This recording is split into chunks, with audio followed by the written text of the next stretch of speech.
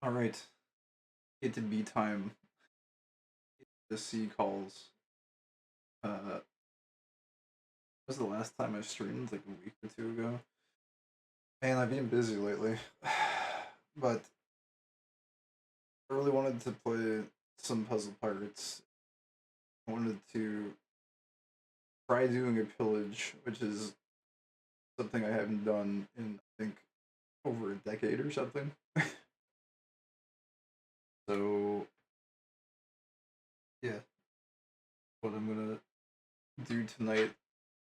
I I've bought all these sloops over the past several months, just from money accrued from labor and some straight lining sometimes for some of the monthly seals. But yeah, I've just been like gradually acquiring these ships, and it occurred to me that I haven't like used any of them in forever. I haven't actually sailed a single one of these ships once. I made a crew back in when was it? The end of 2023. So started 2024. I haven't sailed once. I just made this crew and I haven't like done anything. Um, there's gonna be some more. There's gonna be a cool sloop coming out next month, I believe. I believe this month is a Valkyrie sloop, which I don't care too much about. Yeah, they got the Valkyrie class sloop this month, but next month it's gonna be Dream class, which I'm actually pretty interested in. So I would actually like to try to get some more funds so that I can buy some more of those Dream class sloops because I think it's one of my favorite types of sloops next to the Astral one. Uh, so the plan is I'm gonna load up a sloop, well, get it stocked, and go sailing for the first time in well over 10 years. It's probably like closer to like what 15 years or something since I've sailed.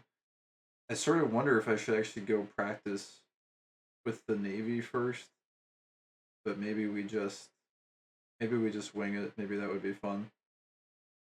Um, I got a whole bunch of different types of sloops, but the one that they came out with last month, man, I just realized like this thing looks so cool. I love this skeleton riding the horse on the front of the ship. That is pretty sick. But they just came out with they re-released this legendary class sloop last month, and I picked up a couple of these, and I don't know why, but like this one is really cool to me. It's got like all these like little like exhibitions and like statues of like various mythological creatures inside of it. Um, really, they've got like the aquatic based ones, like a giant crab and a kraken. I don't even know what this one is, like the sea serpents. And then this sloop, for whatever reason, it has like multiple floors to it as well. So then they've got like the otherworldly chamber here with like the vampire and some moricos, some bats, werewolves, and specters, and then they got some other stuff down here. Some mythological creatures like minotaurs and cyclops and hydras and it's like a gorgon or a medusa or something. So yeah, I don't know. This one seemed pretty cool. It for whatever reason it ignites a sense of adventure that I kind of wanted to do a little bit of. Granted, I don't even know if I have any charts. I probably have to buy some charts to be able to set sail. But we got to buy some stuff, and I got to get some music on. I think some kind. Uh, they had came across this mix that I was listening to a little bit of. Yes, sound. for the opening. And then they've got like Wii Shop theme, but that's not the actual playlist.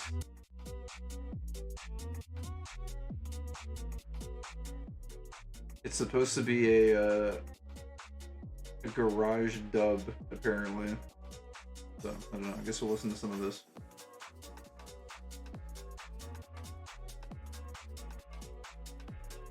Alright.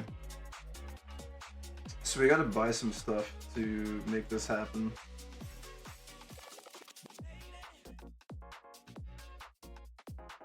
I need to buy,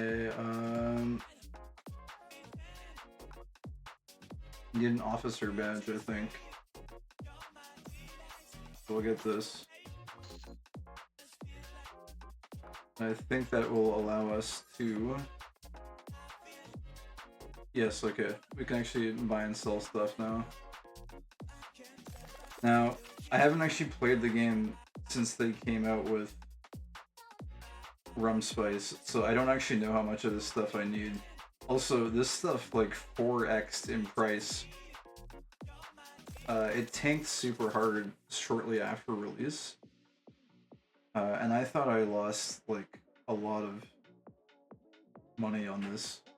Oh, Pieces of Eighth. I did. It was down really bad. I had manufactured a whole bunch of it back when I had an apothecary open, but now it has like rebounded and it's like it 4x'd from the low it was at. So I have a whole bunch of this stockpiled on one of my frigs, but I'll probably just buy some.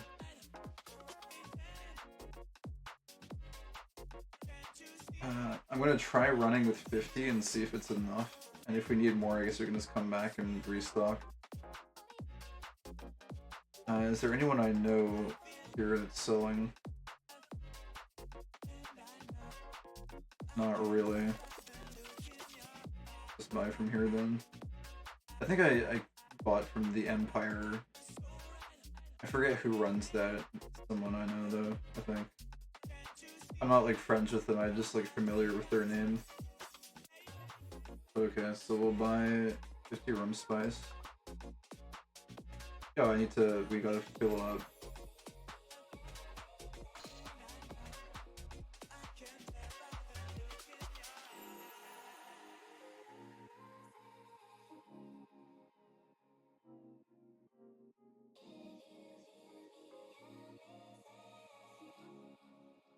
Okay. Look at that, we'll get some fine rum.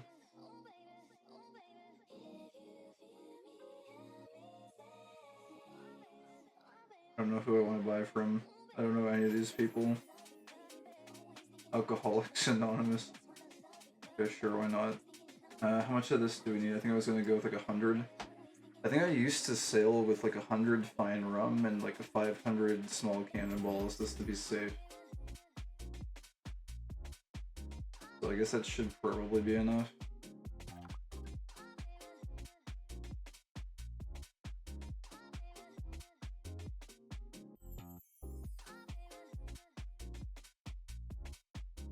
Swashbuckling Adventures.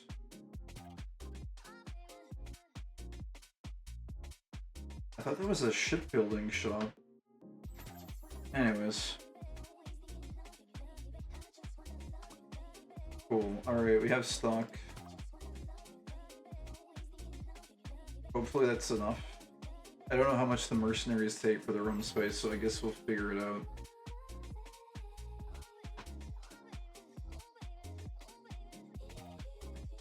Yeah, I'm just also gonna document what we're sailing with to start with.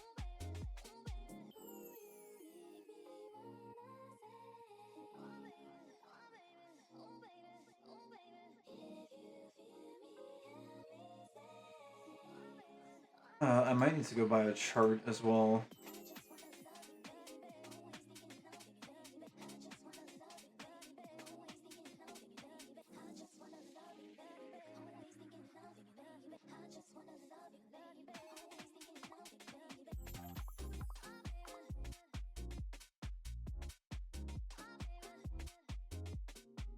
And I don't know if this garage dub is gonna be good for this sailing.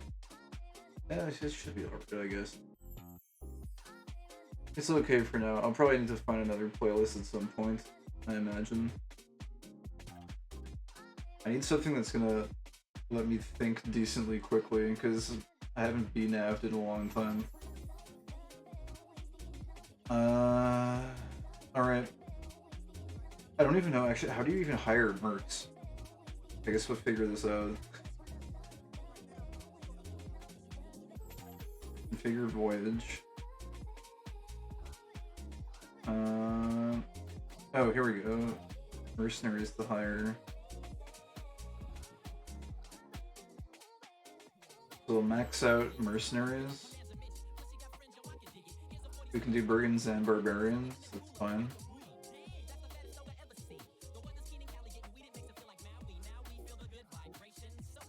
Okay. I'm cool with this doing greens and yellows to start, so that should be fine.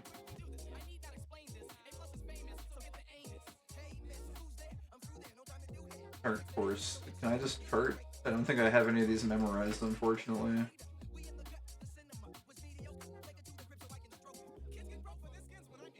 Yeah, I think I need to go to a shipyard really quick.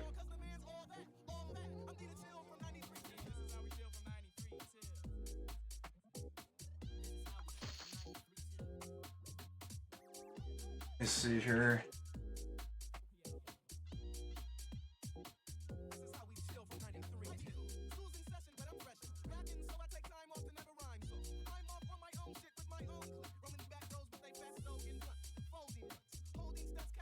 I guess we can just go to like Wensleydale and or Isle of Kent.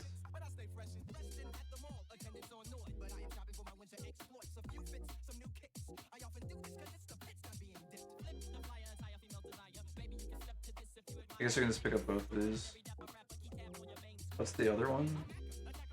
The Seth Island. I don't think I've ever gone there, to be honest.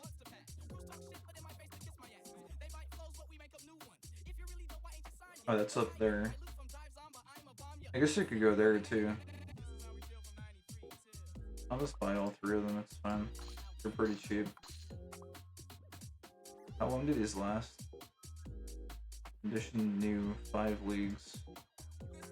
Yeah. Alright.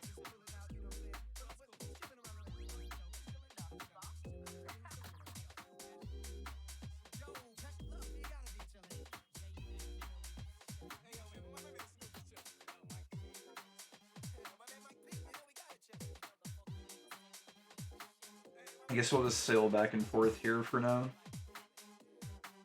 That should be fine.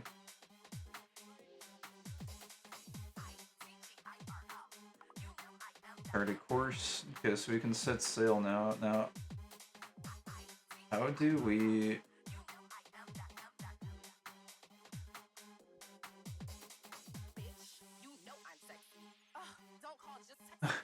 Okay, I had this, I hadn't listened to this part of the playlist.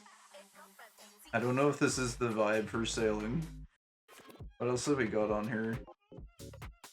I kind of dig the tempo. It's just a lot of these are vocal tracks that are like a little bit... They're kind of detracting from the focus.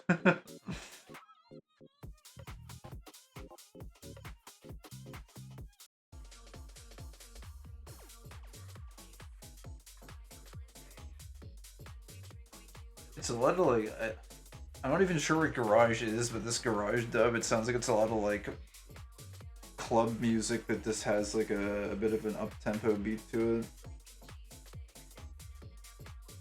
Like a G6. Okay, what else do we have on here? I gotta find something to listen to.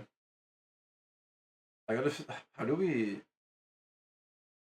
I forget how we leave port even. Disembark? Isn't that like leaves the ship, doesn't it? Sail. Deport. How do we set hiring? I totally forget. Manage jobbers? Hiring. Oh, cool. Wait, this is a brand new interface. I've never used this interface before. I don't think they had a manage jobbers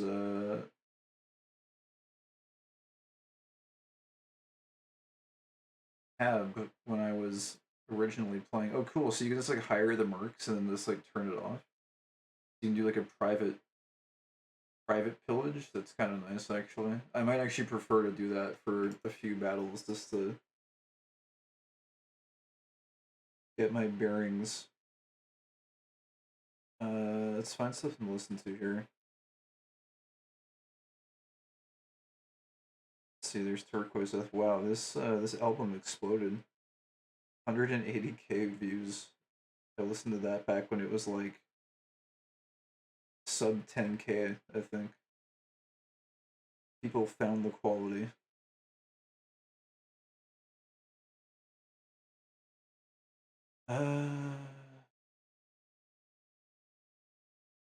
I guess we can just listen to that for now, maybe. I could let me look through my playlists that I have noted from this year so far.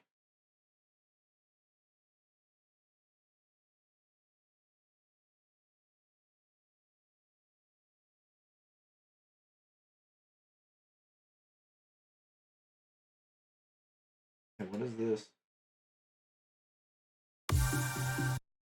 Oh, this is a meme. Wait, why is that? That shouldn't even be in there.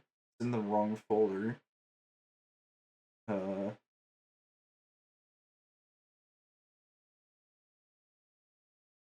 Non-dio.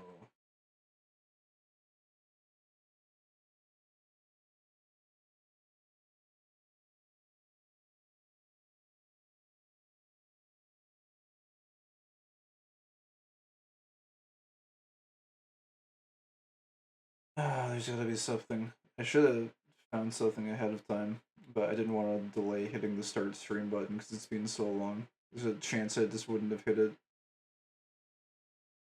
We got what, post-punk beats? Post-punk beats be good for Salem, I wonder. But actually, yeah, these could be good. Sure, why not?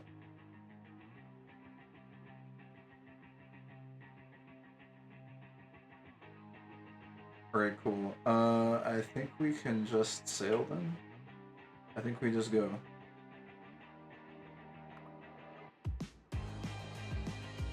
It has been way too long, man.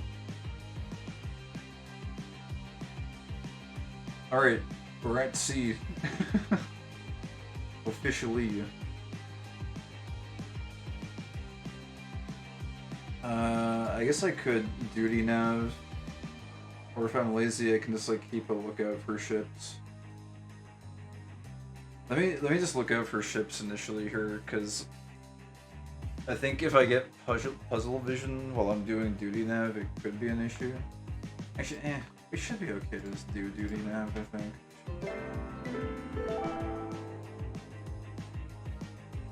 It should be okay.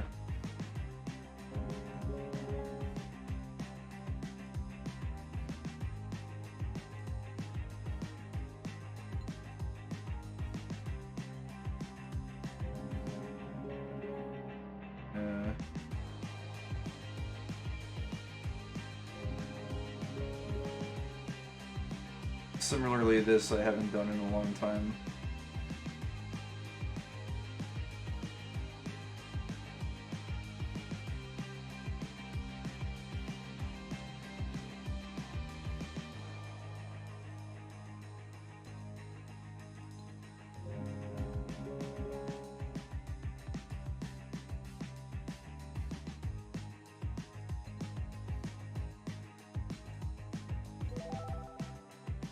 Damn, those mercs sail really fast, actually.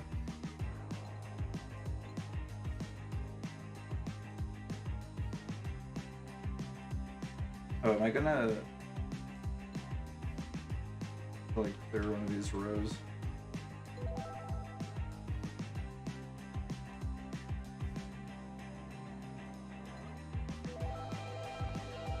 Okay.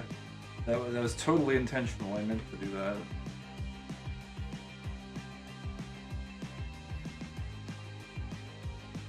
bold-faced lie.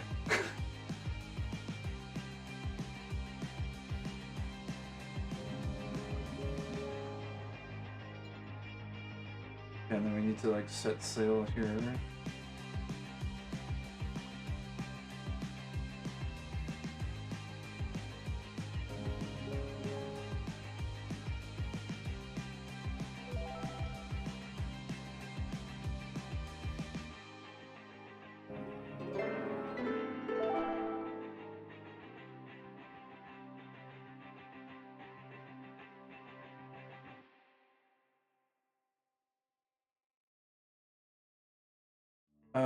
So there's a little problem, I guess, with streaming this, and it's that I guess it is like a semi-high focus game. I kind of just get like zoned out in this game, so I don't know if I'm gonna have a lot to talk about really.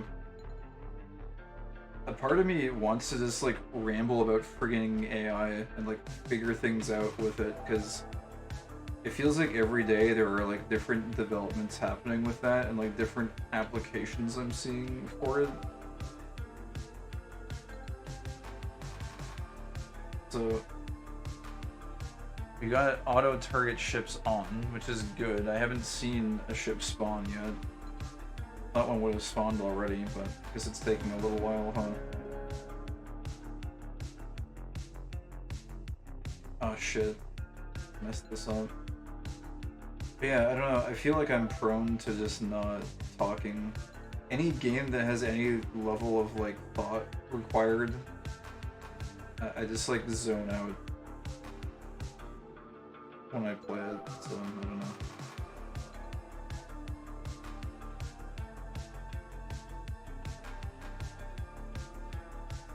Oh, there we go. We found a battle. That is a cutter, I think.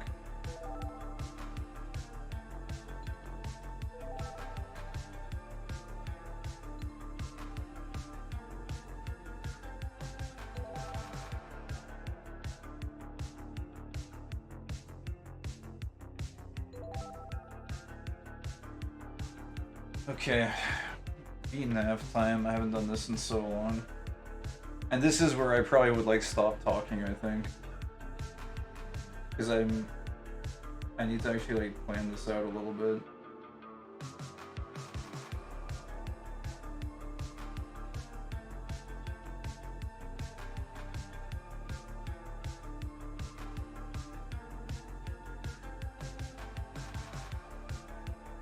Oh my god, dude.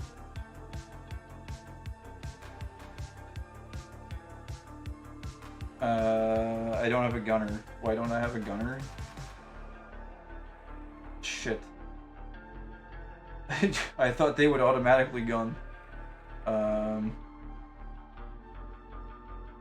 I didn't look at what their... I think the bots actually have different proficiencies and different puzzles. I need those guns badly. We'll just go like that. I have no guns still. Any guns? I'm gonna just doing this for now.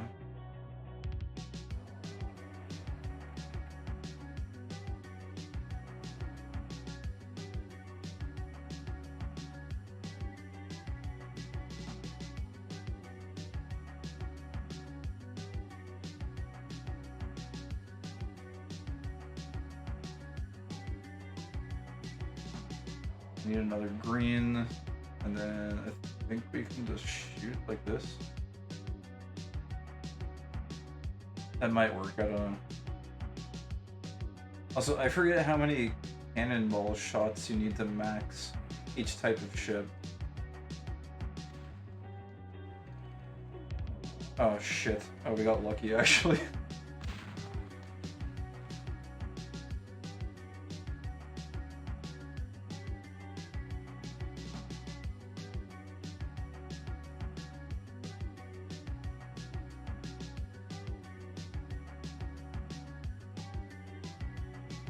I'm just gonna be evasive. We're really low on moves right now. I guess we can just shoot one, I guess. Just in case.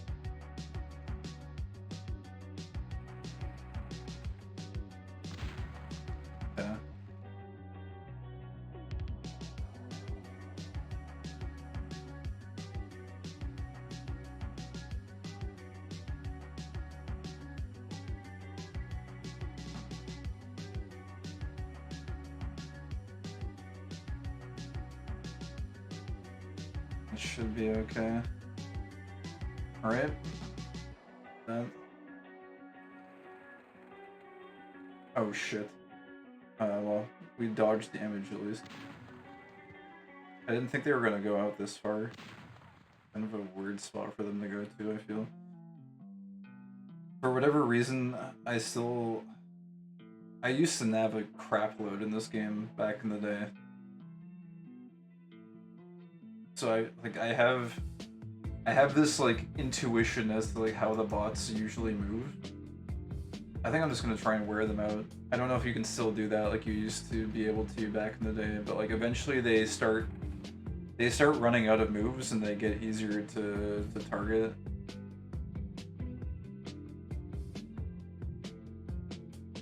I'm way too low on moves to like do anything I want to do here.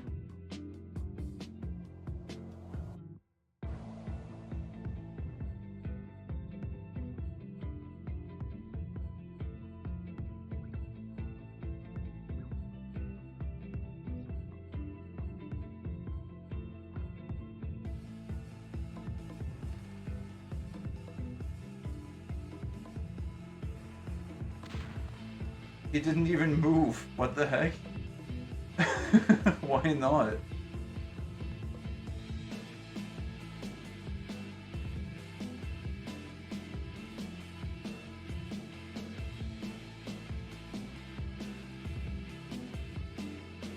I'm not going to be able to do anything here. I don't have enough moves. Maybe we just do something like that.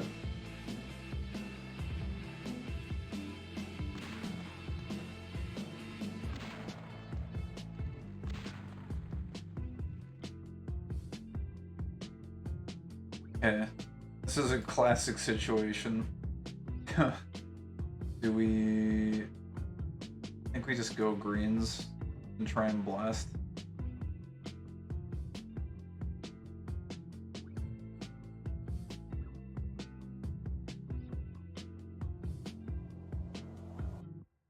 Oh my god, place them, please.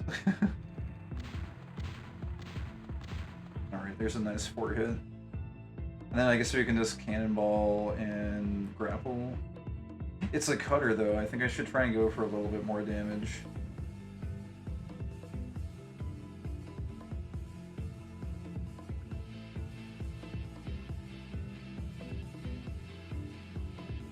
I need guns, man. Oh, these bots actually suck at gunning.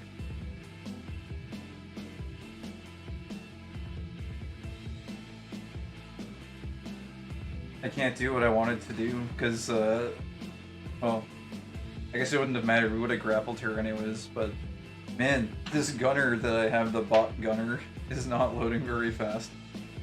But anyways, hopefully that's enough. Alright, I don't know if these were these? Oh, they were barbarians, shit. I actually hate rumbling.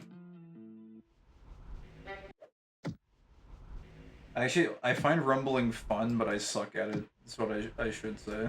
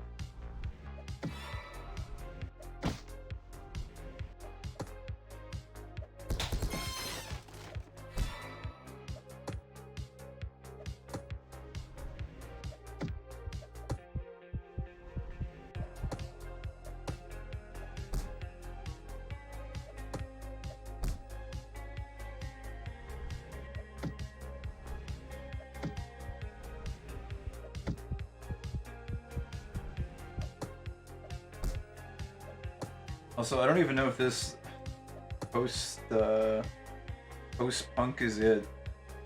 It's too melancholy right now. I need something kind of like in between.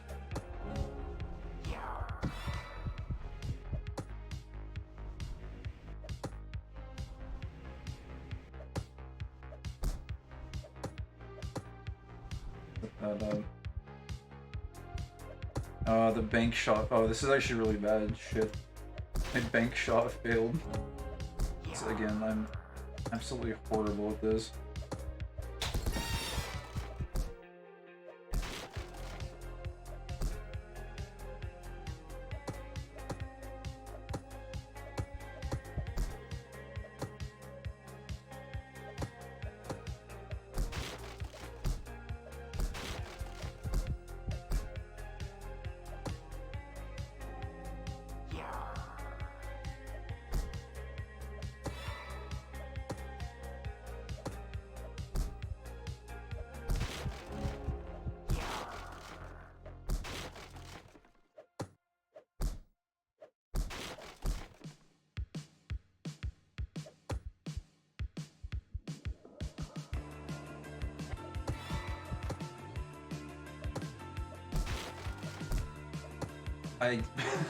Why did it get stuck there?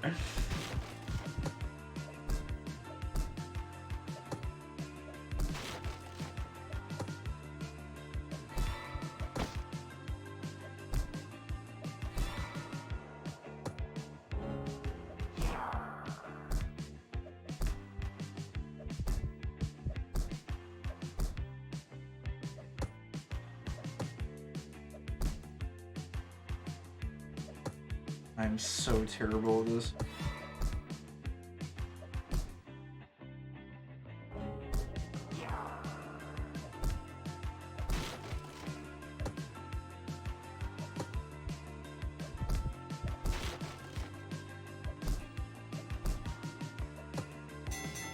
Okay, well, luckily bot scared me.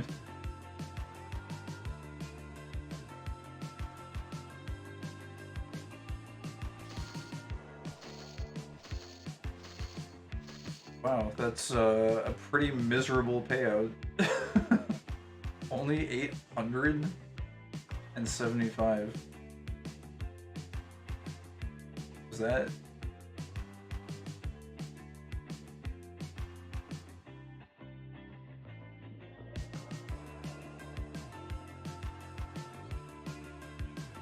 I don't even know then. Alright, let me, you rep. So he's distinguished at everything. I think... Do they only go up to distinguished? I don't know about these... The super swabbies. Are any of them respected ever? No, they're only distinguished ever.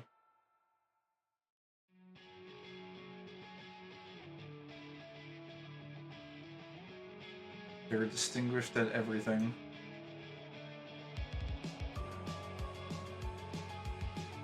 Okay.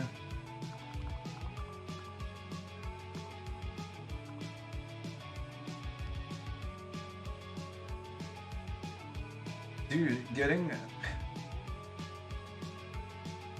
875? I don't even know if that covers the cost of what we spent. It's a really low amount.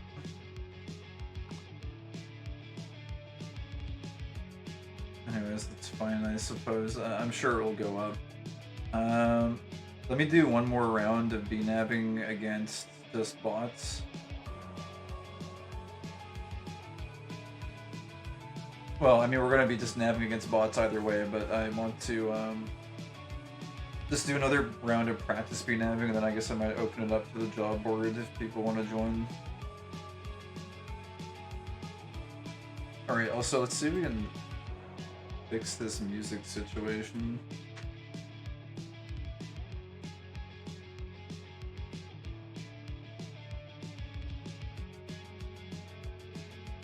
Oh, is that our shit? Heaven's Helmsman. Oh, I think this is it's another player ship, but we can't attack it. I wouldn't attack it either way.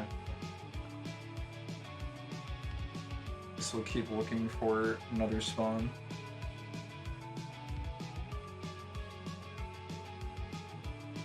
I guess I could go back to duty nabbing, but I need to fix the music situation here. I wonder. Dude, I don't even know what good sailing, pillaging music is. You could put on like generic nautical tunes, but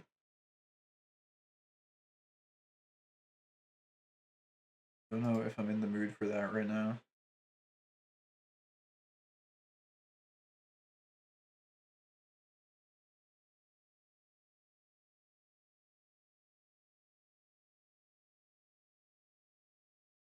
Oh wait, what is this?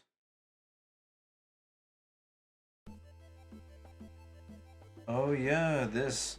There's this game called False Skies that I really liked the overworld music for. Yeah, I think I need to. How do you do this again? I forget. I think you just have to like rechart a course. Admiral course.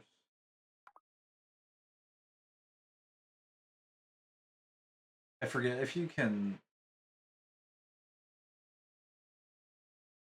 I think you have to be at a league point to rechart. You do that from the navigation wheel? I can't remember. Yes, you can.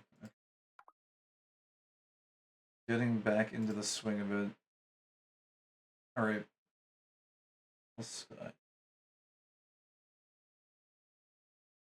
I don't think there's any playlists of the False Skies OST.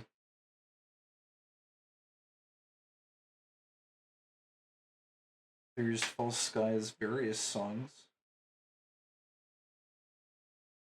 I guess we could listen to that.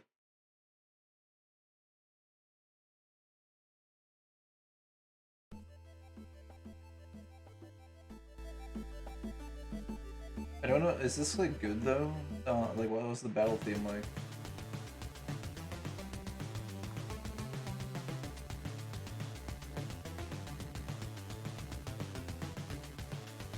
Eh.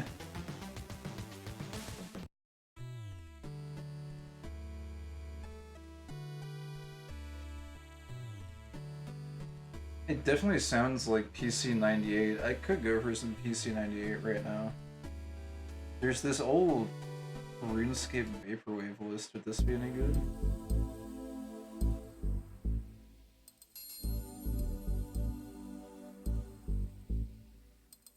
Oh, is this ours? Brigands. I think they're like average. Okay. I think this is our ship.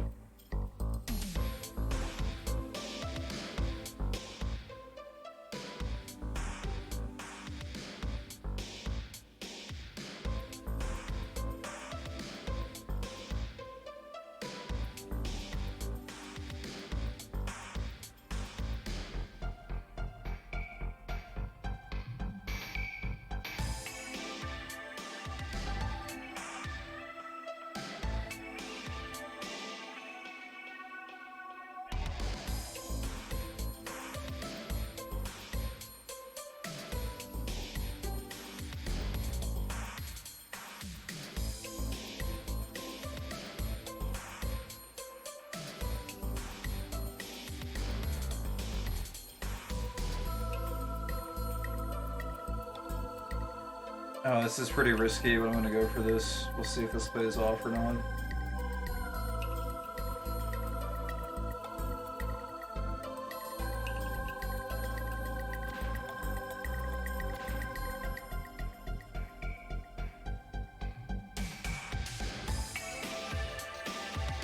Shit, he could grapple this turn actually. That's really bad.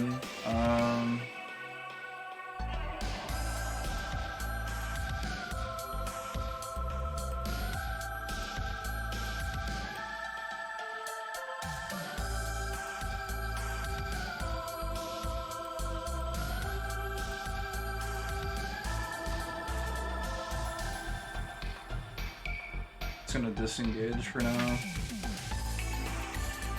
Oh yeah, that's another thing. I forgot to look up what the cannonball max is for each type of shit.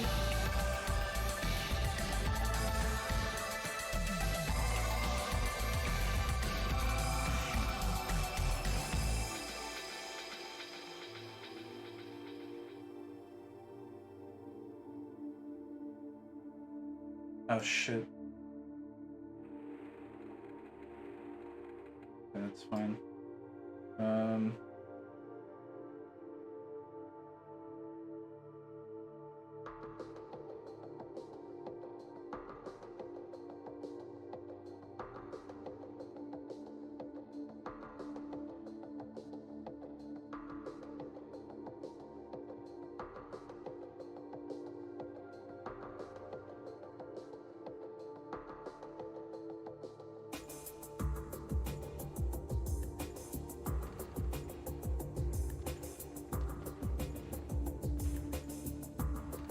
Oh, that's very bad. I'm lucky I didn't get shot in the face there. I didn't expect him to go all the way back up that way.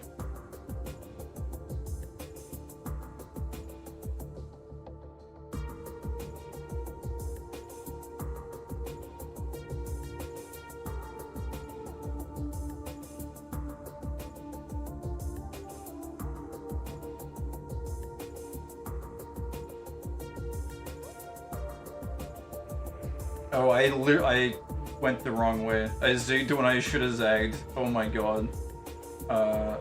That's a catastrophe. I am so lucky I haven't been shot yet. I put in the exact opposite of what I should have.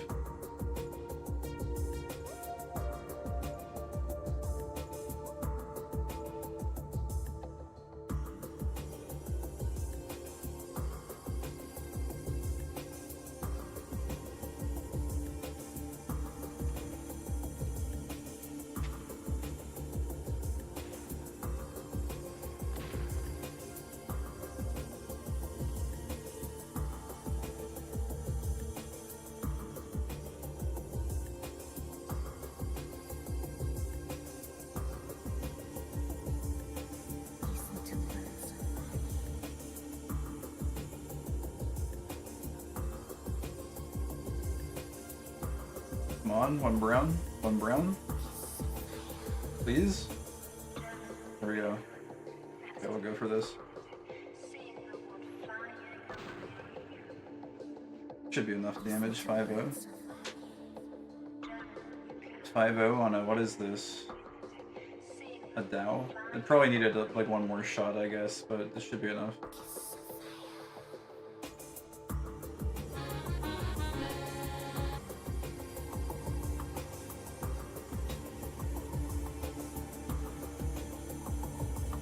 I need to write down what each type of ship needs to get maxed.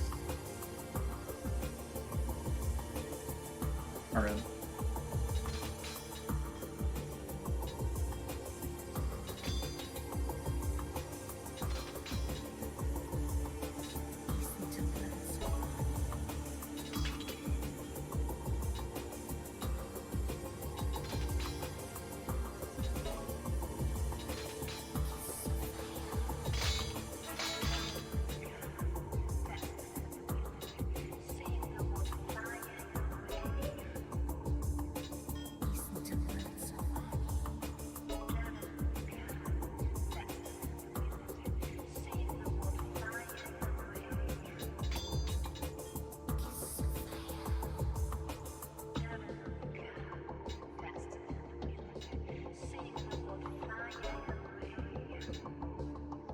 I guess I should have gone for the greedy, huh?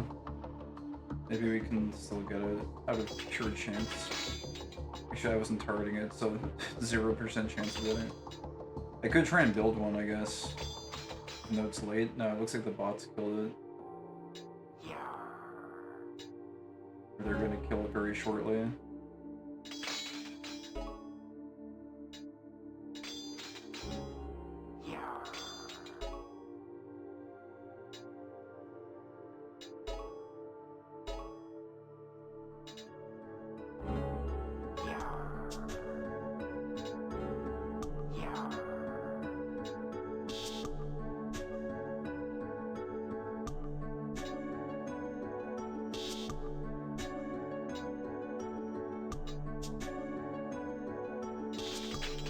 think I probably could have got a triple there, but yeah.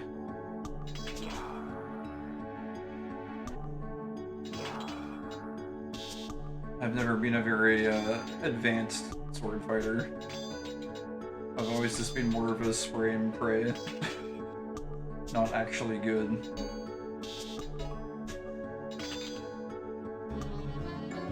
Okay, cool. That's 2 wins.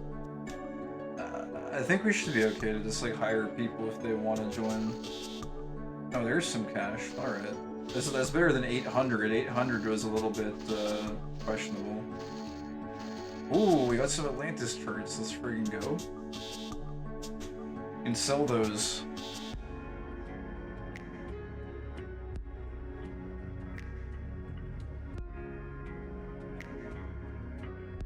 Or if I was actually good, I could try and do them. I've never actually led an Atlantis village or like a sea monster hunt or anything. Could be fun to try at some point, if I could ever find the time. It's hard enough for me to find time just to run a freaking basic sloop village. Much less anything else. Okay, we're hiring jobbers. Hold on, can I think you're supposed to be able to manage jobbers. Oh, update statement. Statement.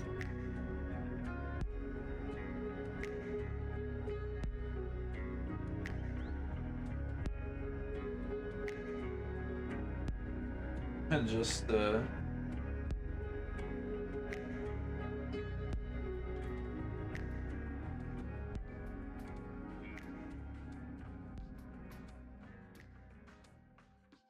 guess I should put like no SL.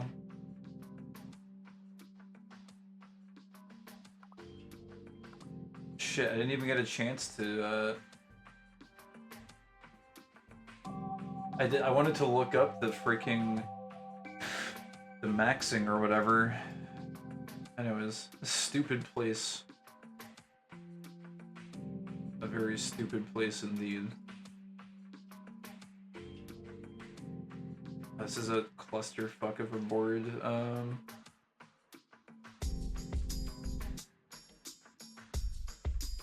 I think we're just gonna do this.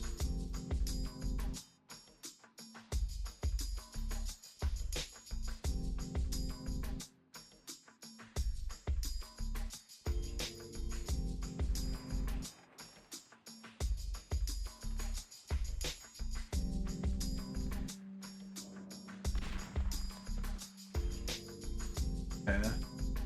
I just don't really want to fight him in this area. There's like way too many variables. I think I can just sit and shoot. I think we just shoot him. He should just come straight to us. They'll probably turn away, but we might get a hit or two in.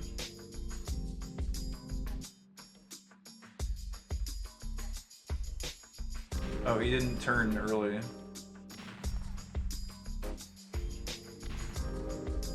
Well, we did get one hit at least.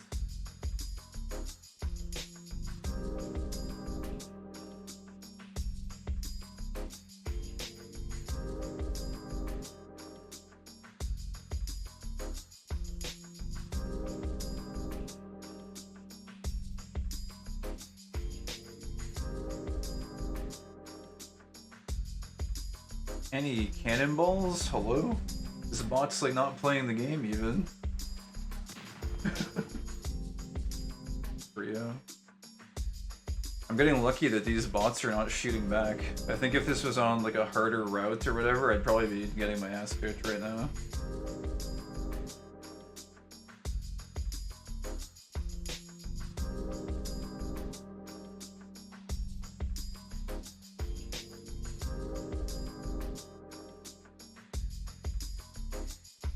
I'm just gonna evade for this round, I think.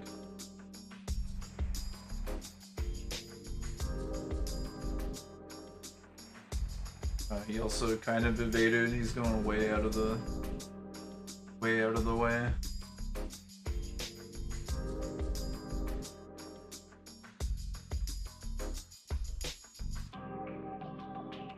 Okay, let's do this. I don't know if bots still cheat. I know there was like rumors that went around that they used to like move read or whatever. I don't know if that's actually a thing.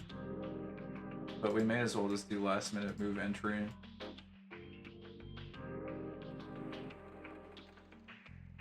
Oh, he went up for 1 row extra. Don't know why he would do such a foolish thing. He is a stupid place after all.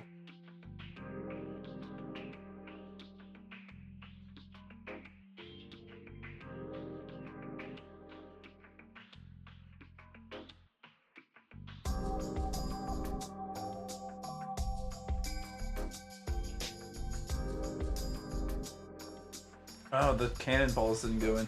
He actually just sat.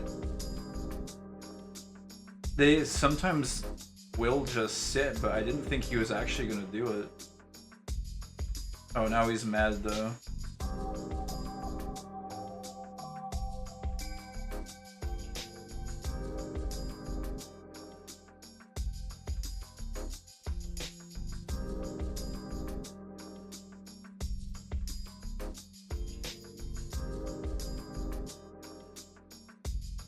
This is kind of sketch. 4.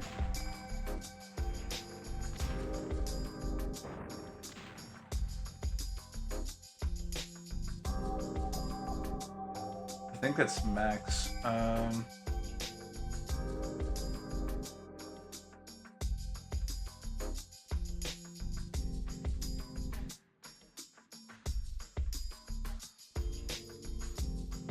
Guess we'll just try and grapple. If it doesn't go off, we'll try and retreat a little bit. Okay, cool. Not too shabby.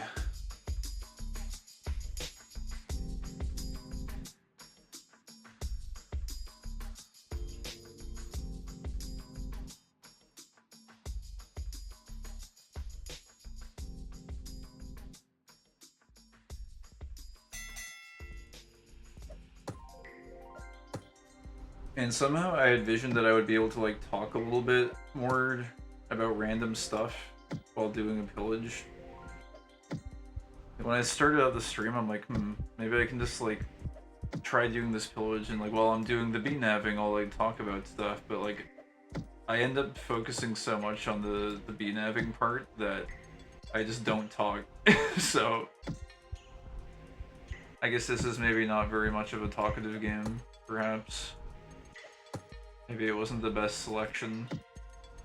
I could probably talk maybe while doing a puzzle, although while I'm doing a puzzle I also usually just zone out to it, so I don't know. And Puzzle Pirates maybe is not my best game for streaming.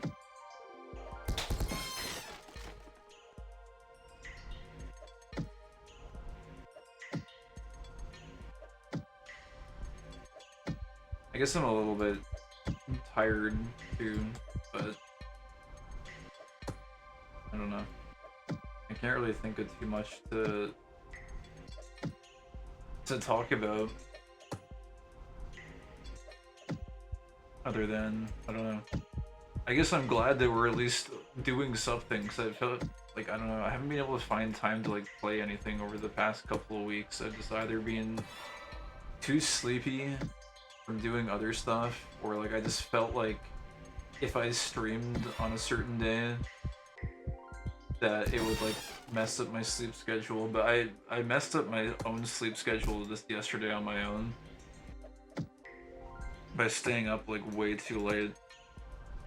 So I don't know, it's really hard for me to find a good time to stream, it seems. Also, I guess I can get this greedy.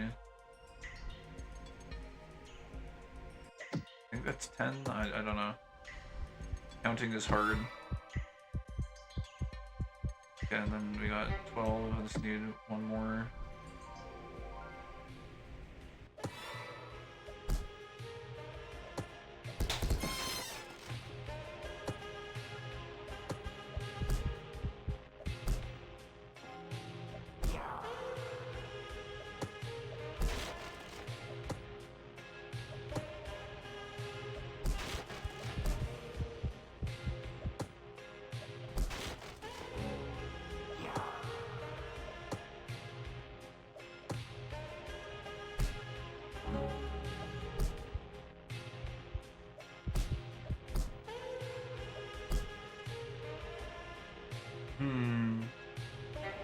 I guess the music is not necessarily helping to create a high energy and talkative environment either, per se.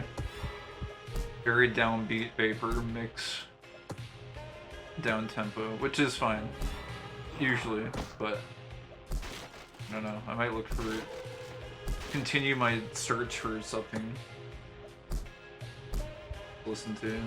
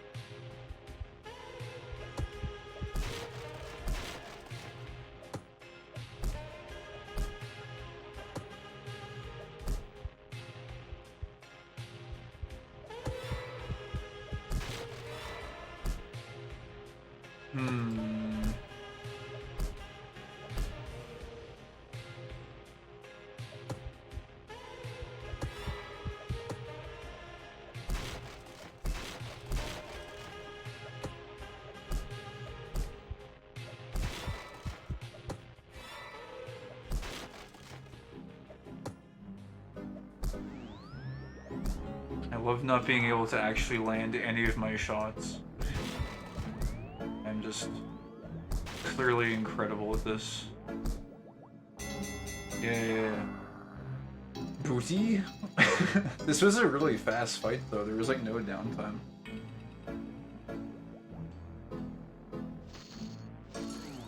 It's not very much.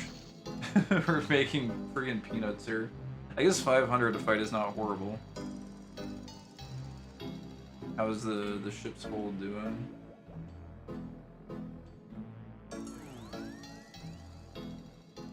I think I messed up my recording of how much we left with. But we are certainly like not making very much, it feels like. I guess I can just look back in the VOD or whatever to see how much we sailed with. God, I think we've only made like 3K or something. This is very slow. I guess we need some actual players to get the booty ramp to go up. The booty ramp. I guess we can just say standards. OSL. There we go. Okay, so we have a little bit of breathing room. I just wanted to look up.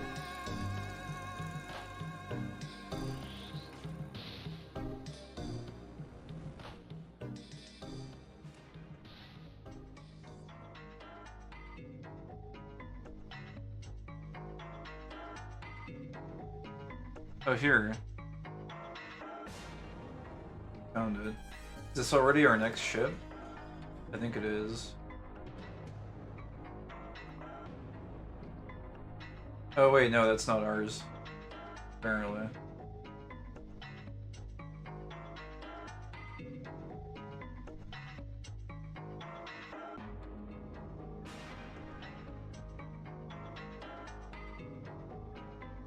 Cutter is 0.5. Oh, Dow is also 7.5. I didn't realize. Didn't know Dow and Cutter were the same.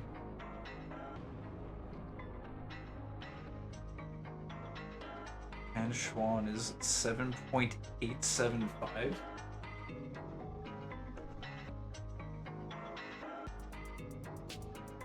Okay, it's a weird number.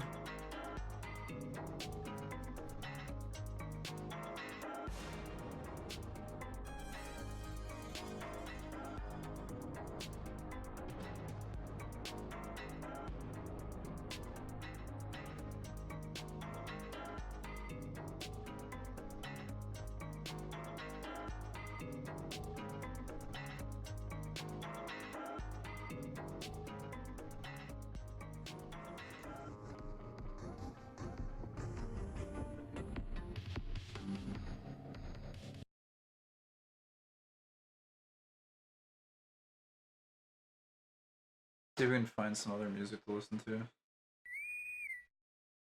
Oh, we actually freaking got a person. No way.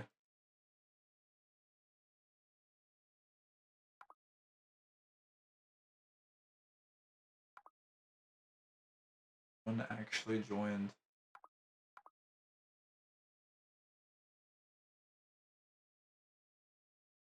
Oh wait, I lost my gunner. Not a gun. Weighty proficient. Probably not. Who do I drop?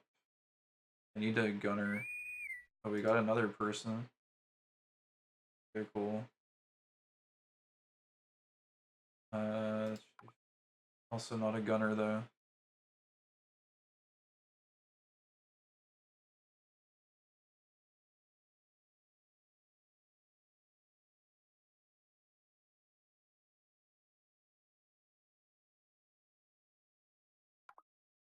Oh shit. Okay, well there's a fight coming right now.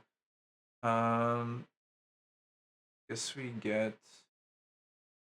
I need some. I need one of these. I don't really want to. Okay, well I'll get this build your own gunning. There we go. That should be fine. Okay, I wasn't able to find music. Deep Sea current favorite mixes. Lost at CD water vaporwave music mix. Yeah, this might work actually. Sure, why the hell not? Alright. I got actual players here now, so now I feel obligated to not screw up. But we've done good on the last 3 battles, so... this should be okay. Let's like bring it around a little bit.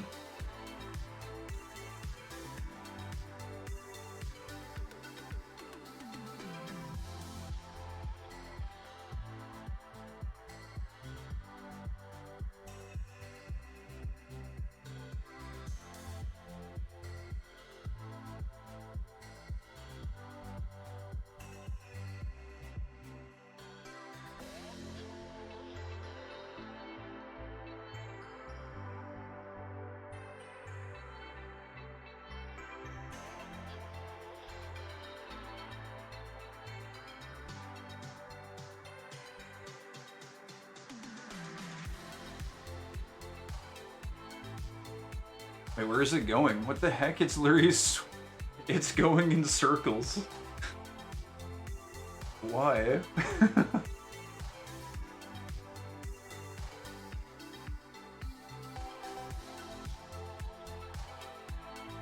I don't know which way it's gonna go, so I'm just gonna wait here and let it exhaust its moves, I guess? Is that fine?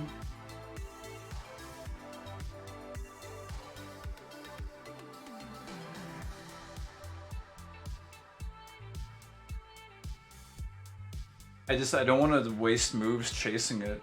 It seems like it's pretty stationary now, though. Is it gonna come this way? I don't know.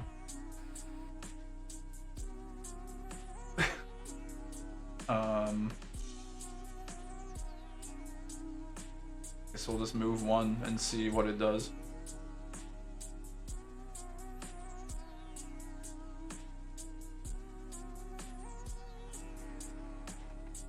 Alright.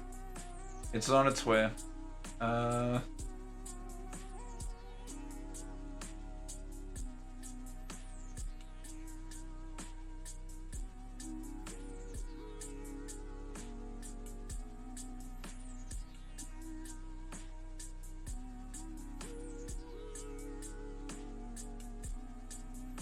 think that should be okay. I think there's a chance it can hit. If it does something weird.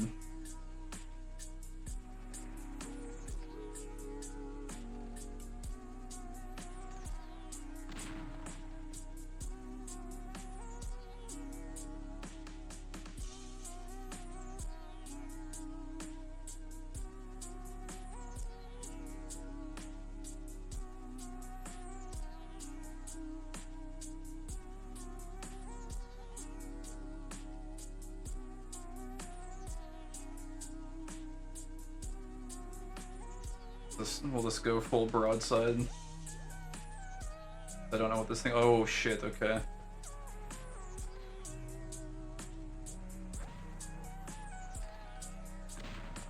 Oh, that's very bad. We just took 2 hits and it has medium. I don't know how bad that is.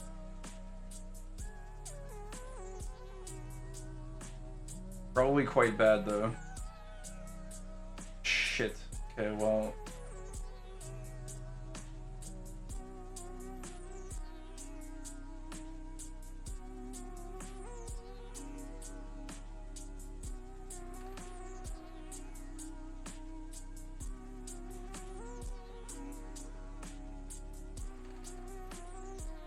Oh, hopefully it goes idle on the rock and just dies. That would be good. That was a very unfortunate turn, and this is a pretty tough ship to go against. Blue, brown, blue would be okay.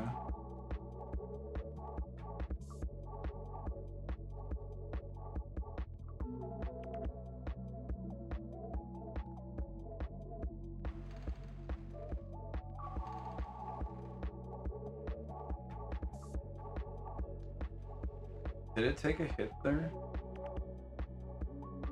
I think it took 1 at least.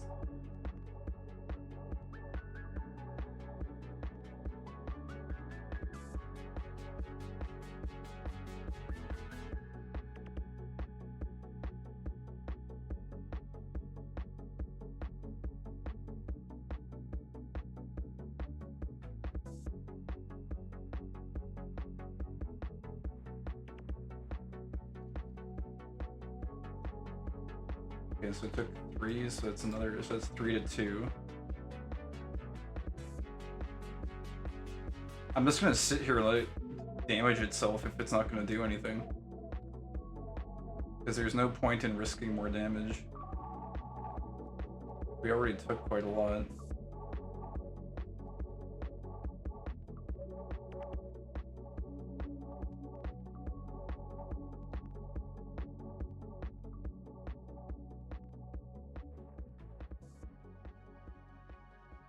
Okay, so we're at...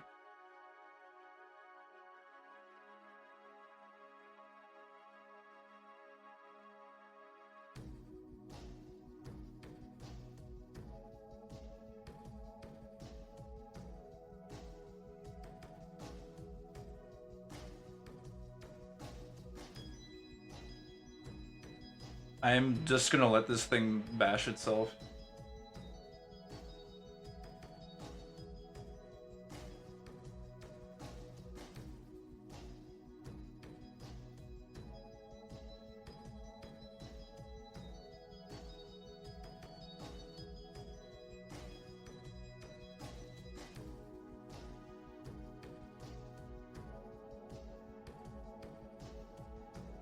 I think it might move this turn.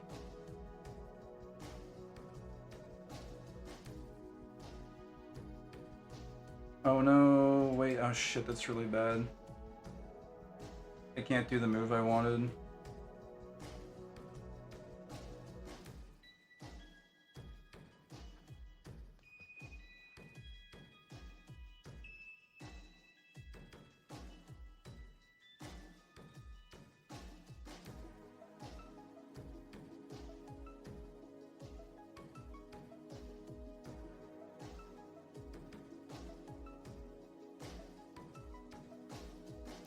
It should be good enough for a grapple, I think.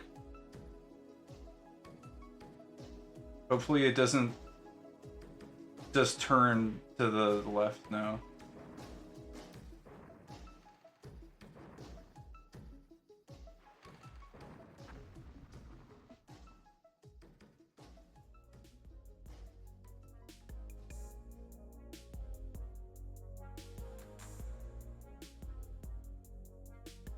Should be max, I think.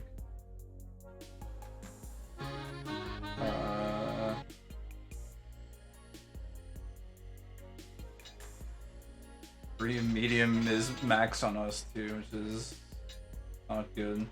That's crazy how much damage it does. Alright, well, should be able to win this. We've got 2 players, so players do pretty good against bots.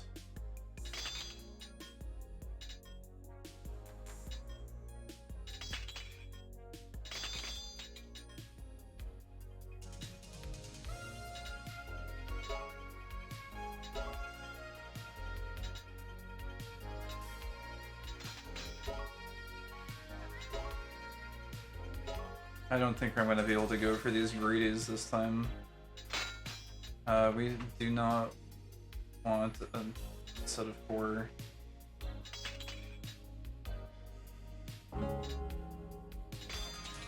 Oh, please don't. Oh, we're already losing people. No. Well, I guess it's my fault if we lose.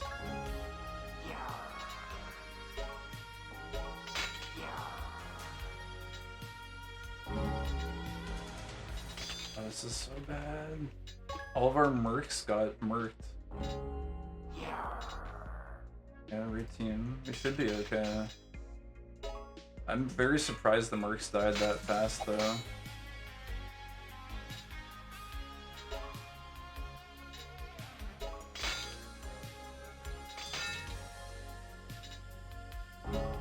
No. I guess we can re-engage if we lose. I kind of don't even want to, though. Oh my god, I misflipped.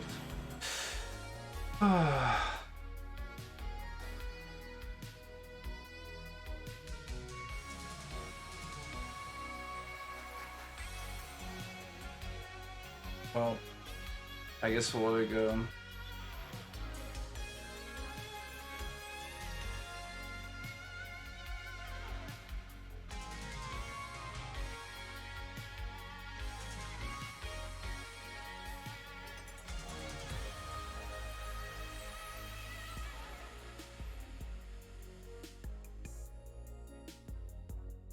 Right.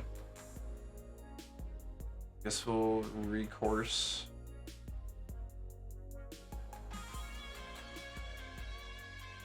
All the way down here.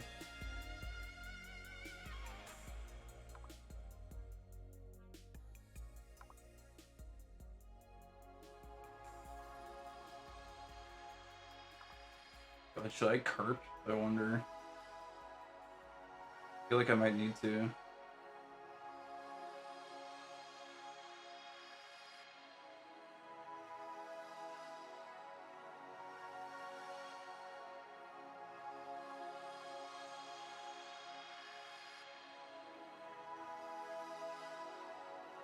I need to know. I didn't realize friggin' Fan Schwann's got medium cannonballs.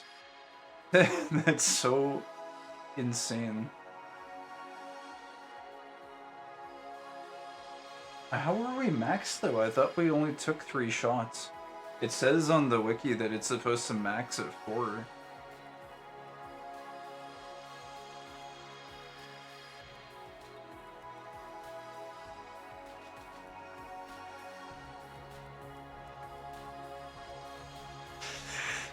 Alright.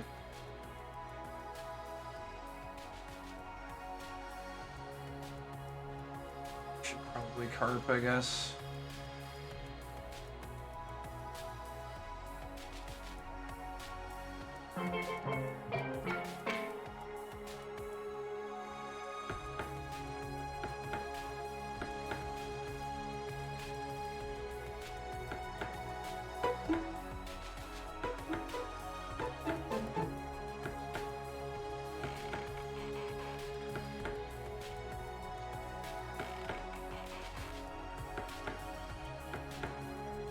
God, I wonder if I should have disengaged the fight. It was 7 versus 8 though. I feel like we had a shot at winning that in the sword fight. This is bad.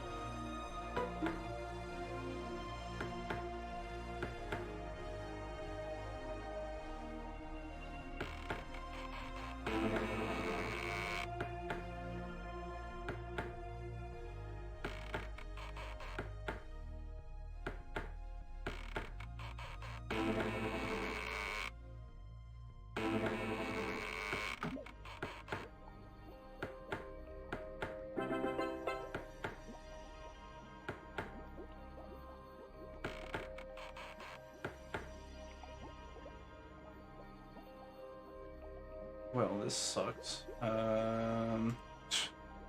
Guess this is just botched no matter what I do, huh?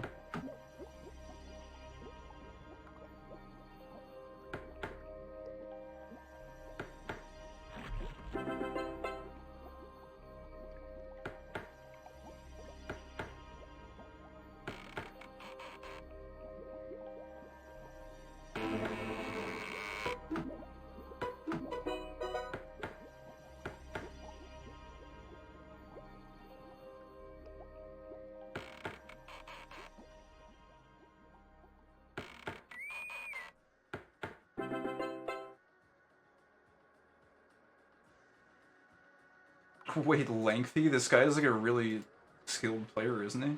Oh my god, what the hell? This guy is like hyper overqualified.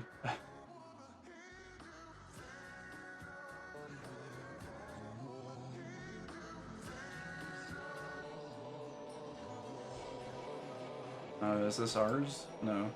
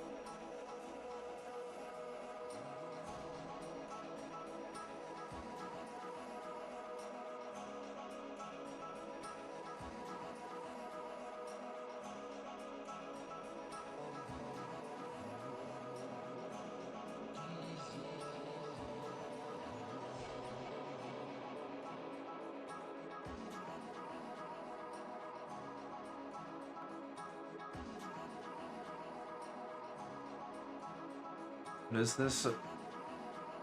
A Dow, so we need 7.5 shots on this thing?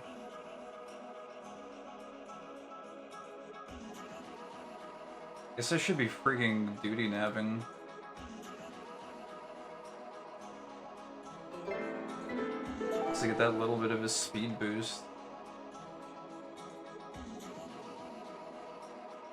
God, I like really don't want to mess up now. Why did he turn around?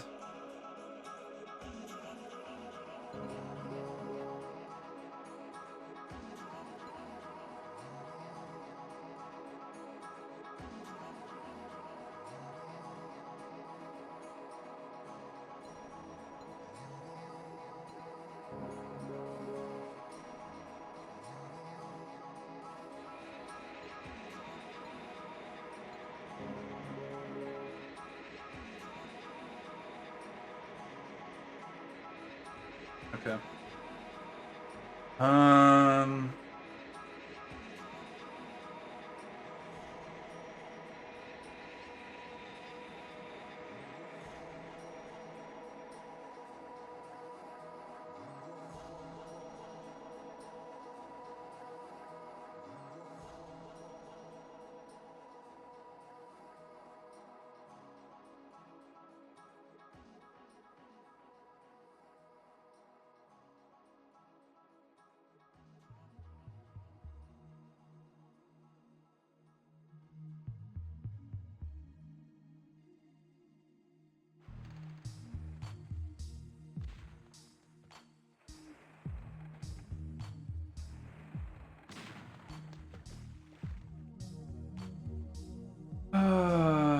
Why is it all going to shit when players join? It was going so well when I was just on my own. Alright, I think we just go forward and blast.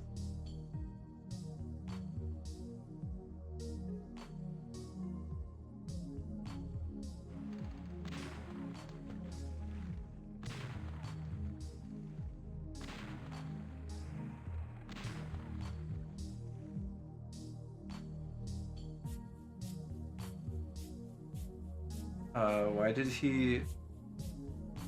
Okay, well I need a Carper now.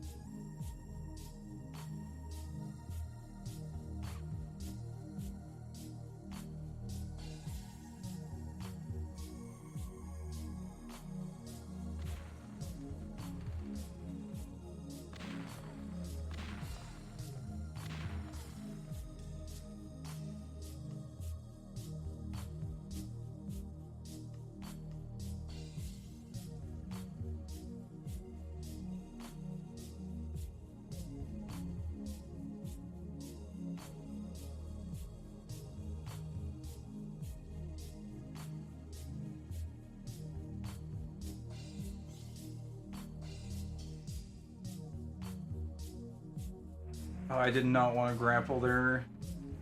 Oh my god. Okay, we got lucky. It's going completely bonkers.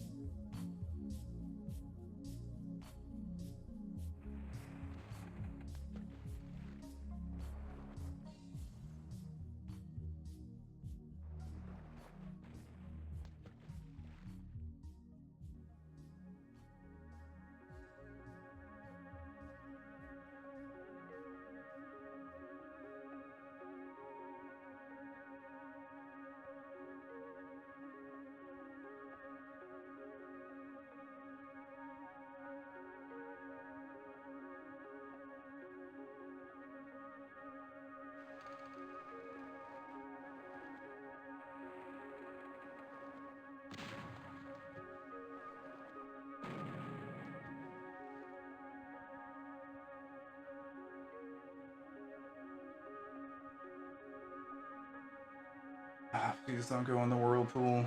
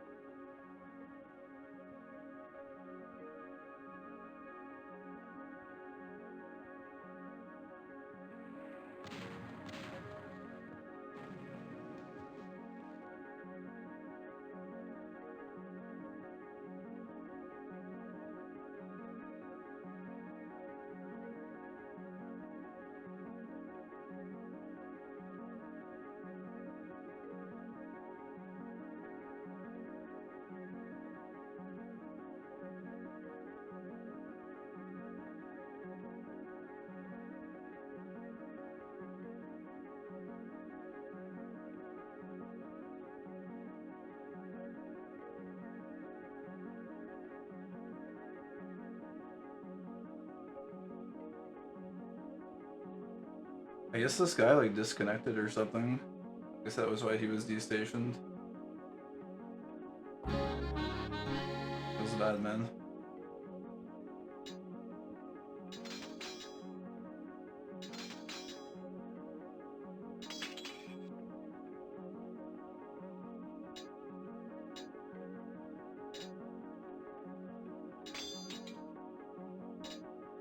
I should have gone for that last hit, I guess. The last cannon shot. I was just worried they were gonna... They had 2 moves loaded, so... I was kind of worried they were gonna sail away. The one thing that changes with battle navving, when you have players on board, at least for me anyways, is I feel very like time conscious. Like I don't want the battles to take too long, because I've been on ships. I think everyone who plays this has been on ships where the battle navver, like, they're too cautious and they take forever. And it just, like, the battle, if it goes too long, it feels like you're, like, wasting your time. Like, there's a certain amount of time. There's a time limit to where it's reasonable versus, like, you're taking too long. And so when you start getting other players on your ship, it's like...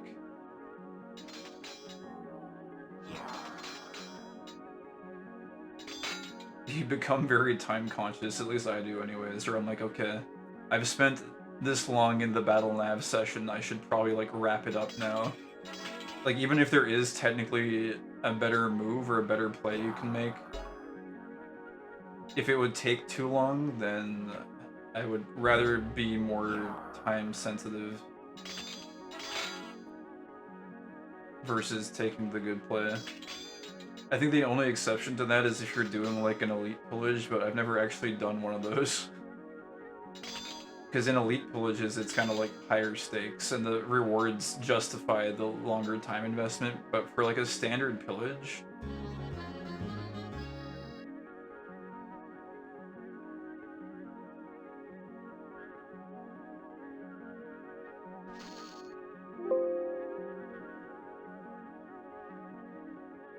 Whoa, holy crap, okay, the booty went way up with some extra players on board. Now we're talking. Nice-oo.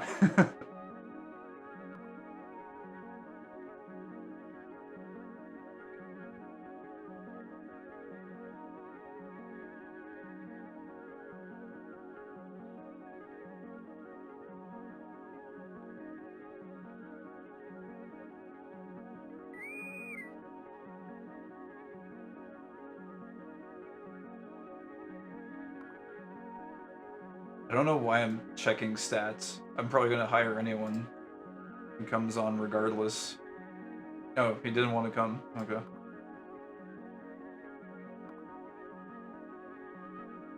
Oh, Lengthy is actually gone. He actually like, fully DC'd. Alright. Also, how much longer do we want to go for? I might do... Maybe we go to, like...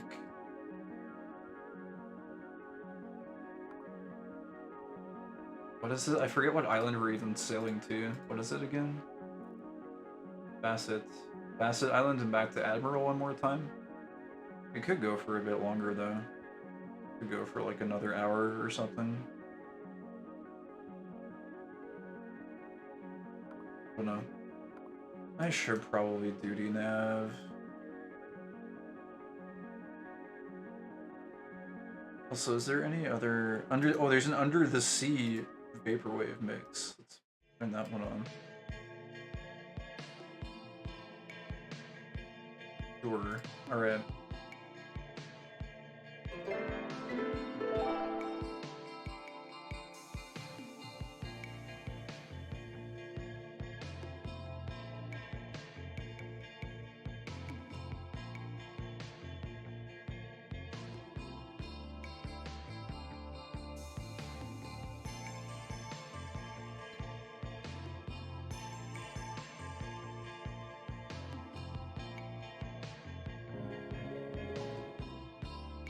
I'm gonna have to recharge shit.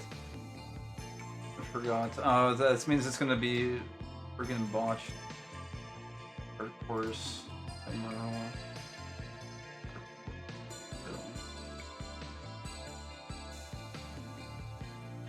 My duty rating is gonna be really bad now because I had to leave to recharge.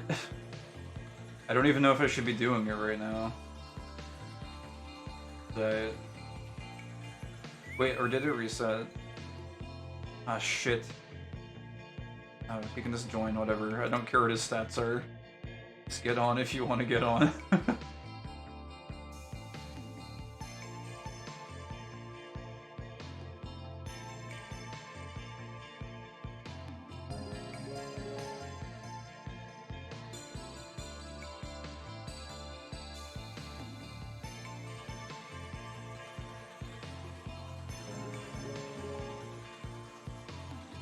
No, my red piece. I needed that.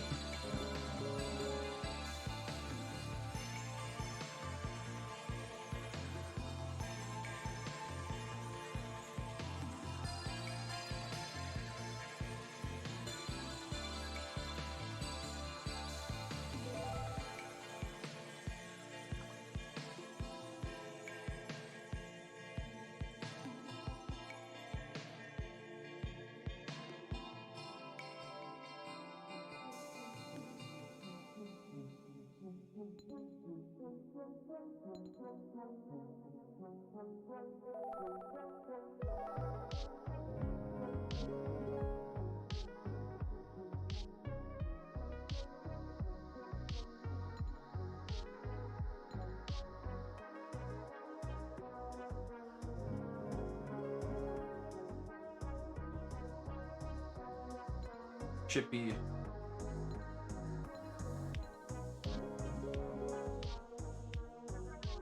Oh, is this another freaking Fanxian? I don't even know how to pronounce this thing. Fanchuan. God, I hate fighting these things. If you get hit like 3 times, you're just maxed. This thing is so overpowered.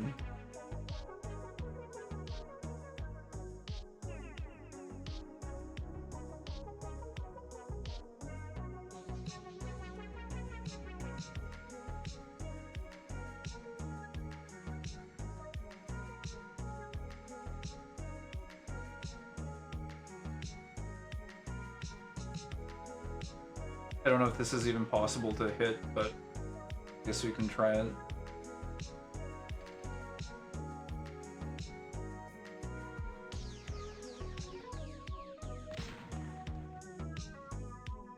We need to play really defensively against this thing though, because like if it hits us one time, it's like it's 25% of our HP.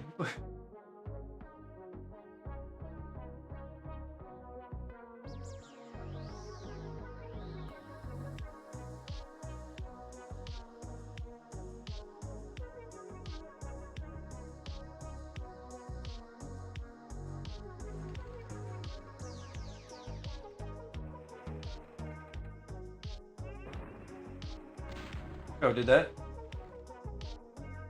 I think I just took 0.5. I think I'm an idiot.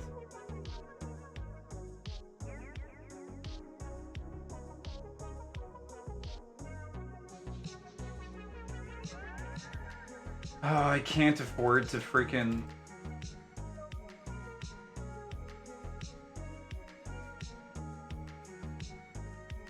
I can't afford to disengage this thing because it just does way too much damage. Oh my god, man, it's closing in. This is very, very bad, actually.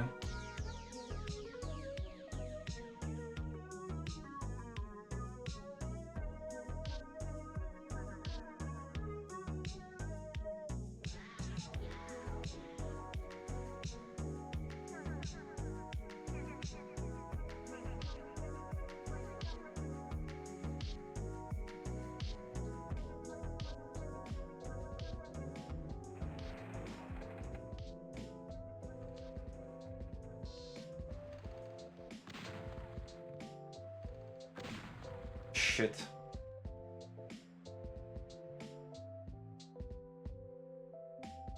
Oh, this is. We could just get grappled here this turn, and I have no way to prevent it, really. Shit.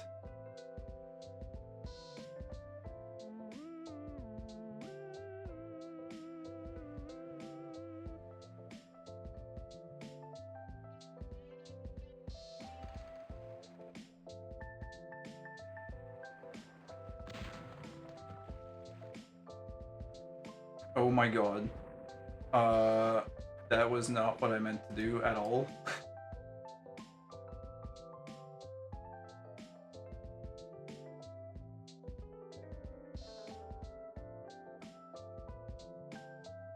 I think we just blew brown on load.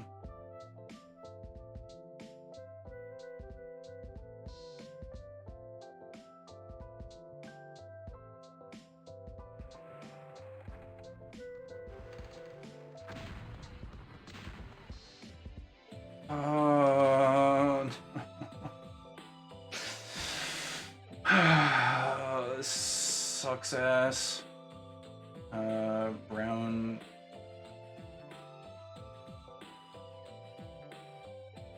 Two. Green.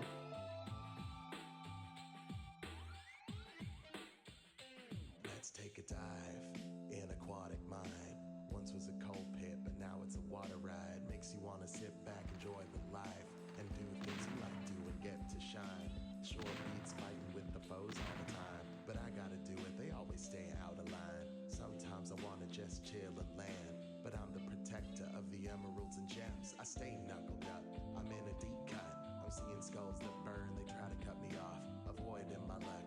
I'm feeling kinda stuck, I'm in narrow hallways, running like it's a ball game. Hand drags be dragging me to different doorways, in a maze, and I don't know what to do.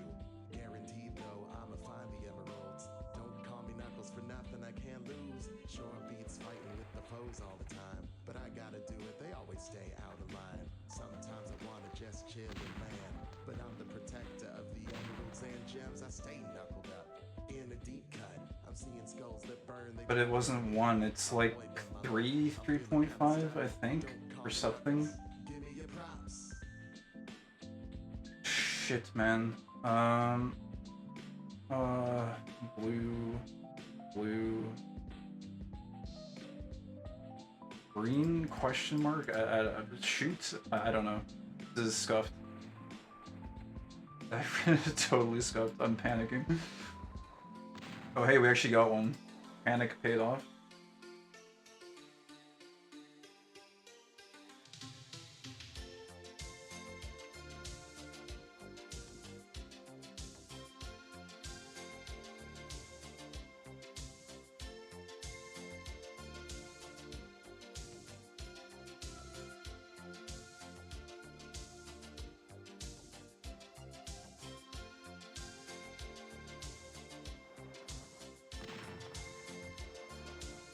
Oh lord. Okay, we got lucky.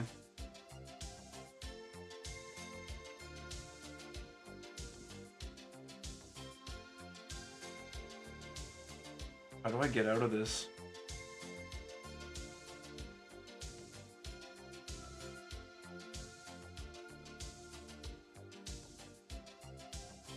Let's go for a grapple, I guess.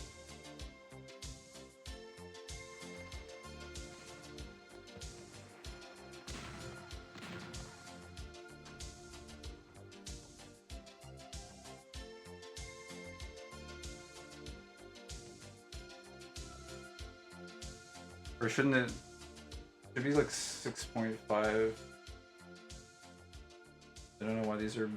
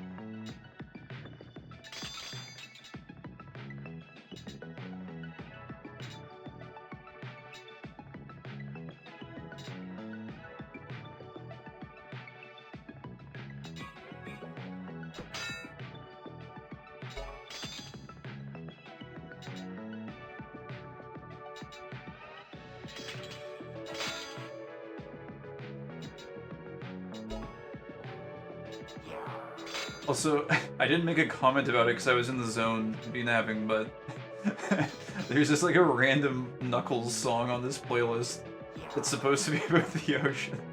I don't know how that is thematically aligned, but it was kind of funny.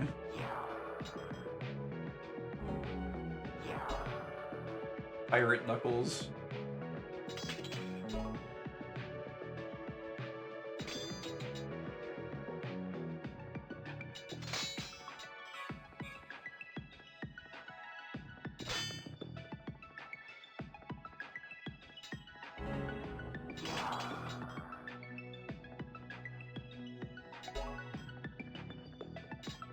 Oh, this is bad. Oh my god, I misflipped. No. Oh. Oh. Alright, we made it. We're good.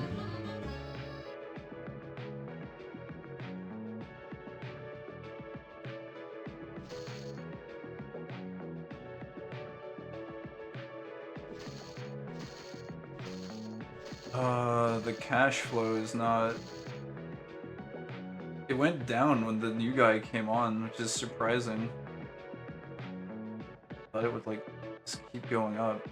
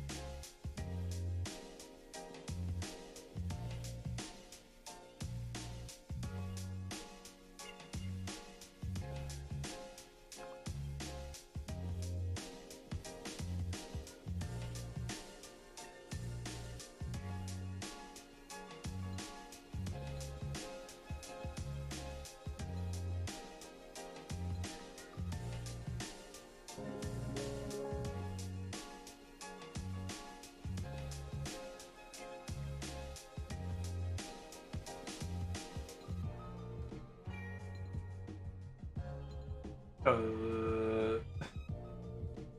need to clear these. Shit.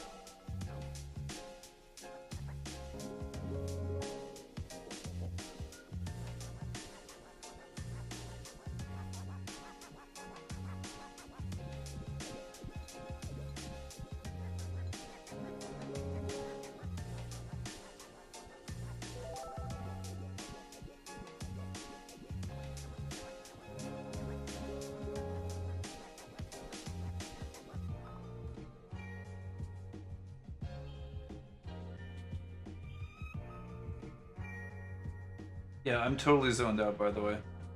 So much for for commentary stream or whatever. Like chatting, I'm so zoned out. I'm so focused. I'm like thinking about too much in the game right now. Like I'm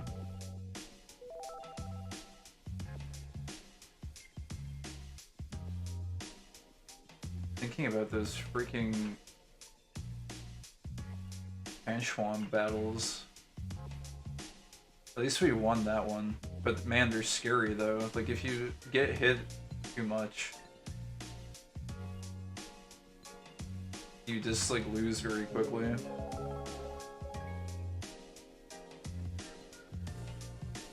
I wonder if I should stop at Admiral too. I wonder if it's enough. Short Billy. I feel like one more run would be nice.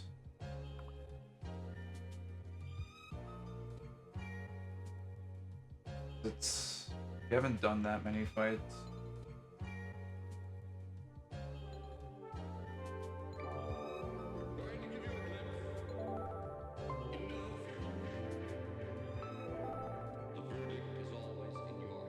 Oh my god.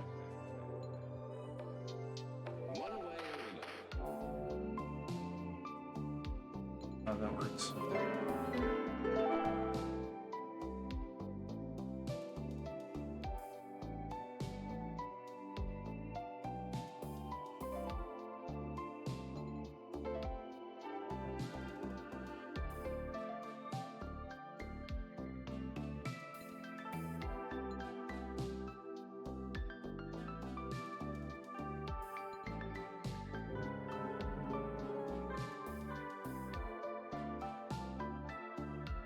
I'm gonna have to rechart again, huh? Unless this is our fight. Is this ours? Brigand scoundrels. What is this? A Dao? Yeah, we can take that.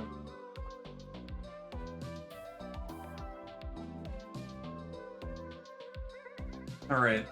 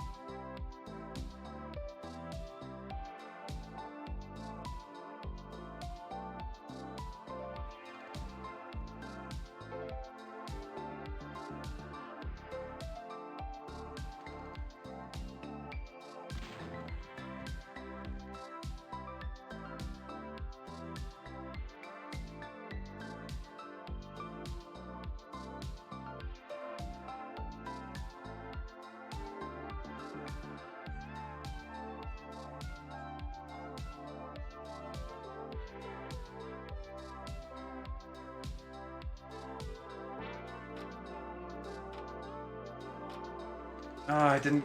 These keys are not letting me make my inputs. Should have gone in. I should have been 1-1. So now it's 0-1. Shit.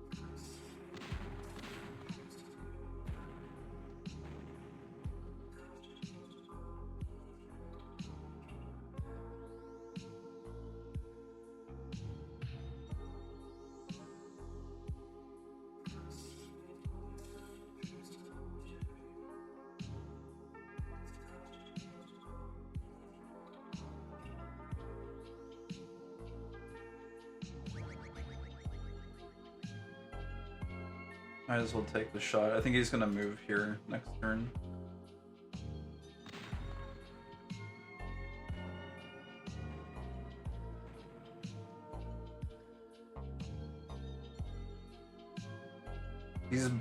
I wish these mercenary gunners would go a little bit faster. They're kind of painfully slow.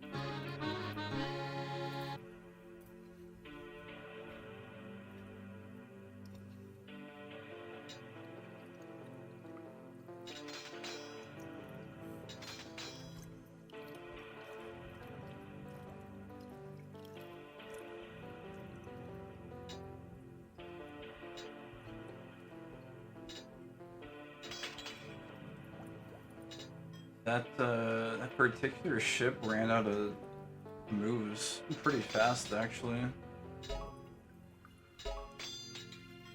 Kind of surprising. I think I played it a little bit more defensively than I needed to.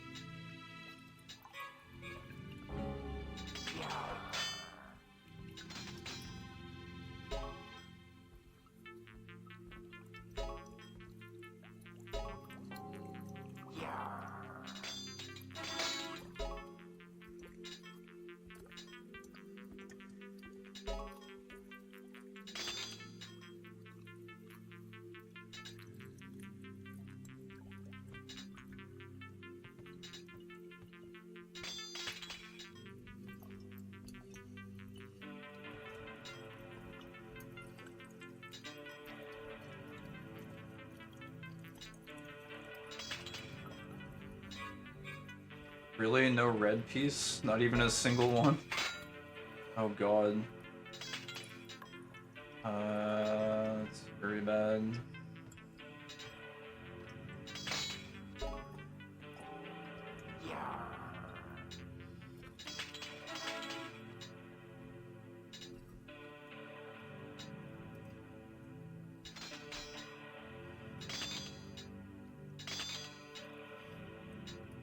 Oh boy. There we go. These breakers are a little bit scarce.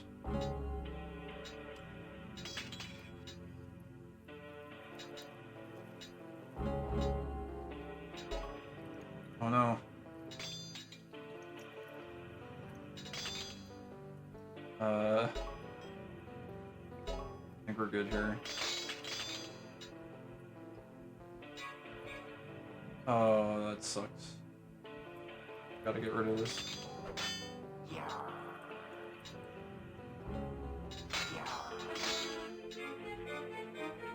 Why are you sending scary swords?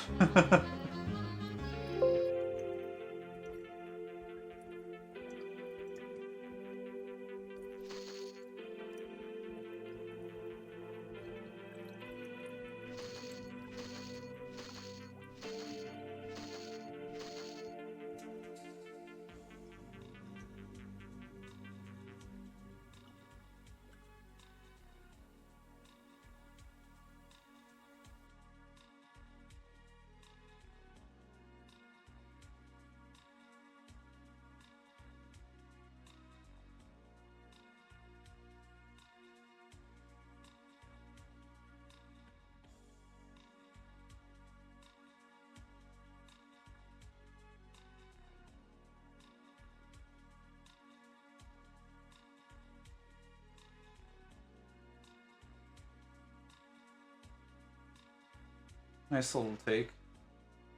6K. Definitely pays to get players on the ship. Alright, let's put it into port.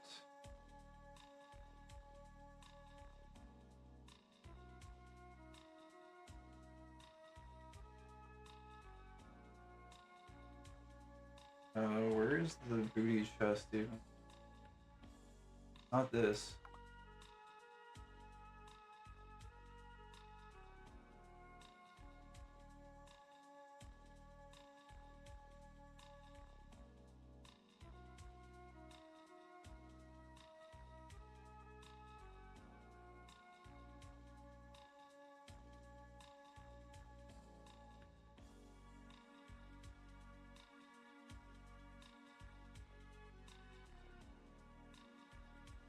Alright, give everyone a nice +1. And fine.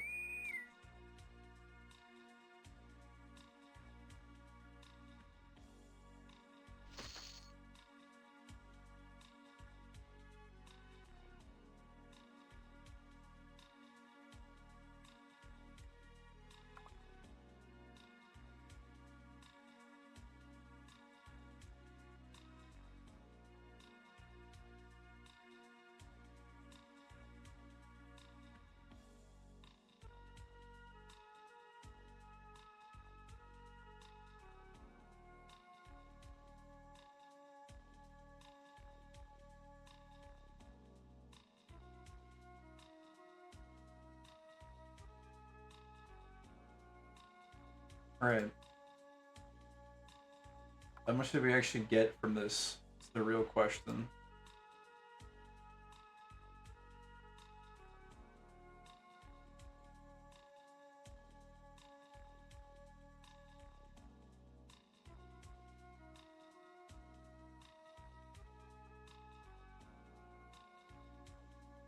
Oh, we're up to 31k. Alright, we made a little bit. Like 6k profit. But we gotta restock now is the thing. So... Oh, we did get some allspice to sell. So, I don't know. I'm not gonna go too crazy on logistics. Let's just, I'm just gonna sell it to the highest bidder, basically. Oh wait, allspice actually sells for... Allspice has gone up a lot, wow. Holy crap. Wait, we get 8k for the allspice. That's crazy. People are buying allspice for 2k a pop? That's actually insane. Wait, hold on. I've got the historic info on how much this stuff was selling for, and I do not remember it ever selling for this much. Or buying for it, rather. I don't remember anyone ever buying allspice for that much. I guess the demand has really just gone insane.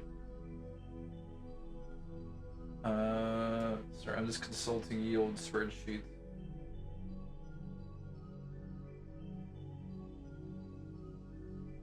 Take a look here. Allspice. Did something like change or something? Was there an update? Dude, okay, the all-time high buy offer that I have on record.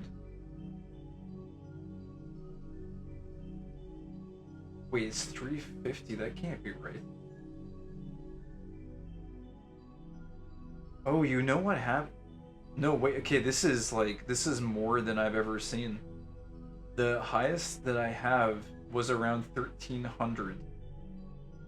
But I adjusted it to 350 because the market collapsed so hard that I was under the impression that it would never reset back to the levels that it was at when Allspice originally came out. This level for Allspice, this is like higher than when it first came out. That's insane. What? People are buying this shit for 2k. Let me just check the patch notes. Let me make sure that like something didn't change with this. Is the market really just like that now?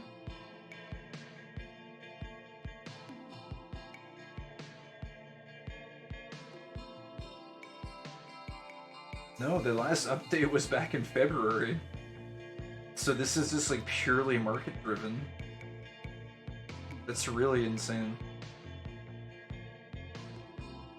Let's see, is there anyone I know here that can give a little... Wait, Silver Solutions is Zaft, isn't it? Zaft is kind of like a monopolist, but I do have jobs at a lot of his places, and he's very reliable as an owner, so I might pass him some spice at a little discount here.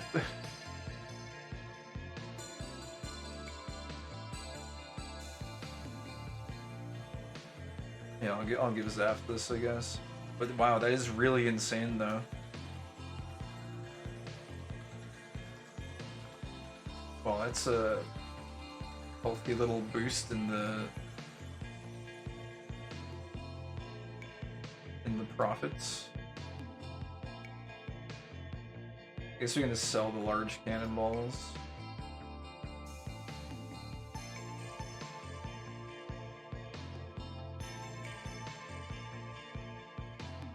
I know Lopo, I think, kind of. I like selling to familiar faces. Not that 2 cannonballs really makes much of a difference.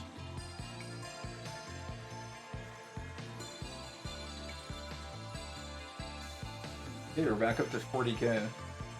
we sailed with 25k, so we made like what, 15k profit? Except wait, we still gotta restock. I'm counting my chickens.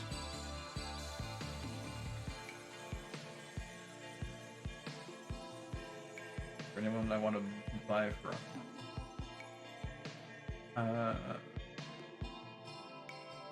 And I know Loke a little bit. I need 131 of these. Oh, wait, what? Oh.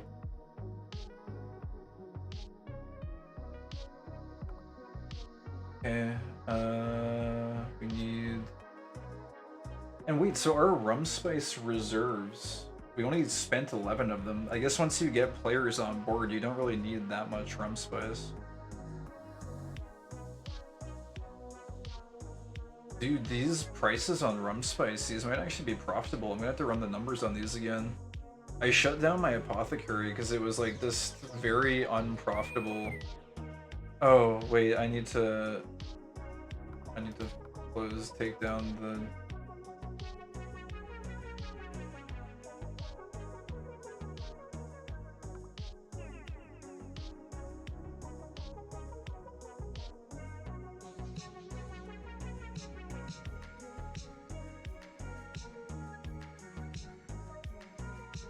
Oh, and not to mention we got the greedy too.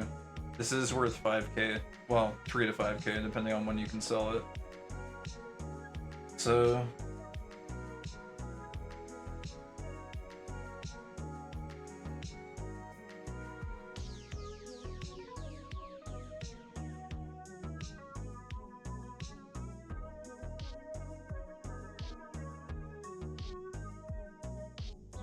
And that's, is it like an Atlantis chart, right? Where did that end up going?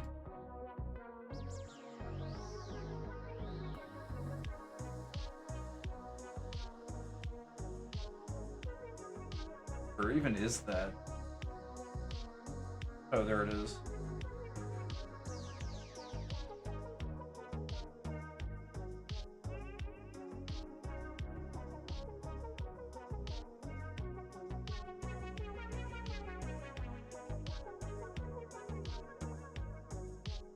Alright. So we have 2 of those, 1 greedy. And we still gotta refill the rum. Sell this.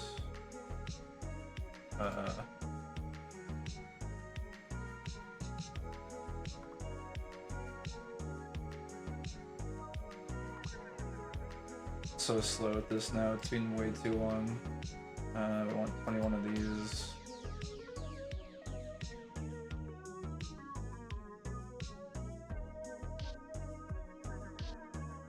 Oh wait, no, I'm looking at the wrong tab again. I'm always just looking at these. Oh wait, Tabula Maga. Oh wait, no, that's the guy that friggin' scammed me. I thought I recognized that name. I don't want to buy from that guy. He didn't even scam me. He just stole from me. He's just an ass. And he ghosted me. I gave him free money and he never paid it back. And when he came to me and asked for more money, I think that was him anyways. Let me double check.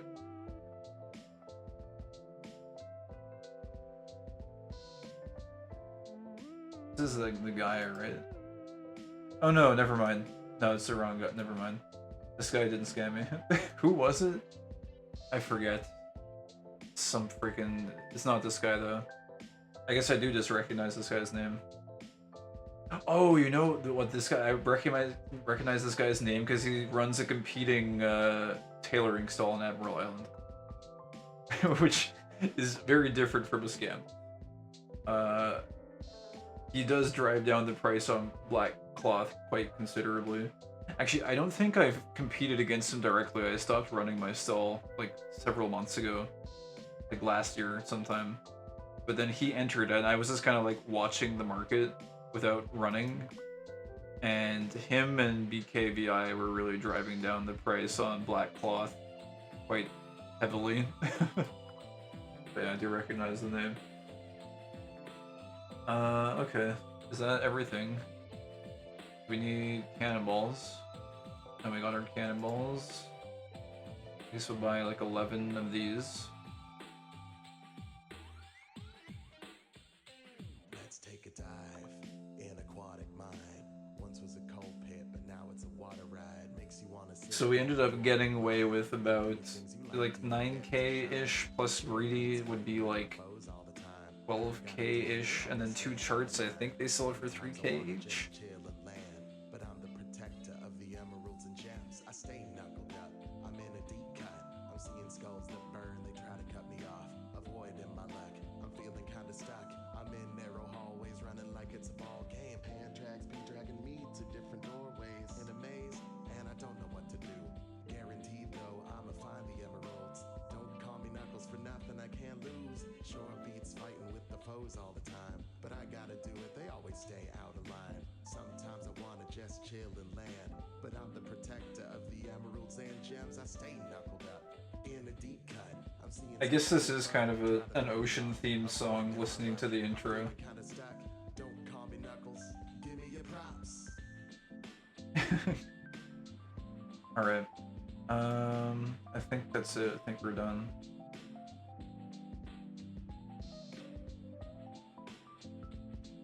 Oh, hello, Gabagool. They call him Undefined the Puzzler Vibe on account of his many puzzles. My many puzzlers? What are you talking about? It's because I'm playing Ye Olden Puzzle Pirates. We just got finished with running a pillage for the first time in like literally over a decade. His many puzzles that he off solves on stream. Ah yes. Hell yeah. It was good. We only lost one battle. There's a class of ship called a Fanchuan. This game is a little bit like World of Tanks or whatever, where whatever class or like size of ship you're operating, you can face ships of up to like a certain size limit larger than yours. And these friggin' Franchouans get to load medium cannonballs. So if you get hit by 4 of them, your ship is just completely totaled. It's very punishing. So we lost that one battle against one because I didn't realize that it did that much damage, and I think I played it a little bit too recklessly.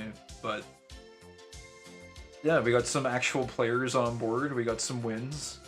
I think with actual players on board, I got like 2 to 4 wins. I kind of lost count. 3 or 4 wins.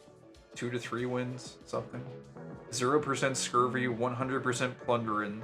That's what we love to hear. Yes.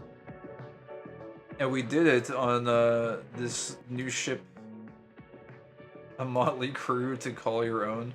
Well, I don't know. They didn't join the crew permanently. Building an actual crew these days in this game is probably just about impossible because I don't think the player base is big enough anymore.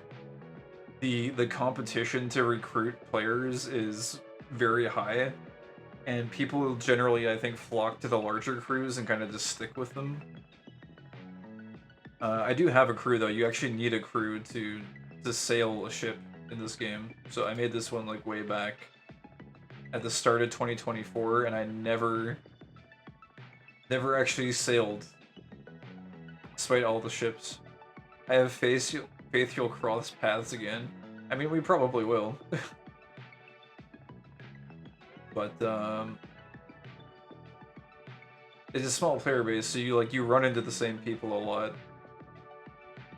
But yeah, we got this ship. This was last month's limited edition sloop, and it made me want to go sail. So I did. This is the legendary class sloop. And its kind of gimmick is that it has all these rooms with like mystical creatures in them. So like this one, it's got like statues of all these like different creatures. So this one is like whimsical. It's got the gnomes. It's got the fairies. It's got a description for leprechauns, and there's a unicorn. Oh, and the Yeti, of course.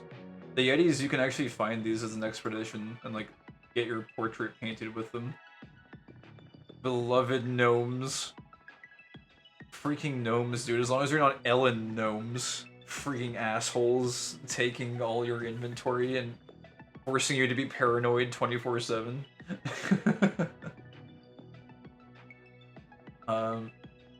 So there's that one. Don't you Clavy smiley at that. I bet you're actually a frigging gnome supporter. You acted like you hated them back then, but I bet you were secretly a gnome supporter this entire time. Vile creatures. Up to their tricks. But yeah, so, and someone that was on the ship even commented, this ship is very unique in that it has multiple floors, and that is very strange for a sloop, because normally, like, this is a small ship, and most sloops, actually, in fact, every sloop pretty much in the game, only has, like, one below deck scene, but this one has not only one, not only two, it has, like, a second floor here, but it has a third below deck room, so it's like a mega thick sloop. It's got, like, many floors to it. And each of these subsequent decks comes furnished with additional statues of like legendary creatures and stuff. So we got the giant crabs, we got Krabby. Giant enemy crab. And we have the Kraken here, like a gigantic wall of text. And sea serpent. So it comes like pre-furnished with all these like cool scenes and stuff. The secret smuggler's floor.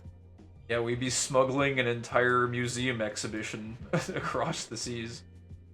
I liked this kind of like midway room here too. It kind of felt like, I don't know, there's like band posters or something up on the walls. You got the bat poster and the werewolf. And in here we have kind of like the otherworldly deck. You got the vampire, or vampirate, as they're referred to in this game. We got the bats, vampire lord, werewolves, specters, and there's a statue of Barnabas the Pale himself, who's like a prime NPC. You can go fight this guy in the Haunted Seas. It's basically like this game's equivalent of a raid. You can go to like a special map. You usually need like a frig, like a war frigate filled with like 50 to 75 players, and then you go raid Barnabas the Pale's Haunted Seas. This guy's pretty cool. I like him. Vampires. Dude, vampires are my favorite I think you were here one time when I was doing vampires. I think it's my favorite game mode. It's just like very fast paced. Yeah, there's that room, and yeah, I remember. Gabagool's got the friggin' elephant memory over here, forgets absolutely nothing.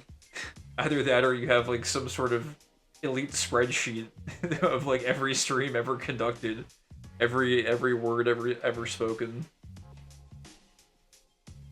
Oh yeah, there's more posters here that are kind of cool. They like promote each of the thingos. But yeah, then we got... Wait a second, I don't think I've ever been in here. Oh wait, I have. But yeah, no, here, the secret treasure room. The treasures. It's a room full of gold and statues and stuff. Very nice. Precious booty.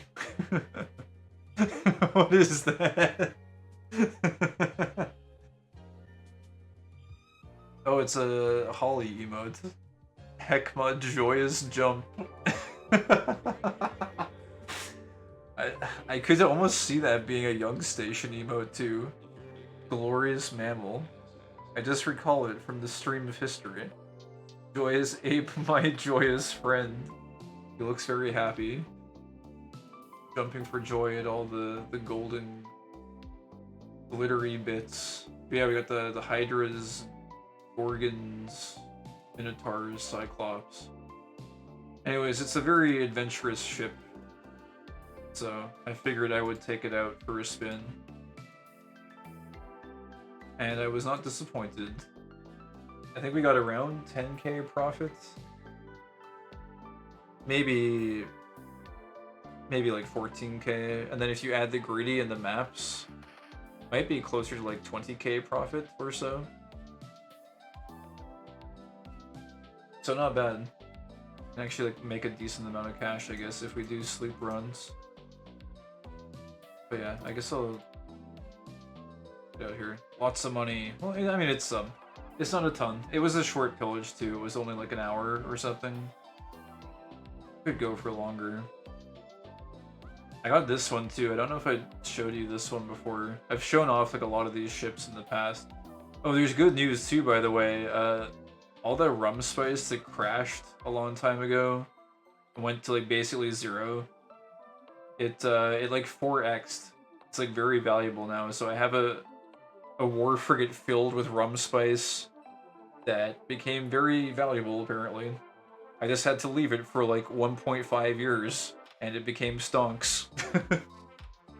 Hopefully it didn't go moldy while it was sitting in the hold. Yeah, I don't know when this was. This was like a few months ago, but this is the, what is it, Astral class, I think? Celestial class, which is also kind of a cool one. Got like a big telescope.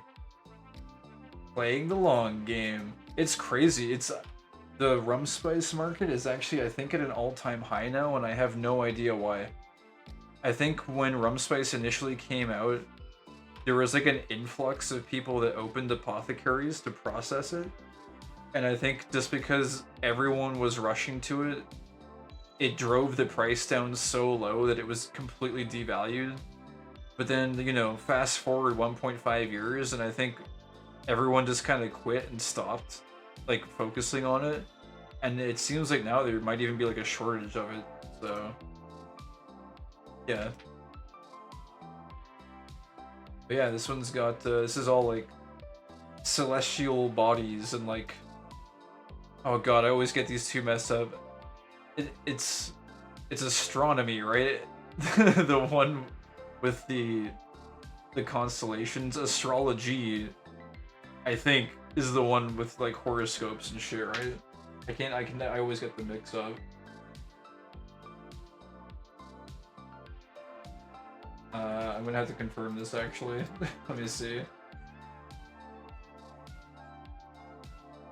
Oh no, wait. Did I get them mixed up?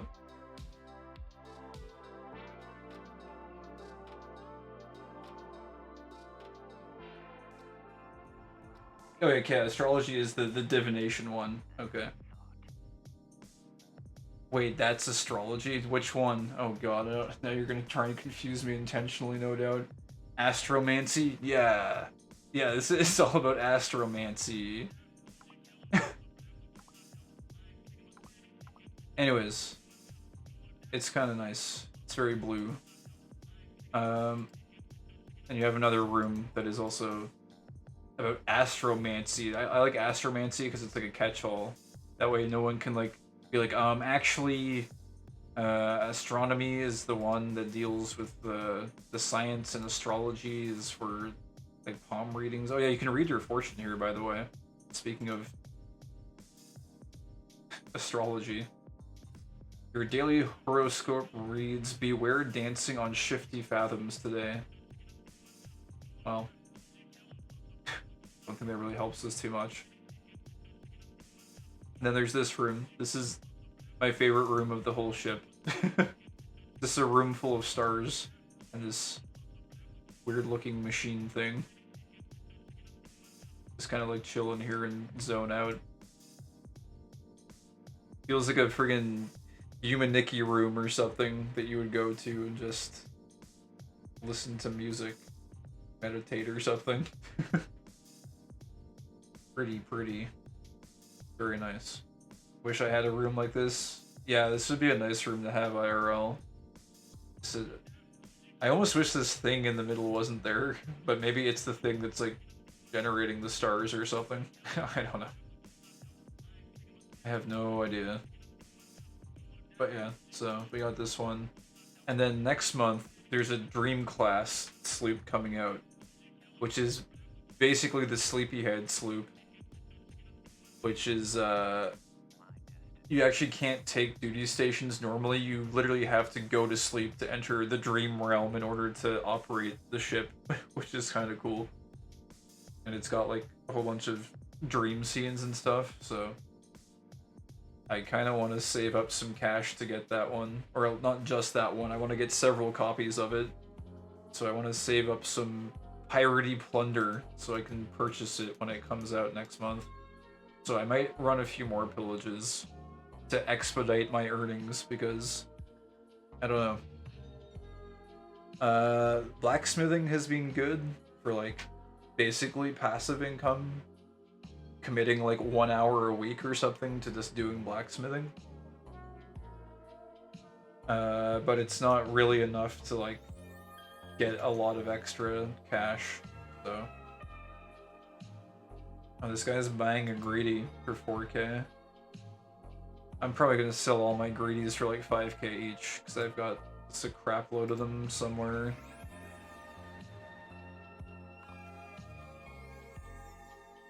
Yeah, these. I've got like way too many of these that I need to sell. Like way too many. They have been accumulated en masse. They need to be converted into gold. Dreaming, my favorite pastime. The treasure hoard. Yeah, we got a lot of it. Loads o' booty. Alright. Yeah, I don't know what to do now. I'm done. Done pillaging. We could just talk about stuffs, I suppose. And things. How have you been? What's been going on? What's the news? I've been kind of out of the loop, out of the streaming thing for a while. I don't know. I found it like impossible to find time to stream while I was trying to like maintain a sleep schedule. So I just like ended up not streaming for like a week or two. And then last night I screwed my sleep schedule royally. And so here I am. Because now there's time to stream. Being good. Just finished the midterm a little while ago. Ooh, nice Sue. Very nice. Did it go well? It looks like it went well. The old accounting midterm. Figuring out all the baffling bureaucracies that have made it difficult for people to successfully report their finances to large government entities. And or simply keep accurate records of what's happening. Got a 96 on the automatically graded part. Oh my god, that's really good. It's gotta wait for the manually graded stuff. Holy crap. You're like the accounting wizard. The grand gabagool accountant. The greatest of ghouls at managing the finances. I should have done better. I bothered studying for this one. Mr. Perfectionist over here. I only got a 96. Not good enough. B plus in accounting? It's not even close to a B plus. 96 in accounting? How? How could you get a 96 in accounting? Spit it out, Gabagool. Everyone in finance is a ghoul. Guess it could be true.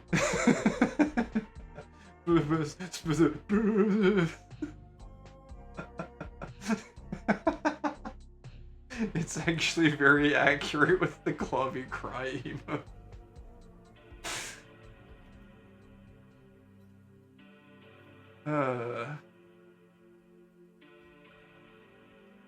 Good. What do we do? What are we doing here? Should we do something interesting and fun? Or we just sit on our ship?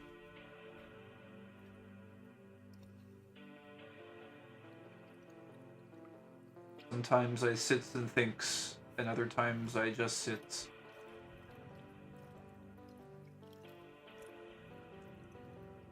I'm extra sleepy today because sleep schedule is completely demolished.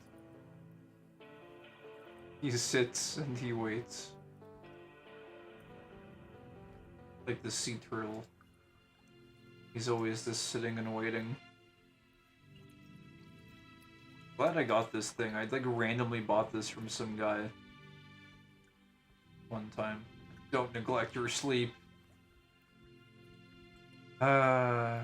It's like impossible for me to get a good cycle because I think I'm just naturally a night owl. But everything I need to do happens during the day, and so I try very hard to force myself into a like day cycle. But then it's like okay, well, oh, I need to go to bed now. It's like, 7 or 9 p.m. and I'll try and like, get the cycle where I wake up really early, and then that way I can still get some of the early morning hours. But then like my blood pressure is so stupidly low when I wake up that like I can't do anything. And then you spend all day like eating food and shit and like being distracted by things you need to do. And then when you're finally activated and you're finally like ready to do shit, it's like, oh, well, now it's time to maintain your sleep cycle. It's like, but like I just finished waking up. Like I'm ready to like do things now. I'm only productive at night. Yeah, exactly. Like I can only really like do my best work when I don't know, when it feels like there's unlimited time, when I'm like done eating for the day and like I don't know, there's no like messages or obligations and I can just like focus on whatever it is I'm doing. Then I like enter God mode and I can be hyper productive. But yeah, I don't know. And then the other problem is that I like running during the day. Like I don't mind night runs, especially during the summer when it's like very warm outside at night. Like those are actually very fun. But like I like running during the day too to like actually get some sunlight. And so like the only way to properly do that is to like have a day cycle. Not to mention when I do grocery runs, it has to basically be in the morning because I like to dodge all the crowds by like getting there, being one of the first people into the store pretty much. So I like need to maintain a morning cycle in some capacity. So I don't know. It's tough. All my best ideas always come right as I'm getting into bed. Oh, one of those. Yeah. I kind of sometimes have that a little bit too. Shopping during high tide is dreadful. I think I did it one time like 2 or 3 years ago and just like never again. Like it's so like there's it's already bad enough when you go first thing in the morning because like there's just even when there's only like in a parking lot that can accommodate like I don't know 100, 200, 300 vehicles or whatever. I don't know what the actual number is. But even when there's only like I don't know 10 cars in the parking lot, somehow there's always like just slow people in the store like taking up the entire aisle by positioning their carts like horizontally instead of like being perpendicular with the aisle. And it's just like God. You go in there when it's like full active hours and it's like you multiply that by like 5 or 10x and it's like you'll spend an hour just getting groceries. It's ridiculous. Big time waste. He hates the elderly who do morning shopping. There's only a few elderly and generally like it's I don't know, there are a few of them that are slow. But there's like just other like normal people. Well, elderly people are normal people, I guess, but like they have they have special requirements for getting things done. They take longer. Anyone who's like no, they're not. uh, Bunch of ghouls. I mean, yeah. I don't know. They do sometimes behave like ghouls. Man, that reminds me. I voted in the federal election for Canada. For the first time ever, I voted. I've never voted before because I've never really felt a need. But I voted in this one, and congrats. I don't know if it's a congratulatory thing. It's kind of just more of a thing where it's like, oh, yeah, I should probably go do this because it's this time in particular. It's particularly important. I'm still on my no voting streak. They'll never get me. There was a VTuber that I don't really follow her, but she's in my feed sometimes. Her name is Midas, and I think she also happens to be from Canada. And she posted a. I guess I could close out a Puzzle Pirates, or I could be doing like blacksmithing or something while I chat about this. Maybe I should. I do need to level up some of my blacksmithing. I kind of want to go to YouTube land too, though. Here, let me put in my little login really quick.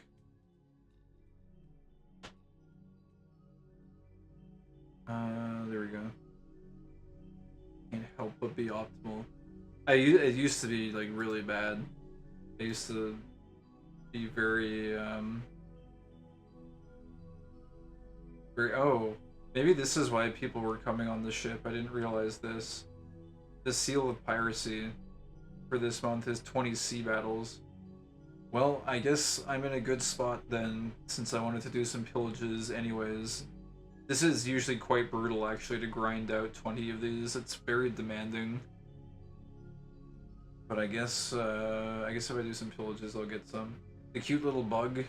The cute little bug seal. I've got a huge collection of them. Been feverishly collecting these since I re-entered the game back in what, like late 2022. I have a whole bunch of these little stamps. I'm turning into an actual old person. I gotta like make my stamp collection of virtual monthly stamps. If you get all of them for a year, you get one of these like yearly stamps or whatever. And if you get 5 of these, there's one that has a seal. It's like the something seal of piracy, and it's got an actual seal on it. But this one also had a seal on it. As you can see, it's a seal. Everybody needs to collect something.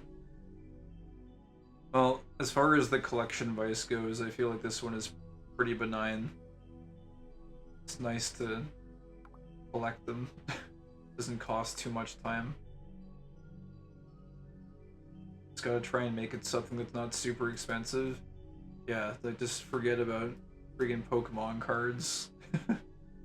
I got recommended a random Pokemon, OG Pokemon episode today in my feed. It was the one where Gary fights Giovanni and the Mewtwo comes out, go figure. I sort of wonder if they uploaded those on purpose to get people hyped about the new set. It's weird though. He says like there's some sort of an emergency or something, and he like detaches Mewtwo from the setup, and then you'd like never find out where they go or like what they were doing. How about you sell off all your cards and start collecting pen inks? I don't know why pen inks. I don't know if I've ever heard anyone collecting those. Also, wouldn't they just dry up?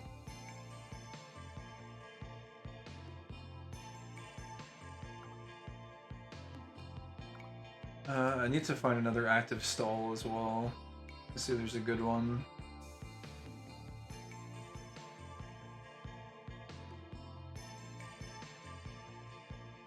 Grim balls.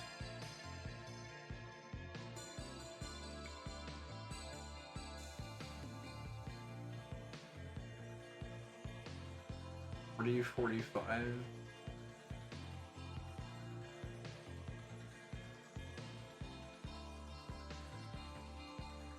mass production.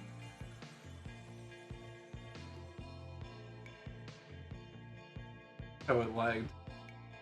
Is this active? I don't know. Every time I see a bottle of ink online, my finger hovers over the purchase button. You're memeing, right? Or are you not? I don't know. You must be. But if you're not, tell me about this ink collecting. I have fountain pens. Right. No, you mentioned the fountain pens. But, like, do you... Is there a grand benefit to having, like, a wide selection of inks for them? Like, as someone who's not a connoisseur of fountain pens, like, is it like, really exhilarating that they look so pretty and the ink writes so smooth? Yeah, it feeds my compulsions. Okay, I guess I can't fault you then. If it feeds the compulsions, then it must be good. Anyways, I don't want to get like hyper political or anything, but to go back to the ghouls, there was a mention of ghoulish activity, and the reason I brought up the voting thing was I was like one of the first ones in to the voting place or whatever, the municipal voting station, and like the polls opened I think at like 7 a.m. and wait, cradling my Herbin Pearl Noir right now. What is a Herbin Pearl Noir? Is that the pen or is that the ink? You're speaking moon language. Sounds like some sort of like hoity-toity high-end.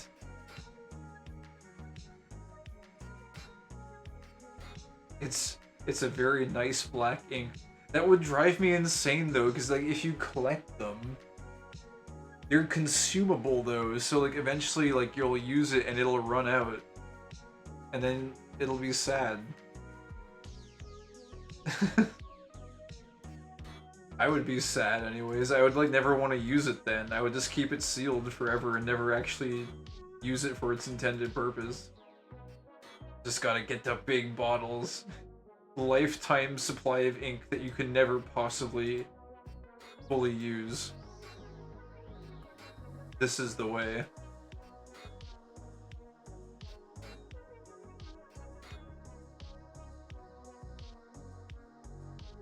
I already have too much. Maybe they'll go up in value so you can like rotate them or something. I could always have more. Well, like if you run out of physical space, you could like sell your old stock or whatever, which will probably have become like possibly rare and desirable, so you can like rotate it out for profit or something. Have a rotating collection. That's the problem with physical collectibles, is they just take up so much space. I'm in it for the love of the game. Yeah, but ultimately if you like end up running out of space, you're gonna have to like make a concession somewhere. Unless you have some sort of like D&D pocket dimension hammer space. No, I won't. Okay. I guess so. I guess you're right. I'll make more space. Mm-hmm. Alright then.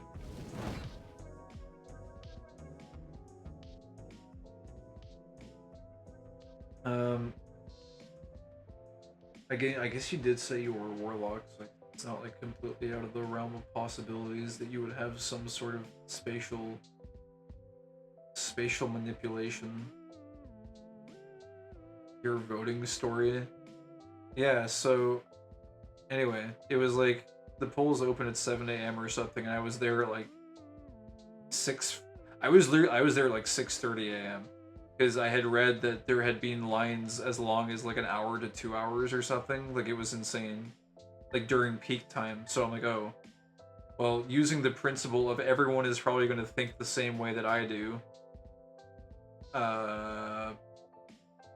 then I should probably be there, like, if I get there 30 minutes early, that's the lesser of two evils between, you know, like if I had to pay 30 minutes versus 2 hours because I got there late, I would rather pay 30 minutes. So I got there 30 minutes early, and there's literally no one, not a single soul. I was standing there for like 15 minutes, virtually no one. And then I waited a little bit longer, and as soon as it got to 7, this like wave of old people, like it just like poured in through the door. Like they all just started like shuffling in. This like noisy crowd. Like I don't understand how they were all like synchronized. Like I don't know where the hell they came from.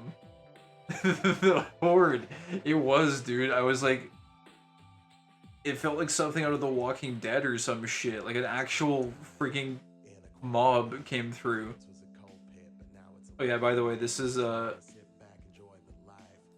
one vocal track on this mix that is about, it's about Knuckles and him protecting the gems or something. I don't know my Sonic lore.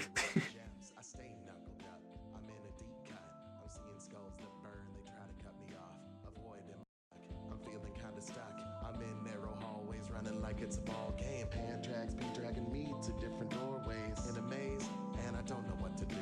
Guaranteed though, I'ma find the emeralds. Don't call me Knuckles for nothing, I can't lose. Sure beats fighting with the foes all the time, but I gotta do it. They always Is it from the SA2 OST, Sonic Adventure 2? I don't think so, question mark. It's a remix if it is. Skulls that burn, they try to throw me off. Avoid them, my luck. I'm feeling kinda stuck. Don't call me Knuckles. Give me your props. Why would you not call him Knuckles though? Why would there be a line that explicitly says don't call me by my name? Don't call me by my name, give me this hand gesture instead. So what are we supposed to call him then? The guy who did Knuckles' vocal tracks did them all in one day. I guess he was in a rush. Because you haven't earned that right yet? Oh, I see. You have not earned the right to call him Knuckles, because you are an inferior Western. But yeah, so the horde appeared and like clambered through, and I was like sitting in the lobby, like the foyer or whatever, and apparently they all just like knew exactly where the poles were and all just like went in to where the line actually was, so they basically like all butted ahead of me or whatever. But man, like some of them were like really decrepit. Like some old guy like dropped his wallet or some shit, and like I just looked over and it looked like he could barely bend over, so I like helped him. I like got his wallet for him or whatever. And he said thanks, and I said yeah, no problem. But like, I don't know, man. They were all like very coordinated and synchronized in their arrival. It was kind of weird. I don't know. It was a little unnerving. Not that much though. Anyways, and so yeah, I got my vote in or whatever. And I don't know. I guess you're not from Canada, so I guess there's like no need to like go super hard on the results or whatever, but what ended up happening was the Liberal Party was supposed to win by like a very wide majority, and we ended up getting a minority government, which means that they won by like a slim margin. And I don't know. Oh, there's really no need for me to go into it a whole bunch. Whoa, Epic. Well, it's good, I think. It's like going back to the VTuber. The VTuber that was like making commentary, she was like, "Stop talking about who you voted for," blah blah blah. She doesn't like hearing about who people voted for or whatever. I think it's her reasoning for that too. I think is because like people that usually talk about politics just do it for like the business side of things, where it's like it's literally basically their job to do it, which I can understand. It makes sense. Or that could be kind of annoying. Um, Epic for under half of the voter populace.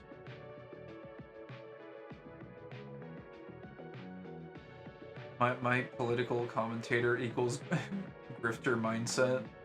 Yeah, I think a lot of people kind of feel that way, and like it makes sense. It's funny too if you look at Jordan Peterson's channel, because Jordan Peterson, he's Canadian, right? So he had a very vested interest in it from numerous standpoints to like make commentary about the election or whatever. Which it's an interesting video, and there are actually um, he made some very good points. I was actually glad to like watch his piece on it because he went through and he did a lot of research on Mark Carney, who is now the acting prime minister. Um, but it's funny, like you look at like Jordan Peterson, and what he did was he uploaded an initial video before the election that was like the educational piece, and then what he did after was after the election was finished, he published a video called "Canada Has Chosen," with like this very like dramatic looking picture of Mark Carney or whatever. And all it is it's a shorter version of the video that he had made before the election, and he just cut a chunk of it and republished it as a new video to get more views, and everyone reacted to it as if it was a new fucking a new video. So he was just fucking view farming the shit out of it. It's like, yeah, like this is why people think political commentators are just grifters, because everyone is just friggin' view maxing for profits. The mandate of heaven has been passed. Anyways, so again, I mentioned before that I was voting conservative or whatever this time around, despite my typical disposition is left-leaning centralist. Like I'm not a very politically vested guy. And when it does come to politics, I generally, especially on the social policy, favor liberal policy because it generally is, better for the collective. So that's my disposition. But this time around, I voted conservative for the first time ever. For the first time I've ever voted, it was for conservative, and the reason being is just because of the landscape of everything, right? And it's also partially because if you look at like Mark Carney's policies and viewpoint on the world, it's a dead piece. No, not quite. Should probably hit this. He is as Peterson describes, he's like a utopian futurist that believes very heavily in the whole like net zero clean energy thing. But he believes in it so deeply and so ferociously that basically he's willing to sacrifice just about anything to attain it. And I'm not a climate change denier or anything like that. Like climate change is definitely an issue. Like you can just see it. Like back years ago when I was a kid and I would go out trick or treating or whatever, you used to have to wear like a snowsuit or whatever to go trick or treating because it would be so fucking cold and often snowing on Halloween. And these days, it's actually like last Halloween I went out and just walked around or whatever. I didn't trick or treat obviously because I'm a friggin' ancient boomer at this point. But I still enjoy like walking around and just like experiencing the vibe of Halloween because it's a fun night or whatever. But it was scorching outside. Like you could just walk around basically. I think I just had like a light hoodie on or whatever, and that was it. In the middle of the night, it was like basically summer temperatures. It's like, yeah, they're like climate change definitely exists. And Peterson brings up that it's like, I don't know whether or not Peterson is a denier or not, but he does mention that like there's evidence that supports it. Like it's not a emergency yet, like it's not a crisis, and that there's actually like a mixed bag of things happening with the climate change that are not all necessarily bad. and I don't know whether or not this is true or not, but it's, I took it at face value for what it was, and it's like, okay. So I can believe that it's probably not a, like, crazy emergency when you compare it to all of the other crazy shit that's going on the Earth right now. It probably isn't the thing that's going to end up killing us, I would imagine. It's not the most immediate threat, I would say, if we're going to have, like, a threat tracking thing. The Earth spoke to me, and it said that it's pretty bad. Oh. Okay, well then this is the analysis we need to trust then. Clearly you've communed directly with the Earth itself, so this is... Get ready. Yes. Sorry, I'm getting lost in my blacksmithing a little bit here, because we're getting close to the final phases. I kind of want to hit this one, please. But yeah, anyways, I'll just ponder this piece while I ramble. Anyway, so he mentions that or whatever. And then if you also, like, if you take that piece of that viewpoint or whatever, which it may be true, it may be, even though it may be true, but it might be not true, right? And because I don't know, I'm not a fucking scientist. All I know is that it exists. Like, you don't have to be a scientist to feel the impact of it. It definitely exists. Whether or not it's a true crisis that we need to, like, work on with extreme expedited haste, I don't know. That's up for grabs. But anyways, Carney's position is, like, basically sacrifice everything and no matter what, we have to get to net zero by, like, a certain target date, because in his mind, he has branded it as, like, a world-ending threat or whatever. And so, it's interesting because, generally speaking, I actually align with, the concept of net zero. Like, it makes sense. It's good, like, and we're working on technologies that can get us to net zero, and that's good. Peterson also, however, brings up the fact that they've tried doing this in Germany before, over the past several years, and that the actual cost of getting to net zero is basically, like, untenable for almost any country, because as you are transitioning into a clean energy grid, it's like, what you have to end up doing is you have to subsidize the transition with traditional power sources like coal or something, because the renewable energy sources are unreliable. It's like, if you're going solar, well then, like, you can't generate energy at night. If you're using wind turbines, the wind is not always blowing, so you have to subsidize these grids with traditional energy sources, which you would be using anyways if you were not progressing towards net zero. So the end consensus is that it's like, I think it was like, for every, like, clean energy plant that you want to make, it has to be supported by a traditional energy grid. And so it becomes extremely fucking costly. Like, you can't afford it. Countries can't afford it right now. Especially when we're basically poised to enter a recession. Like, a lot of countries are poised to enter a recession or whatever. And so this was one of the big dangers that he pointed out with Carney being in power, is that it's, like, this, like, radical... Well, I don't know if they call it radical. He's like a radical, almost environmentalist, where he's willing to sacrifice almost anything, no matter what, to get to this net zero objective, regardless of what it might cost. And it's like, okay, shit, that's kind of, like, in our current economy, where the number one issue is, like, we literally don't have houses to live in. It's like, okay, maybe we shouldn't fucking give a shit about the frigging possible environmental threat when, like, we literally don't have anywhere to live. Like, it's like hierarchy of needs. And one of the main reasons that he was so popular is because everyone is basically thinking, oh, Trump is conservative, therefore the Conservative Party in Canada must also be just like Trump, therefore we should vote Liberal. And it's like, well, no, that's, like, the Conservative guy, Pierre, who was running in Canada, is, like, nothing like Trump. whatsoever. Like, not even remotely close. And Trump went on record, I don't know if you heard him say, but he went on record saying, like, I would rather deal with Carney, I would rather deal with the liberal than Pierre, the conservative. So, like, the liberals basically voted into Trump's hands, in some sense. There's one power source that's really reliable and involves massive reactors and fuel rods.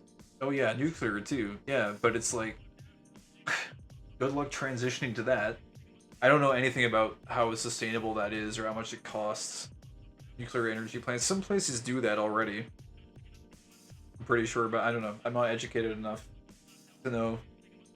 I know there was some mention of like a hydrogen-based energy as well, which Peterson like scoffs at and like dismisses as being like completely ridiculous and like clownish to consider using hydrogen, which again I don't freaking know. Please China, please give everyone thorium reactor energy. Do they have a lot of it? I don't know. I don't know what China is up to these days. Oh, wait a minute, wait. 4, 1, 2, 3. I can use this 4 to hit the 1. That's kind of nice.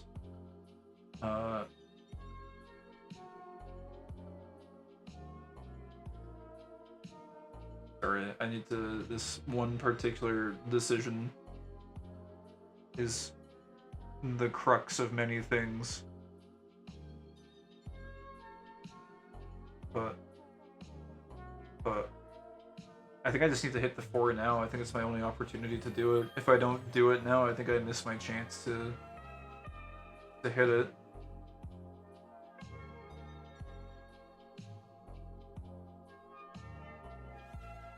They're allegedly doing some crazy stuff with thorium reactors over there. Interesting. Well, it's unfortunate then that if they were planning on doing all of that, there is now a gigantic fucking trade war, which is, you know, completely inhibiting trade with their, like, primary trading partner that they get most of their shit from, so it's not helping anything. Probably won't change anything anytime soon, but I hope it pans out for them. I mean, I have nothing really against China. I mean, obviously they're... Well, here's the thing. I do have some qualms with the whole, you know, absolute communist shit, where it's like, they basically have a dictator, right? They're like a dictatorship. So, and they're like, there's been all kinds of like news as well about how they're actually like interfering and or like manipulating parts of the Canadian government. So like I do have qualms with that, but I haven't done enough like digging into it to actually, again, be properly informed on it. I have about as much against them as I do against most other nations. You really are interesting, you know. You say you hate presidents that come up with that promote wars in other places, but then also you seemingly also hate many other nations. So I don't know which part of this you're on, which side you're on. I will however encourage research exploits of any scientific community. I see.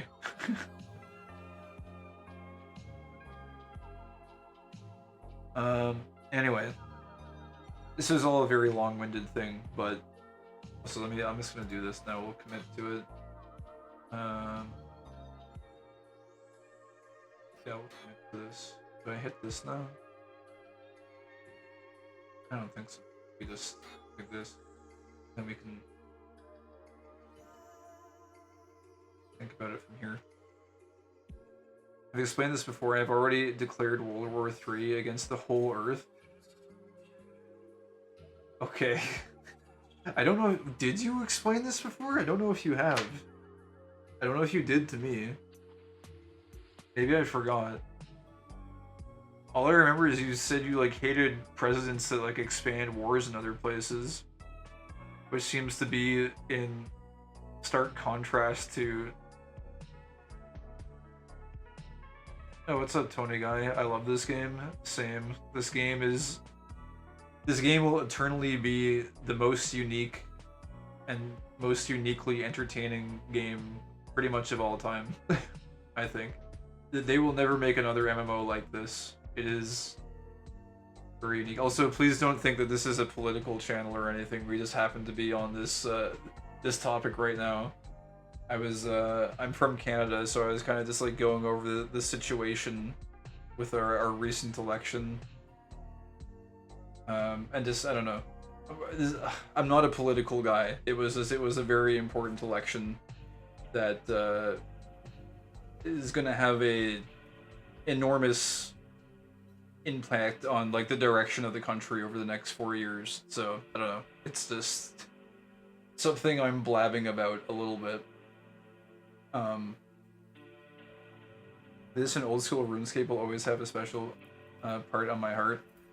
Yeah, I never got into the old school RuneScape, but this game in particular, it reminds me of days when things were simpler.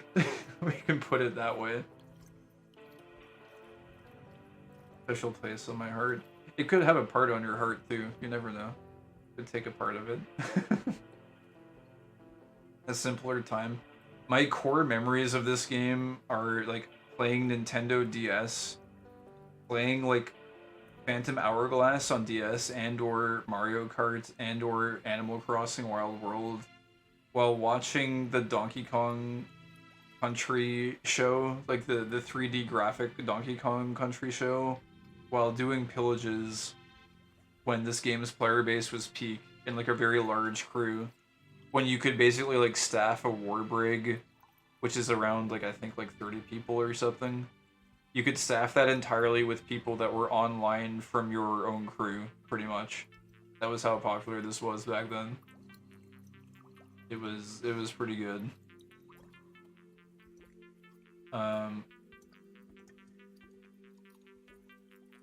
Oh, we can do this actually. This is not a bad wraparound. I think I'm just gonna do this because I should just move on to the next board. Yeah, we'll just do a little something like this. Oh wait, I can do this too.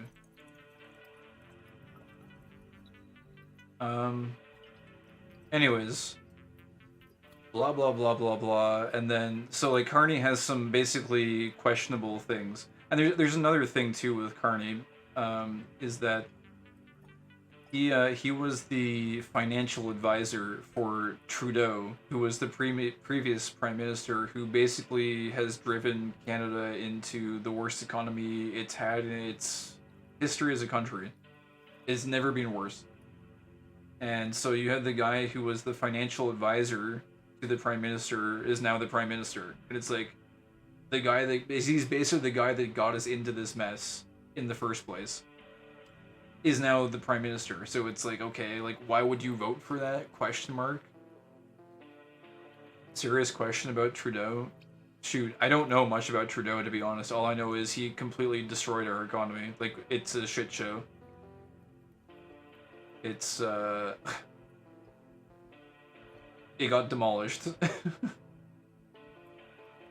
We have the worst housing crisis of any first world country, and the capital city of Ottawa is poised to go into a recession currently, so it's really bad.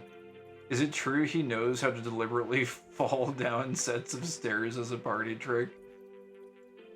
Wait, I think you've asked this before, and I think I said, I don't know. I don't know. I don't know about him falling downstairs. I haven't ever seen like clips of him falling downstairs. Maybe we should go like scout those out, because I've never seen them if there are clips of that. I have not asked this to you before. I love how you just like know instinctively whether or not you've asked something in the past. Okay. Let's take this play. I'm spending way too long on this board. It's because I'm just yapping. Just move to this phase here. I know all things that I've said. I don't know. He would do like goofy stuff though, like weird stuff that like was just like off key for a prime minister to be doing. Like I've seen like weird clips of him doing shit that were just like socially awkward. But yeah, anyways, so it's like you've got a guy who is die-hard net zero, and again, like I've said, the ideal of net zero and clean energy is fantastic, and I agree with it, and I agree with pursuits towards it, but I think those pursuits need to be responsible. And I think that given the current economic climate of the world, which is incredibly fucking unstable right now, compounded with Canada's unique position in being in the worst economic position it's ever been in its entire history, I think it's very dangerous to have somebody who is so zealous about net zero and willing to sacrifice anything to attain it. I think it is very dangerous to have somebody like that in power making decisions. Look, I'll just wrap up this topic really fast because I don't want it to be the whole stream. But basically, the way the Canadian government works is it's not quite like the US government. We have seats. We have a parliament, and inside that parliament, there are seats for elected ministers to sit. And so basically, when you vote for conservative or liberal, you are voting for a candidate in your local area who will then get a seat within parliament. And so the ruling party is the one who I possess knowledge of these parliaments. Okay, cool. So yeah, it's what ended up happening was liberals have a minority government, which means they didn't get 51% of the seats. If they were able to get 51% of the seats, it would have meant that Carney would have been able to pass any legislation that he wanted without consulting anyone else. He would have basically been the president for all intents and purposes. But because I'm going to say anyone who voted conservative, there was enough conservative votes to where we, quote unquote, prevented a majority liberal government. And again, I'm a centralist, left-leaning centralist. I like liberal policy, generally speaking, but in this particular instance, my god, like you would be, I'm just gonna say, like you would have to be insane to have voted liberal if you're in Canada. It doesn't make sense with Carney being the guy who was running. It's way too dangerous, and it would be hugely financially irresponsible to have that guy being able to do whatever the fuck he wanted. But yeah, so it's a minority government, which means anything that he wants to pass, he needs to get support from the conservative side. And this is actually fantastic, and I think it's a great outcome. A lot of conservatives are crying like, oh my god, it's over. Our country is destroyed because Carney got into power. It's all over. It's like, well, no. Like, calm down. It's fine. It's not a majority government. It's a minority government, and I think we actually end up getting the best of both worlds because it means that all of Carney's promises that align with conservative values, which are, fix the housing crisis was a big one. All of that kind of shit is going to get passed easily because it will garner conservative support. So everything that everyone agrees on is going to go through just fine, and there won't be any problems. But all of the dangerous, reckless shit, like, hey, let's put all of our funding into financing renewable energy during the worst economic crisis that we've ever faced. It's like, okay, well, you can't pass that anymore. You can't do it because you don't have a majority. So basically, we get Carney Light. We get the demo version. We get to see what he's all about. Because another big part of this election was no one really had time to get to know who Carney is, because it was a flash election, because Trudeau stepped down out of nowhere. And Carney just came in out of nowhere, and he's like, oh, hey guys, flash election time. And it's like, okay, but now the disadvantage of that is no one actually knows what he's about.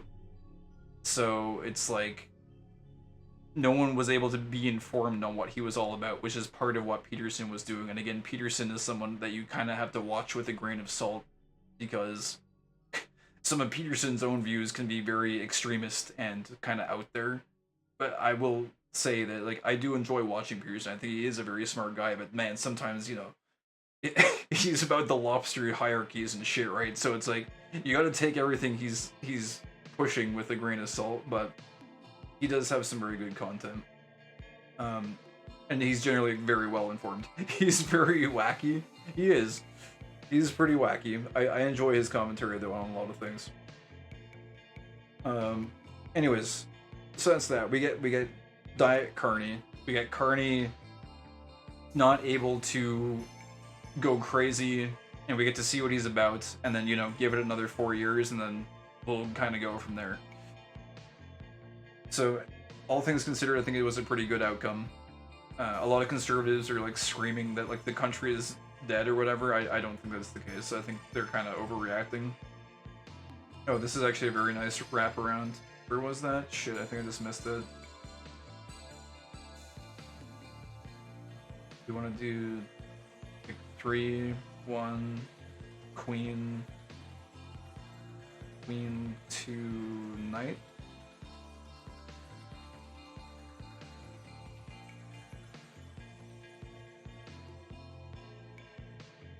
Can I get any more? I'm being greedy.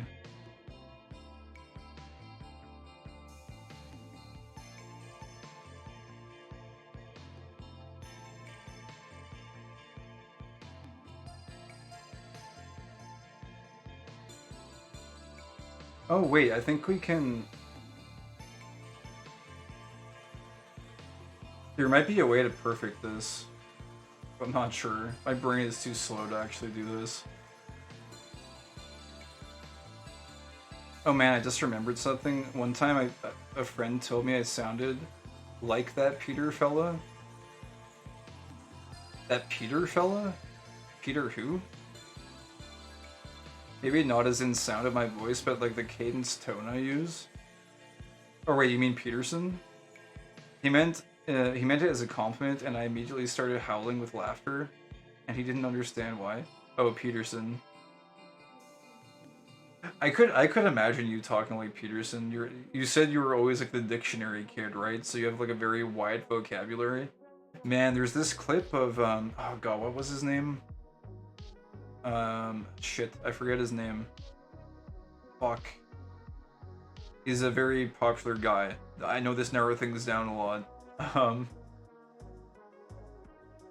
My god, what the hell was his name? He's like an actor guy. Comedian, actor, man.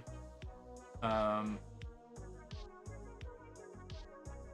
can't remember his name. Anyways, it was basically Peterson and someone else who had a very, very extensive lexicon and exuberant way of exchanging messages, communicating.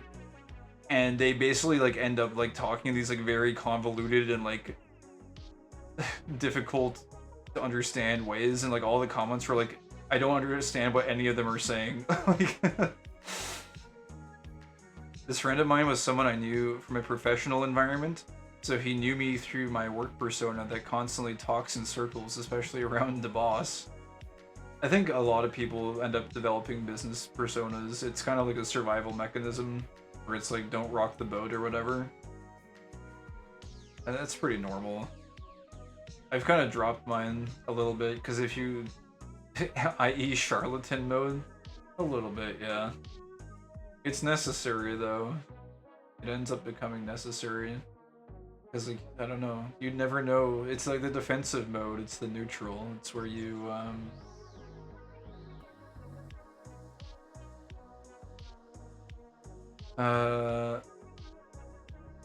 you can, like, feel things out. You can, like, gauge where people are at and shit.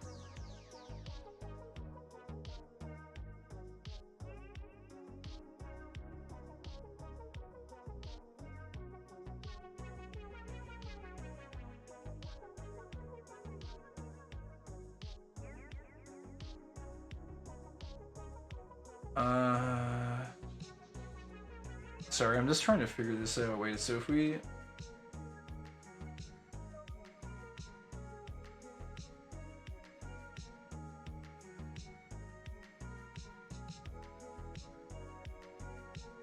I think we still end up missing one piece if we go this way.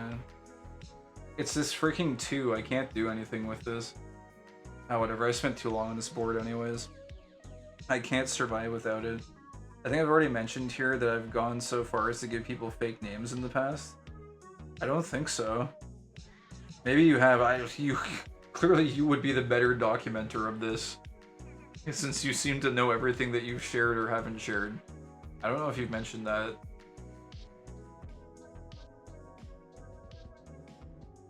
It was during. It was during a B3313 stream. You're friggin' nuts to remember all this shit. I don't know. I think we both mentioned that we've. Well, I haven't given fake names to people, but you have multiple online. I wouldn't call them necessarily personas, but multiple online profiles, one might say, due to lack of privacy controls on given platforms. All right, look, we just gotta hit some of these here.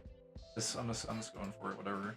Staring at this board for like 30 minutes now or something absurd. And then we just, yeah, whatever. I couldn't figure out how to get rid of the 2. I don't know if there was a way to get rid of it. Oh hey, we got our distinguished. That was what I was looking for. Nice Sue. Is that... Yes, we got skilled. Nice. Good. I think I've been over this before, but there are basically like standings or whatever for crafting skills. And by getting to distinguished, you're able to provide automated skilled labor. So, aka, I just got a pay raise from 30 per in-game hour to 50 per in-game hour. And you generate 72 hours of labor per day. So, in short, instead of getting 2,000 per day, I'll be getting around like 3,000 to 3,400 per day with distinguished, which is nice. It's a nice little bump. Oh, it's this part again. Gotta have some rap about the knuckles. Breaking into moolah. Should we do something else? I don't know. I've had my spiel about freaking politics or whatever, and I think it was a good result. And I don't know. Carney seems like a level-headed guy at the very least. And yeah, I don't know. Seemed good. Let's go vote multiple times. Let's go vote multiple times in elections. Let's commit. Yeah. Vote. Vote enthusiasm. Just don't combine that with the fake names thing, or that might actually be some sort of a federal crime. Just go in with like one of those like fake mustaches and glasses. Hello, I am Peterson Jordan, here to express and exercise my right to vote, not for a second time. I cast 42,000 votes last election season. A very enthusiastic political participant. Alright. I don't know. Should I go? Do I want to play anything else? Do more blacksmithing. I guess we can talk about more stuff. I could do more blacksmithing on an alt or something. Here, let me switch alts really quick.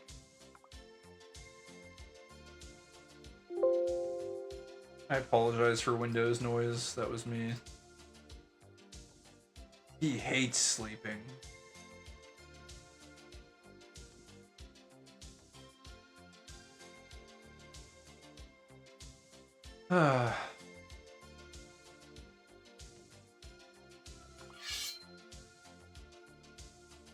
Sleeping is good, it's just my schedule is really messed up. I guess I technically should like be awake to like do some stuff tomorrow.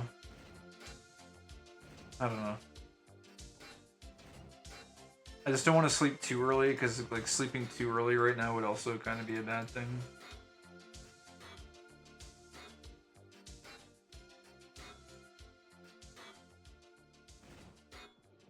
I don't really have a right to criticize, I admit.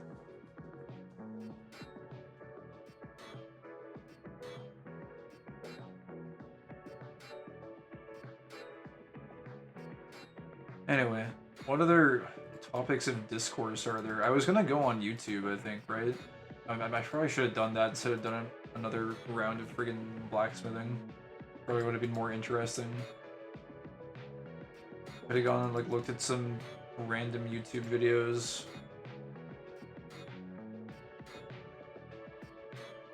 Or something. Yeah, I don't know. Is there anything else that's been happening with you, Gabagool? I always hog the conversation with my, like, stupid nonsense. I don't even mean to.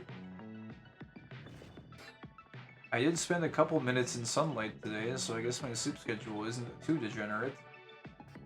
As long as you see the sun once in a while, everything is okay. I hate to lose a corner piece this early. I think I'll actually... Knight is also kind of important in this position. I guess we'll do this. Bishop is difficult to deal with. We have way too many orange pieces left over right now.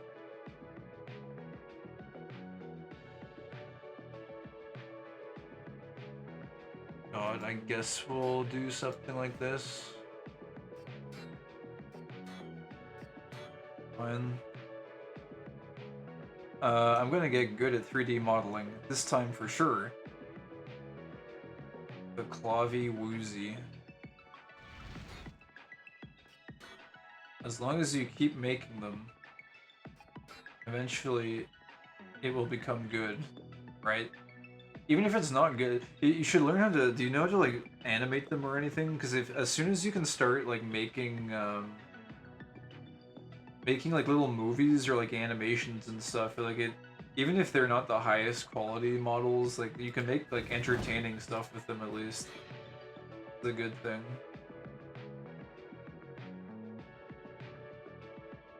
Oh, I did play through a bunch of Mario in the Multiverse recently. Oh, nice. Gratsu. It's pretty good. If I had time, man, I was I was just thinking about like how many games I downloaded like a week or two ago, and like how few of them I'm actually going to be able to play based on how much time I've been dedicating to games lately, which is not very much.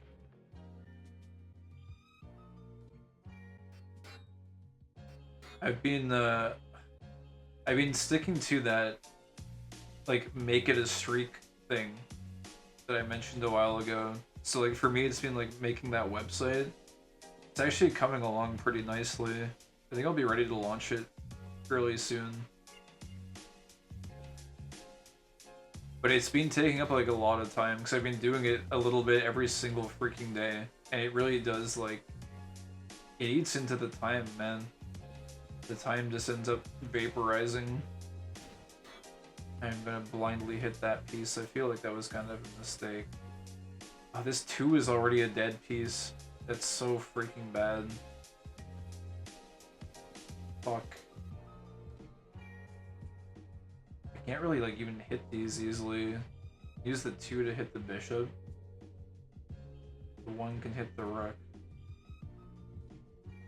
And whatever. I guess we just have to like sacrifice this freaking 2 piece. Wait, the knight is a dead piece too. Shit. It's also quite bad.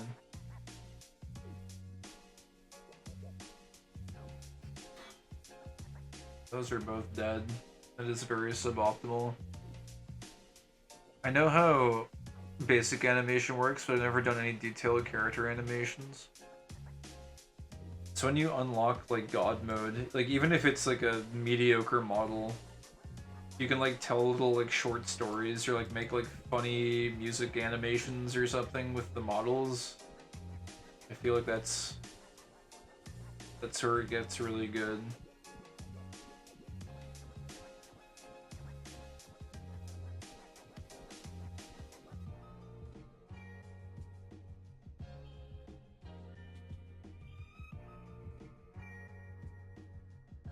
God, can I even get to this rum jug? I don't know if I can.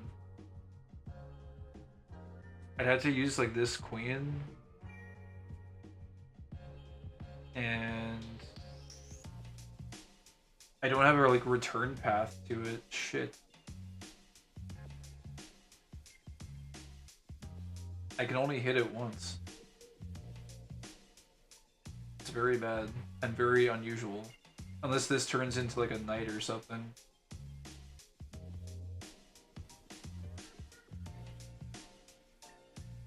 Okay, let's just figure out what this piece is then at the very least. Wait a second. Oh my god, wait, was that too? Shit, I think I needed that for the bishop. Oh, it is a knight. Oh, okay, that's actually really good then. Well, it's not really good, but it puts us in a situation where we're not completely fucking stuck. Okay, I just want to get this rook out of the way now, question mark. 3.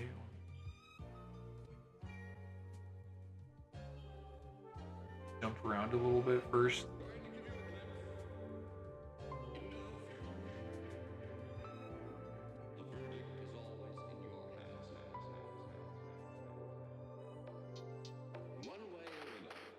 I'm looking at my monthly list of games I've played, and I only played 2 games in April, not counting Master Duel and Yu-Gi-Oh! I'm just improving my ability to do higher quality models at the moment. Been looking at tons of resources and models from the professional. Man, I wonder where that one guy is. He was here when we were playing Ellen. There was that one guy that did those, like, character models or whatever of, like, the actual people, like an actual person, and it looked, like, hyper realistic. It was so good. The guy with the sick realistic sculpt, yeah. I hope that guy's doing good. I gotta stream Ellen again. I wonder if I could see some of those people again if I played Ellen. I think it was one of those situations where everyone was watching because they liked the game. And I just happened to be a vessel for it. Which makes sense. My personality, I think, is not enough to carry the stream. Sculpting is arcane to me, but it's real fun watching videos of people doing it. Is it like... It's different from modeling, I guess? Like you, instead of, I guess, like taking geometry and like building around a base object, I guess you like chisel into whatever it is that you're sculpting. Like you would do like an actual sculpting, right? Is that how that works? Like it's just a different methodology? Kinda. I think kinda is a polite way of saying, no, you don't know what the fuck you're talking about, shut up. Is that what it is? I don't know. I know nothing about this space. I can't even draw Sonic eating a chili dog properly. I know nothing of the arts. I'm artistically challenged.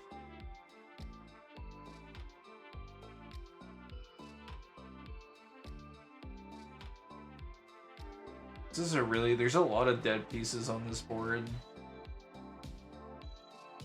There's a little bit of flexibility here, I suppose.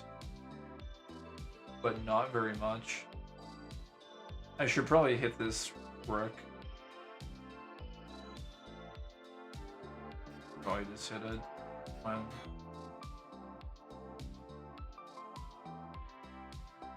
Hit it. If you 3D sculpt, you are probably using a lot of tablet and pen, and it feels more like you're getting your hands on the materials. A lot of grabbing and stretching tools. Oh, I see. As opposed to manually generating vertices and polygons. Yeah.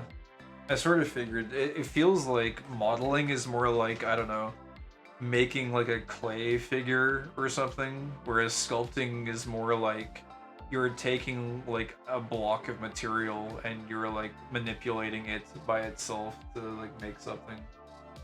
Something to that effect is how I interpret it. It seems like.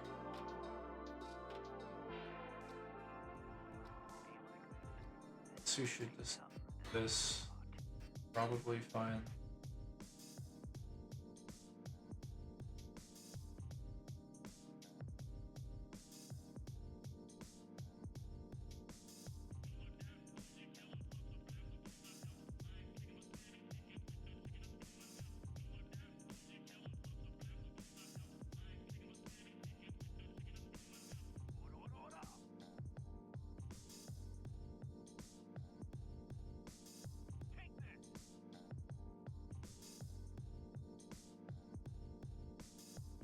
So I wanted to spend this night right now. I feel like I might as well. It's a pretty niche piece to hit. The queen has more flexible options to go towards it.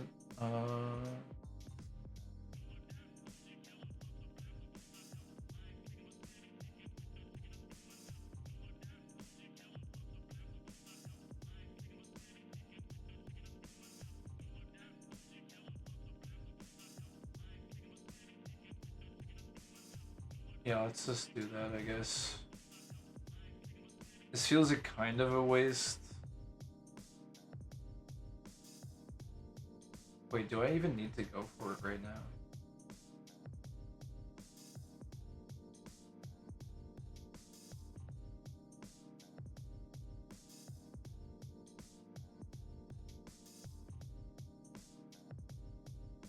As opposed to... It definitely looks like you're sculpting from clay when you 3D sculpt. I like this guy's sculpting videos, constantly has me thinking, how did he do that? We'll go to YouTube land after this session and we'll take a look.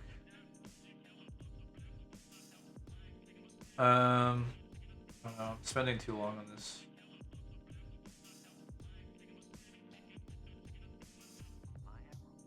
Like, can I get to this night easily? No, not really. Well, the one, but like it's pretty limited. They're both pretty limited pathways, though. I might just do this now.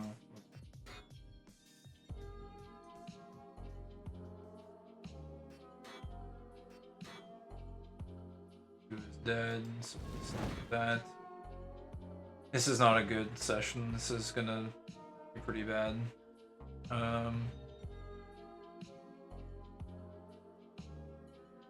Bad scoring session, I think.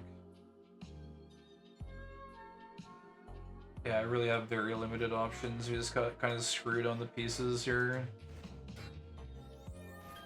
This is horrendous, actually.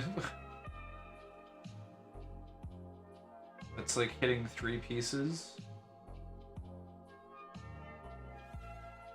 Yeah, I think the best I can do is hit 3 more pieces.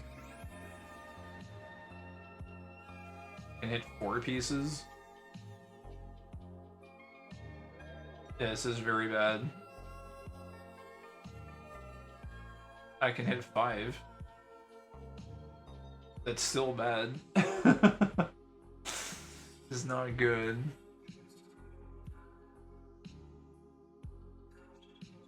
It's the best I've got, though. I guess we'll do that. Can't see any other... Alright, let's just get the pain over with. Just yank it. Nothing here, right? No. Horrible. Is that even an excellent? We at least got excellent. Not a horrendous good. But yeah, anyways. I gotta grind Vibe Craft out a whole lot. Still at proficient. Excellent. It's horrible. It's like getting a 96 on a accounting midterm. It's just absolutely unacceptable. We come all the way from that far country, China, and we born you here in America so you can get 96? It's unacceptable. Alright. We're done with pirates for now.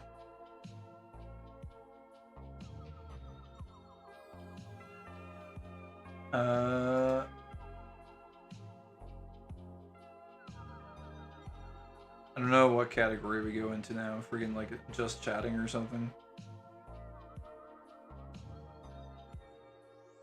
Alright, let's turn this off. Dude, I feel like my existence is fading or something. I feel like I'm like in the fog or something mentally. It's like a vaporwave album, I think, or like vaporwave mix. Like mentally, I am in the fog. Which that's another thing I could rant about now that you're here. I could go on about AI philosophy. Because I've been seeing all sorts of things pop up that are like AI driven, like hearing all kinds of conversations about it and shit. I think it's like good to discuss these things to figure out where things are at. But anyways, let's open up some YouTubes. We get the stream browser, I suppose. And what are we doing here?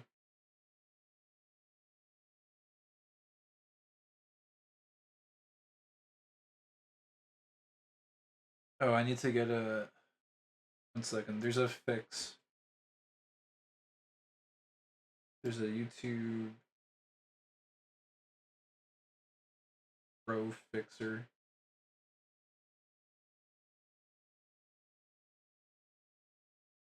Freaking YouTube. Here, I guess I can show this before installing it too. Where's my... Oh wait, here, I can just...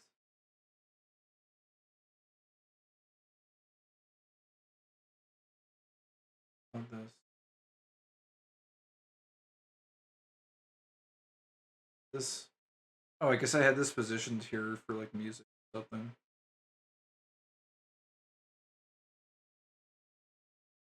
Wait, this doesn't even like, why does this not take up the whole screen?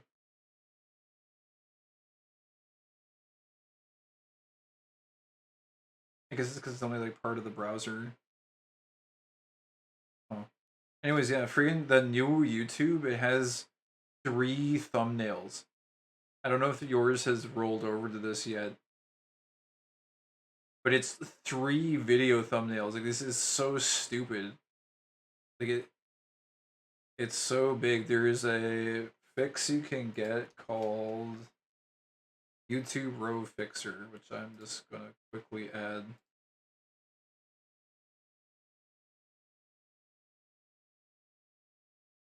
I already had my YouTube zoomed out before this.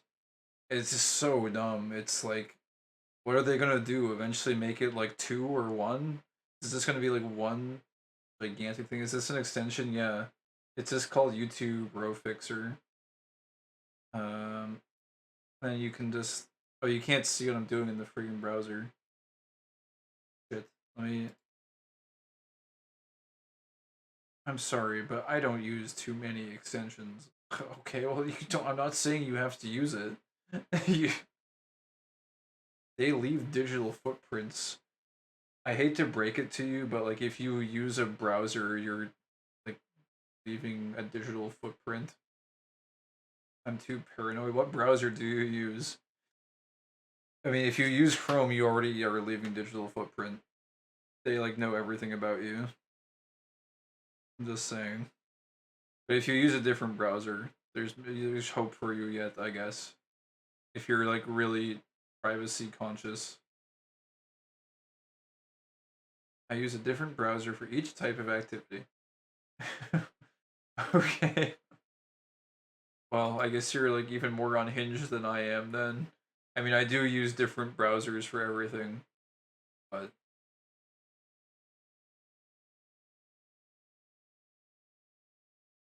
and a different VPN node. Oh, okay. You're like you really care about the privacy. Big privacy buff. All right, there we go. It's fixed. Well, I don't mind having 5. You can make it more, but 5 seems reasonable to me.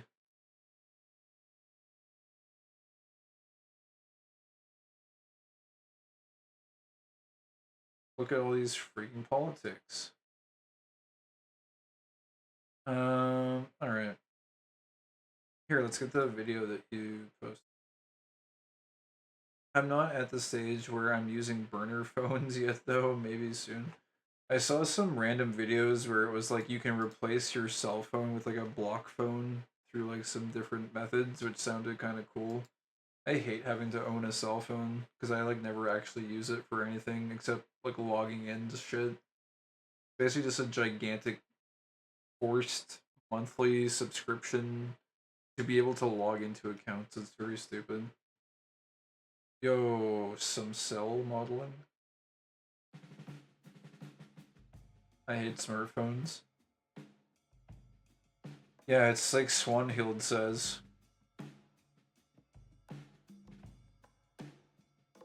Whoa. This guy's so good. You were the one that linked it. You can't say whoa when you're the one that linked the video. You can't act surprised. Ah, hi.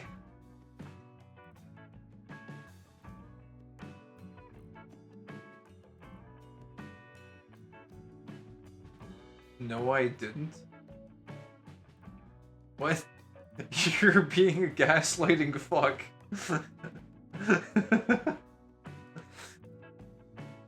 Being a ghoulish deceiver. No, that was someone else. Oh, I see. Did you change names again? Maybe you have like a temporal anomaly behind you through which your various doppelgangers are entering and exiting reality. I must have met with one of your previous incarnations. Oh yeah, this guy is actually insane though, what the hell?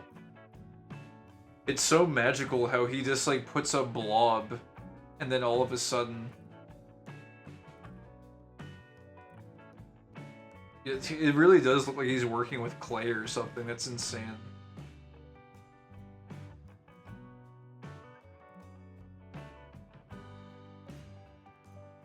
But man, this does make me want to talk about the philosophical quandaries of AI. Because what if you could eventually get AI to do something like this? It's not art. Correct in many senses, I think.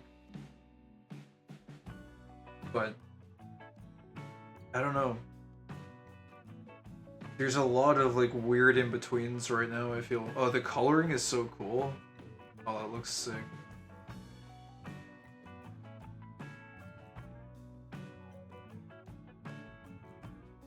I'm so far away from being able to sculpt adequately. This is crazy.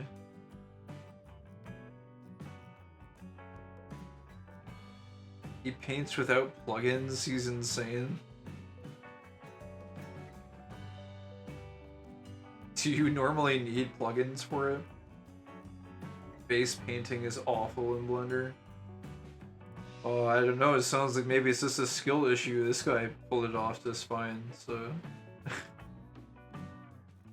You don't even get layers without plugins? Oh my god.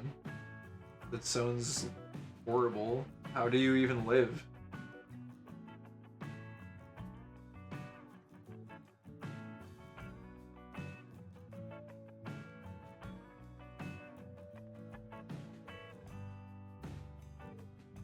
I don't. Sleepy dead.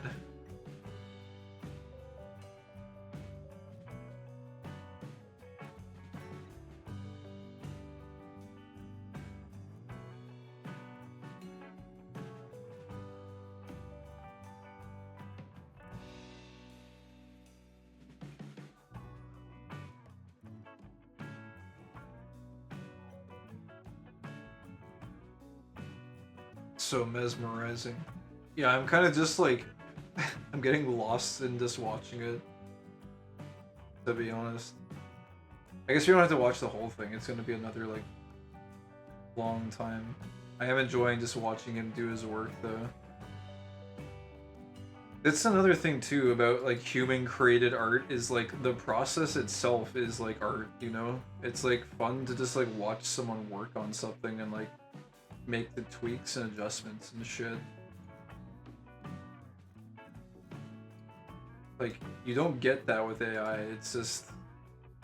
It's not really fun to watch AI, like it is sort of like mesmerizing to like watch the code lines scroll by or like whatever it's like artificial reasoning is behind something, but it's like, you don't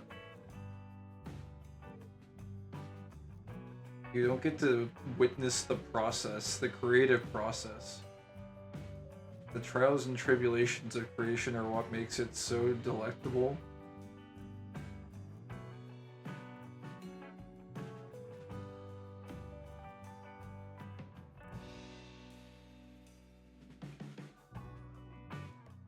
Yeah. Man, if we started talking about AI, it would be a fucking multi-hour conversation. I think the one thing, there's only one thing I wanted to like 12-hour stream. The one thing that I was considering was that one, the F-Zero City Pop thing or whatever that I saw a while ago. It turns out that that was actually AI generated. I went back and was looking at it, and that's an AI generated city pop rendition of a bunch of AI thing. It's over. Well, that's just it. It's an interesting state of affairs. This is. I wanted to see. I don't want to. I'm glad I forgot to check it out now. Well, here, see, that's the thing. It's like, oh, well, now you hate it because it's AI. But it's like, why? Right? I have here. Should I go desktop? Did it go like desktop capture?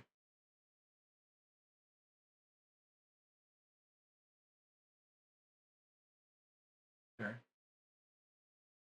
Yes, because I have absolute ideals that are unimpeachable. This is the thing. Like the things that I'm trying to understand and dilute are like the reasons why people hate certain things, and like to like understand like really the nature of the entity itself. And I think part of why you would hate it now that you know that it's AI is it bastardizes this part. This is like I brought this up one other time in the past, and I said let's not talk about it now. Um, fuck is it? Also, I watched a there was a video I watched somewhere uh, that came to a similar conclusion. Here, this. Me- And like we don't have to like go over AI a whole bunch, but like this. Chances are, if you care about your mental health, There's this video. It says AI art isn't art, and I can prove it. And there's this like whole long video or whatever. Part of what this guy says at some point or whatever is like he mentions the concept of intent, right? Which is a conclusion I also came to on my own, just even before seeing the video, was natural beauty in nature is not often referred to or considered as art, right? Like you wouldn't call like a forest art. If a being accidentally creates something, neither is this often viewed as art, even if the outcome is interesting. Therefore, it is broadly assumed that art requires the presence of intent in the one creating it, right? Because it is an inherent form of trickery and a mockery. Well, there is maybe some form of trickery to it. There can be some form of deception when I think the whole thing it like boils down to the very core of it.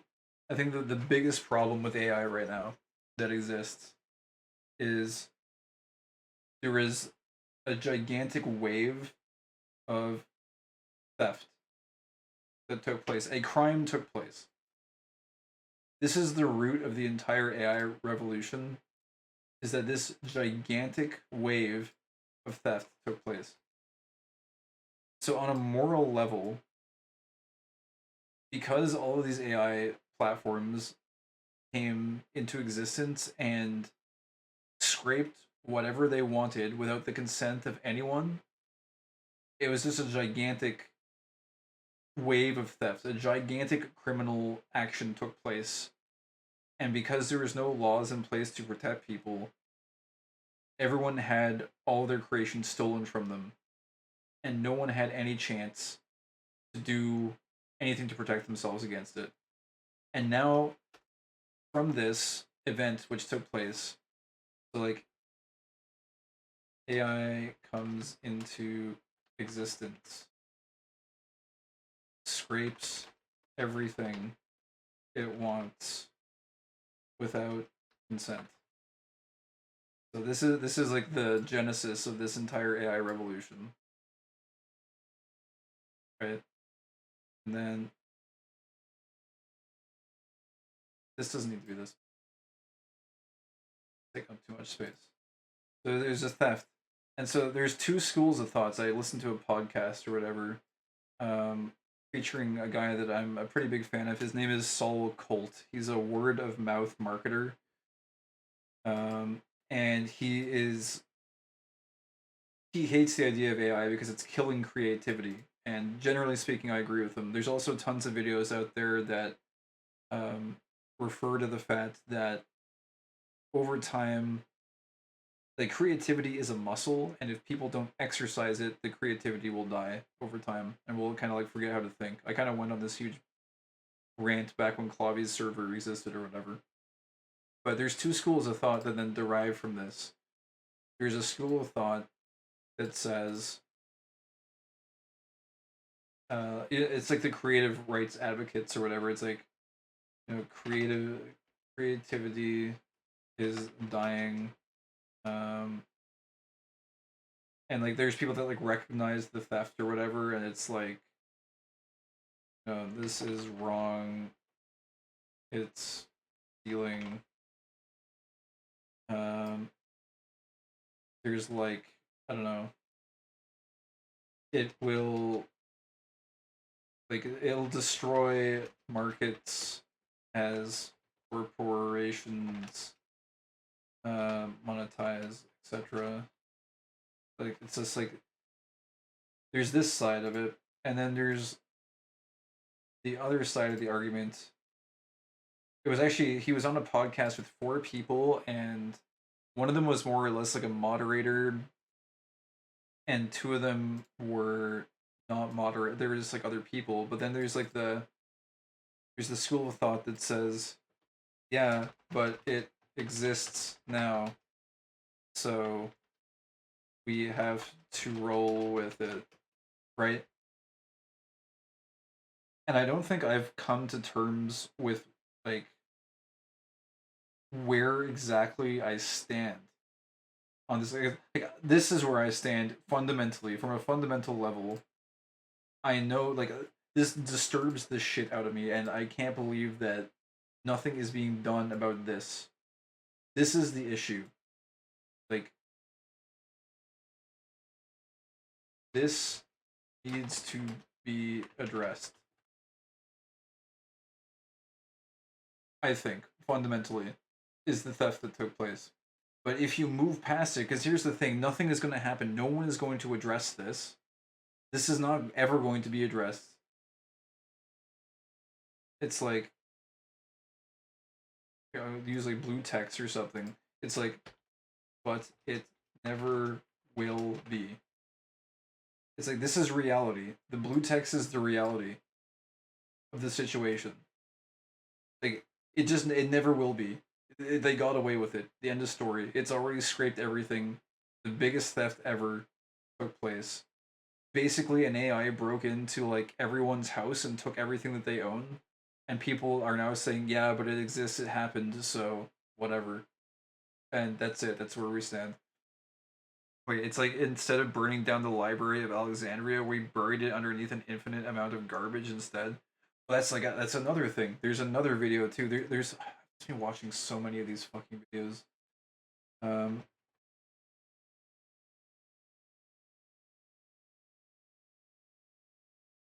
where is this?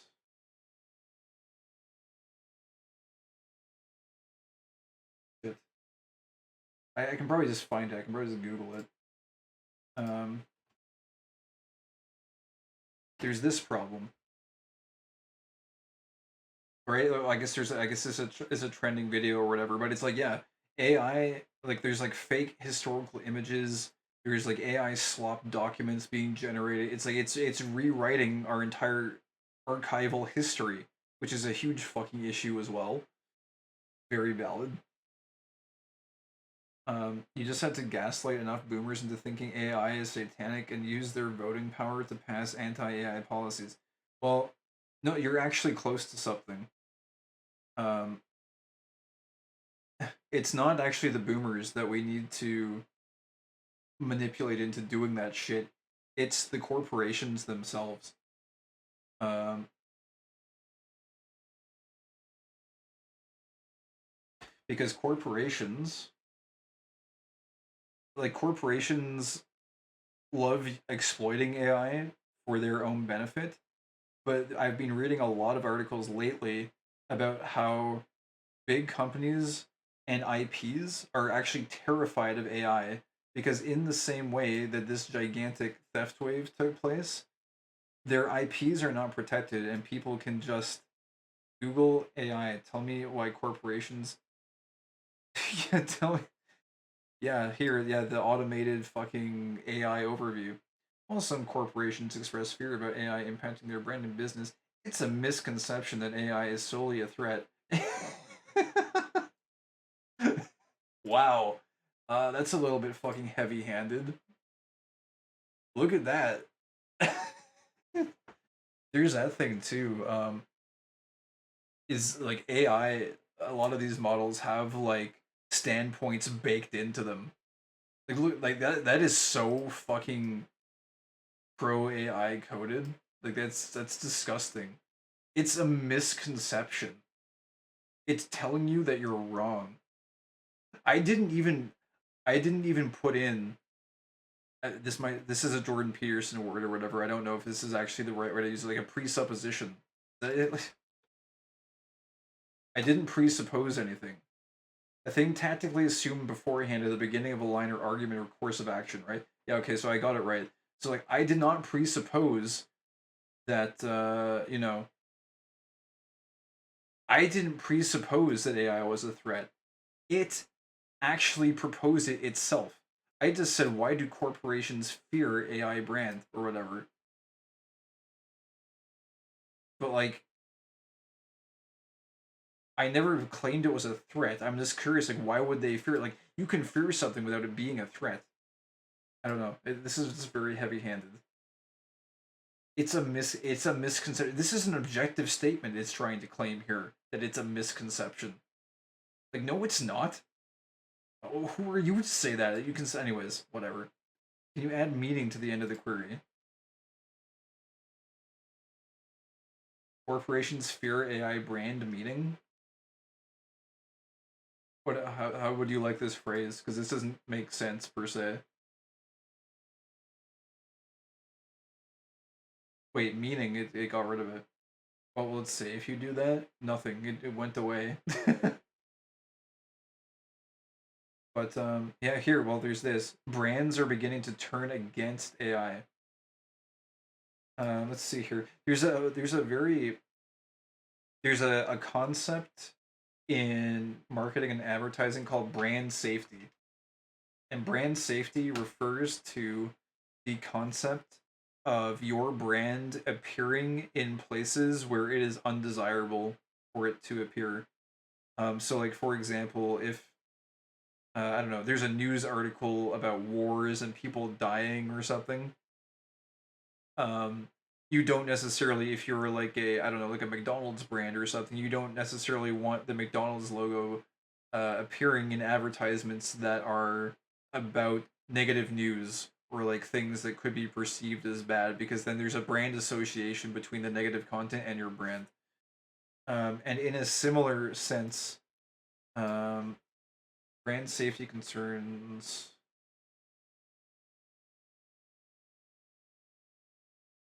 Um, I don't know, somewhere around here. I think this probably corporations fear AI or like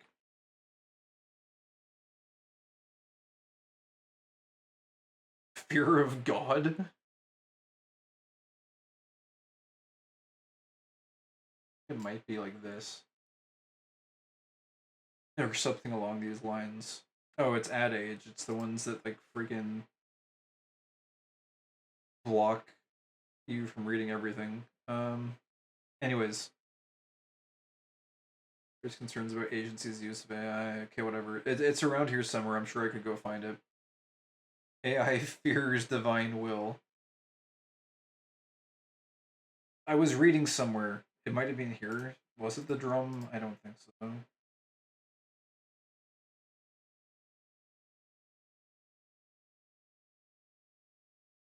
And it's not too important. I could dig it up. But basically, it's not too widely discussed, but corporations, despite their overuse of AI, like they're like the biggest adopters of it, they are actually scared of it because of the concept of brand safety and the concept of I could generate an AI image, for example, of like Mickey Mouse, like, I don't know, setting fire to someone's house or something. And then that's like not brand safe. And somewhere in these musings here, these are like earlier musings. When were these dated from? Curious when I took these. These were from April 3rd, so start of last month. But yeah, here, the brands fear AI generations just like individual artists do because their IPs are at risk of having their integrity jeopardized. Therefore, if legislation, the function which is meant to protect entities from harm, is to come into being, the IPs of major brands should be used in ways undesirable to their respective owners. These large financial bodies will expedite the legal proceedings out of their own desires. This is my hypothesis.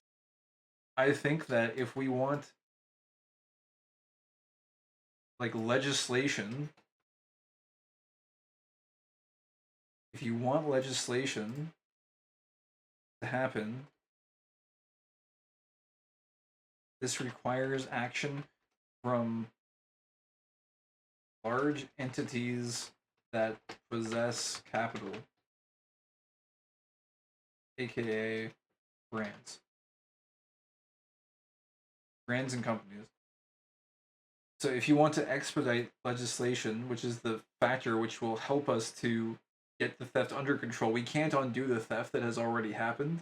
But if we want to get the protective force in play, I think what would have to happen was you would need to have a orchestrated movement and or like protest and or like awareness action where a bunch of people take a bunch of very popular brands and companies, take their IPs and make a bunch of brand unsafe memes and spread them like wildfire across the internet because that would drive the brands and companies to be like, "Oh, we need legislation to protect us." And that would spark the conversation that would lead to the legislation that would eventually also protect individuals and artists from having their shit taken. That's what I think. That's my thesis. But the problem is, I don't know, actually orchestrating people to do that is like not easy.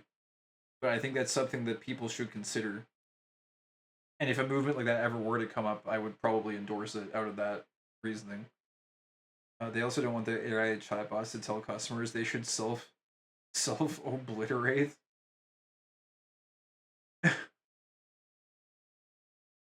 Yeah, I guess so. What do you mean, like AI chatbots are very silly? Yeah, they are very silly though. I know that much. I'm not sure what you mean. Like you're telling customers not to self obliterate, or not to self obliterate the chatbot. Well, have you seen a chatbot tell someone that they should self obliterate? Because I haven't seen that per se.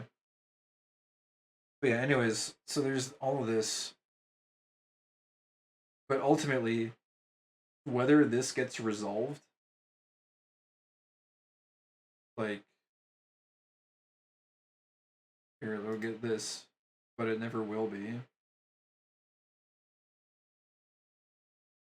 Like this, when or whether this is resolved, there is an element of truth to um this, which is this school of thinking where it's yeah, but it exists now, so we have to roll with it. Like regardless of when or whether the legislation comes into effect, and the theft will never be resolved. And regardless of all of this moral quandary, there is an element where you do have to eventually say, okay, yeah, but it exists now, so we have to roll with it. I hate that this is on another line, but whatever. And so this is where I'm at right now. Is like, oh, whoops. I put an X or something. So like, I'm like in the middle, but I'm like over on this side a little bit. Like, where is this?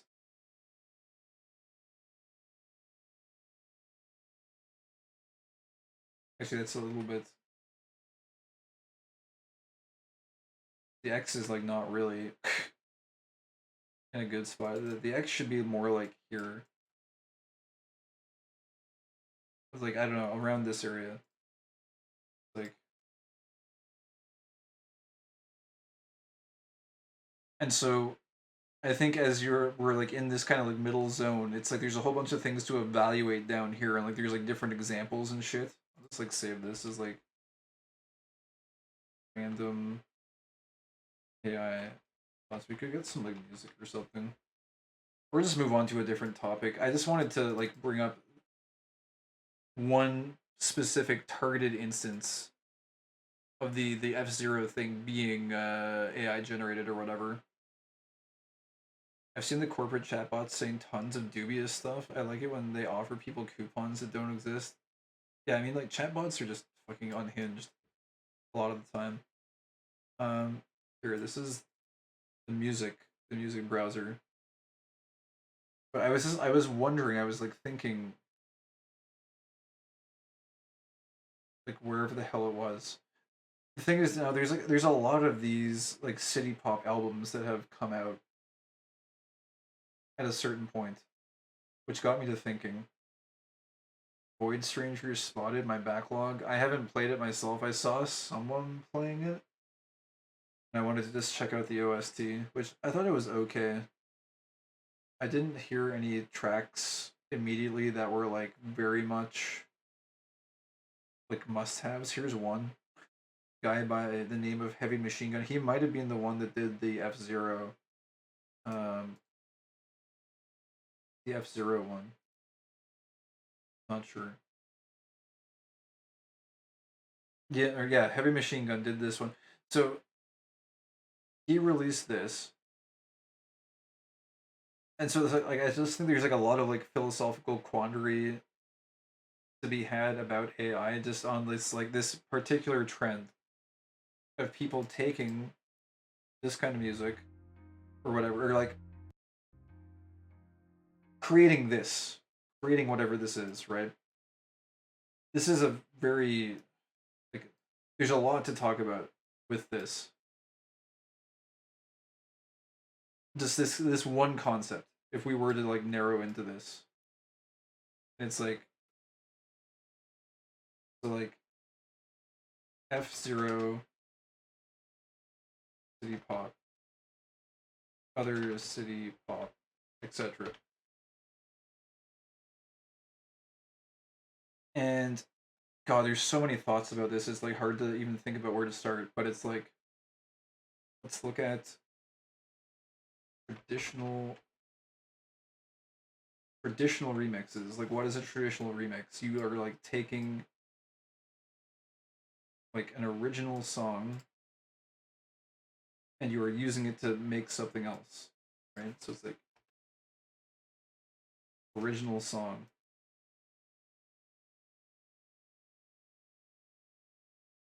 Or for like a more descriptive term, original creative work.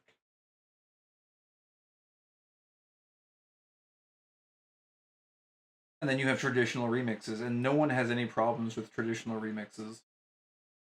And then it's like you have over here, you have AI remixes. Yeah, I don't know, I don't even know if this is something I should do on stream. This is something that could go on for a long time, but it is interesting. And this is only one scope of it, or one aspect of it. But I had to pick one line of thought and stick to it, I guess. Um, Mapping out the AI mind palace. Yeah, that no, I do want to map it out because it's it's overwhelming. There's so many different thoughts that come from this one thing existing.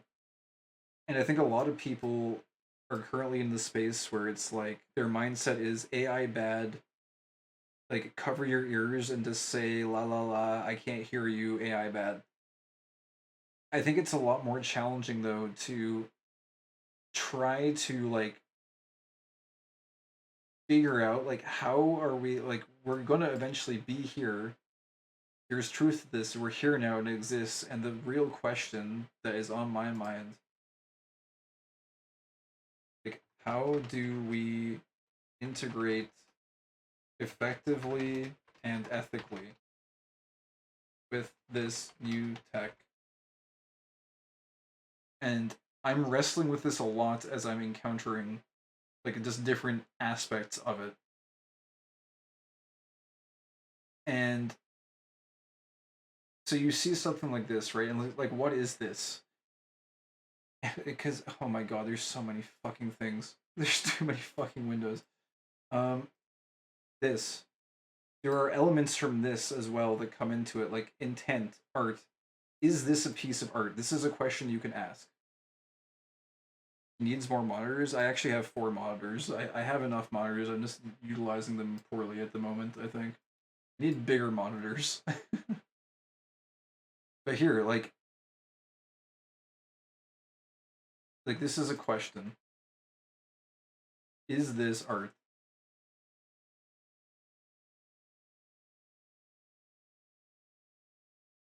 Or like either like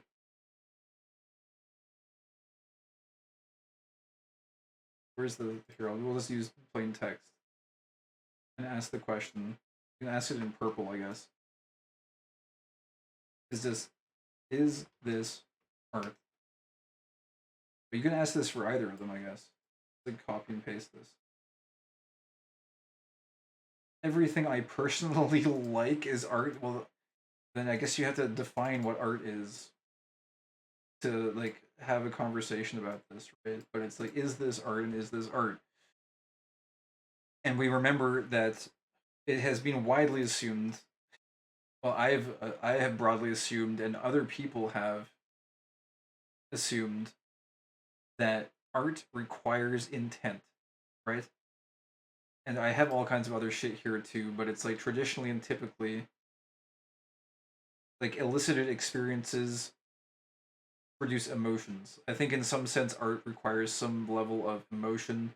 And to your point that you were making earlier, where it's like, you know, how did you phrase it? It was like this deception and trickery. It's this part here. Why do we care whether or not something is AI or not? I think this is hugely important because there's another thing too is a lot of people are starting to when they produce a video or like anything, they will often put a stamp on it at the start that says no AI used in the creation of this piece. And similarly, people who are ethical will very often disclose AI was used to create this thing. And I think this is actually a very fundamental part of the ethical use of AI is the full disclosure of whether or not something was created using it. And I think it's critical to it because of the origin of where things came from. I think if you're going to use a piece of training data or whatever, it needs to be done with consent from the original author.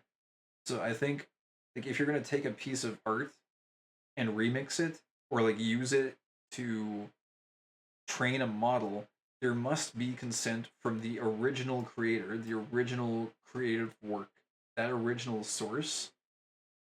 Like, I don't know. I'm gonna like run out of colors here. I don't know what a good opinion piece would be. What is a good opinion color? Pink. Pink could be a good opinion color, maybe. Uh, there needs to be consent from the original source IMO. But this is interesting because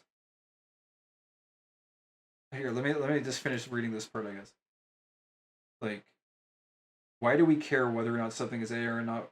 For a similar reason to whether or not one cares about the authenticity of a collectible item, it is rooted in the knowing of the origin of something and being able to respect its history. I think those two words are important. I think origin and history are important in this entire conversation. and to acknowledge, appreciate, and understand the effort of the creator. I think those things are important in this. Whether something is AI or not matters because art isn't just a product, it's a window into a person's very being. AI creations are bereft of deeper meaning and can only be enjoyed at a surface level. Yeah, okay. So I touched on all of this in this. This is part of a mind palace too. Was just like mapping this out in like a physical form because you can see there's this way too many like different chunks of thought. They need to be like put down somewhere so that you can like keep track of them all. Otherwise, they just swirl around in your head endlessly. But yeah, it's exactly what you said. It's here. There is a certain form of unspoken communication that takes place between the artist and the recipient when an observation takes place. I think, anyways, that's my opinion. AI is a disruptor in this ritual. It is a threat to it. Humans are very good at detecting threats.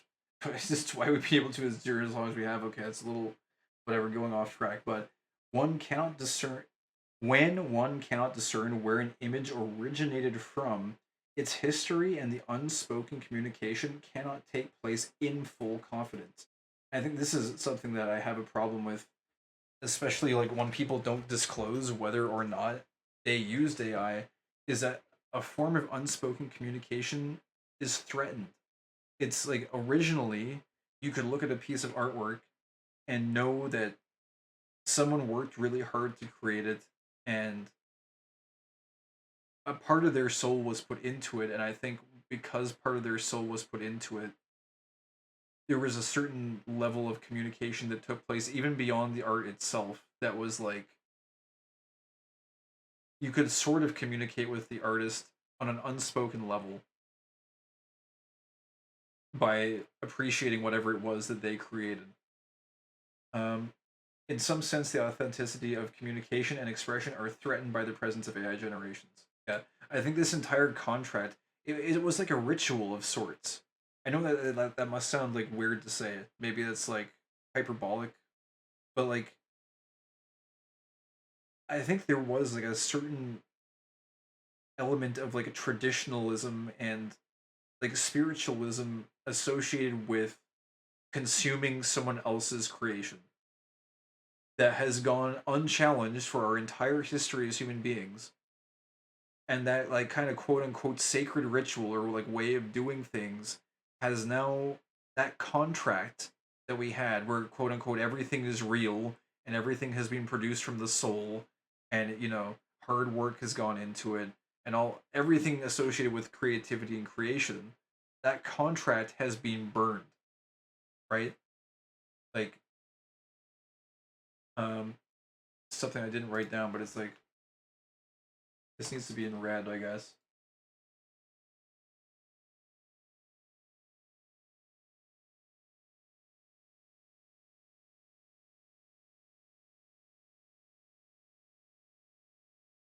But like it really has this during the Pandora's box or whatever of AI, unspoken communication of artistic works on unlabeled sources, the contract has been burned.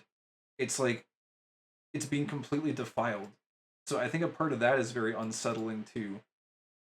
Is that it's just like now everything you have to basically trust everybody to label their artwork as being AI generated if it was made using AI tools, which is something that you cannot do in full faith because you know that people out there, a certain percentage of them, will not adhere to following that practice. And so, because that is the reality that we live in, the entire unconscious communication has been disrupted unless you put at the start of your video, like, no AI was used to create this piece of art or whatever. But at that point, it's like you've kind of like, it's disrupted the unspoken communication. Anyways, this is a large tangent. But to get back to this, it's like, is this art? And I think to ask that question, I started questioning, what is a traditional remix and is a traditional remix art? Because a traditional remix is actually often created without the consent of an original source. And a traditional remix builds upon the original creative work and or manipulates in one way or another. Builds and or manipulates with intent. And here's the thing though, is this actually, there is intent required to create this. This is different from a text prompt in some sense, I think. Because this is not like a text to image generation where it's like, draw me a picture of a penguin, and the AI will take a bunch of stolen artwork and generate a picture of a penguin for you automatically, and that's the end of it. That's the full thing. This required someone to listen to the original F-Zero soundtrack and appreciate it for what it was, and then they had to think, what would this original work sound like if it were in a different style? Which is very much like the approach that someone would take to a traditional remix. And a traditional remix is traditionally created without the consent of the original source. Similarly, we're now looking at a piece of AI art where someone took the original work without consent, which again, that seems to be morally fine based on traditional remixes, and they've posed a question saying, what would this sound like if it was a city pop? And they've taken, albeit it's a low amount of effort, it is, it's just like plug it into an algorithm or whatever, but they've posed the question, what would F-Zero sound like if it was a city pop track? And the reality is that it doesn't really build on it, I wouldn't say, but it manipulates with intent. There is an intent here, and it's saying, I want to know like what this sounds like in a different style. So is this art? I think I'm not going to say this is more impressive than coming up with the original composition of F-Zero, right? But it's like, could this be conceived as art? That's just curiosity. I think. Oh my god, I have to go back to the fucking Mind Palace. But you have to define what AI is. Because AI is a tool, so you can like interpret it as like a brush or something, I guess. And I think the trouble with a lot of AI is that people are like the tool itself is doing everything, and there's no input from the creator whatsoever. And so if the tool is doing everything and the tool doesn't have intent, then it's not really art. But I think if you take something that the tool generates and you then take it, I wouldn't call it a tool. What would you refer to it as then? Because I think that is really important. You do have to define the parameters of like what AI is. We should didn't intend for this to take so long. Is there anything else we could talk about instead? This is like the eject button opportunity that we could consider if we wanted to talk about anything else instead. I didn't mean for this to take this long. It is an unending. Was there? I can't remember if there's anything else we wanted to watch or go over. What would the word be?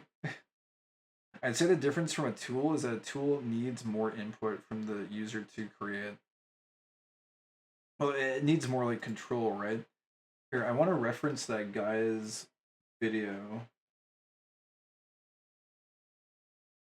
I think he offers one, but I think even this guy calls it a tool. An appliance? Chances are, if you care about your mental health, you haven't been on Twitter lately. Isn't it called X now? Allowed us to make sketches, which is my favorite kind of art to make, and eventually led to people making animations. I want to clarify that animation like I'm showing here is not the first instance of animation. Here. Or ice cream I think it's around still here. make animations if the only way of doing it was sketching each. By the way, I'm not referencing this as like you have to look at it this way. It's pronounced 10.com. The X is a Roman numeral. Freaking based. But yeah, I'm not saying you had to like listen to this guy or that I even subscribe to this school of thought, but you know, when discourses are taking place about this stuff, it's good to, I don't know, reach into the humanities zeitgeist or whatever, however you pronounce it, right? That whole thing, like get a feel for like how everyone is trying to define this thing. Frame individually, painting each And I frame think onto he a refers self-view, to it as painting a a tool. background, and then taking a picture for each frame individually? Probably not. All of these tools that have been invented Oh. have made art possible for people who may have otherwise never gotten a chance to make it. But how does generative image AI fit into all of this? Well, it doesn't. Generative AI doesn't help people make art, it makes the art for them. All of these things I've mentioned are tools that throughout history gave creative people an outlet they may have otherwise never had. AI is a replacement and not a tool because it doesn't build off the creativity inside you. It takes away creativity by creating the thing for you with the press of a button. Let me get this straight. You think these AI people calling themselves artists is funny? I do. And I'm tired of pretending it's not. Now, some people want to argue that it is a tool because the artist still has to put in work, said work being typing in prompt after Oh no, prompt he thinks it until isn't a tool. Okay, the cool. AI generates the image the way you wanted it to. And to anyone saying Did I say it was a tool in this? I wonder. I can't even remember if I did or didn't. Let me see. This is why it's important to write this shit down. In some sense, the AI itself is a work of art when it becomes more than simply a tool. You should subscribe to his beliefs. I need to double check what my beliefs even were. This is why it's written down. Oh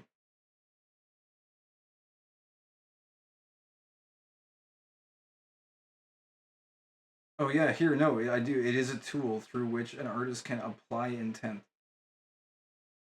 I put artist in quotations though, artist, and imply intent. But here, okay. But similar to how one would be unlikely to call a single pen stroke on a page a work of art, it is largely unreasonable to consider a basic prompt and output a work of art.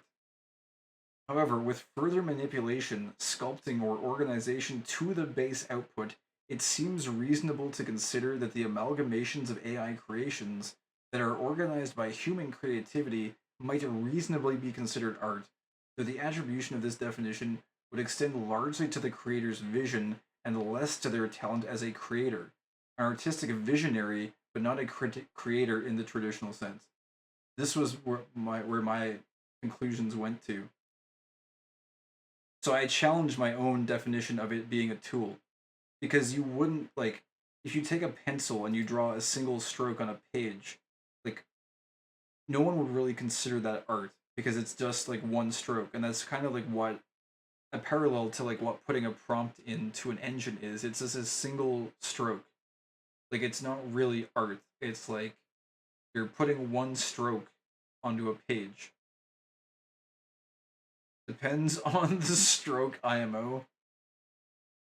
I suppose that is also, it's valid. You can say that because yeah, there can be very artistic strokes. Like I know that you're a, for example, fountain pen connoisseur, and yeah, there are nuances to it, right? Making my etch a sketch masterpiece right now, but here's the thing: it's like yes, you could say that a single stroke could be a work of art. It depends on, it's all very subjective.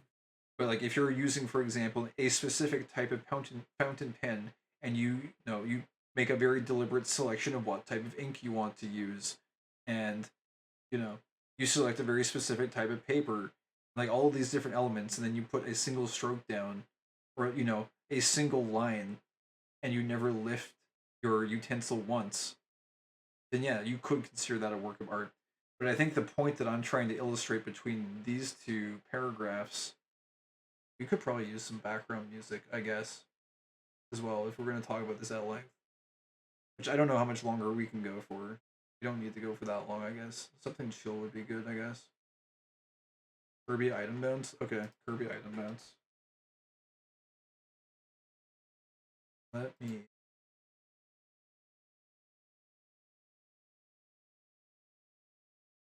Could we... Okay, just get it in here. Surely it's uploaded, right?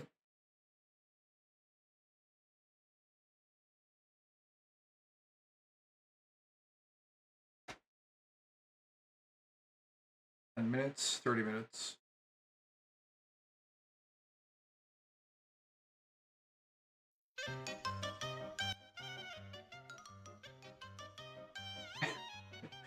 Oh my god, this is so chaotic for a conversation though. Oh my god. This is so zany. It's like the friggin' House of Mirrors or some shit. Is it appropriate?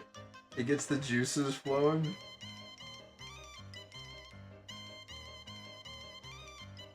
My god, it's very intense.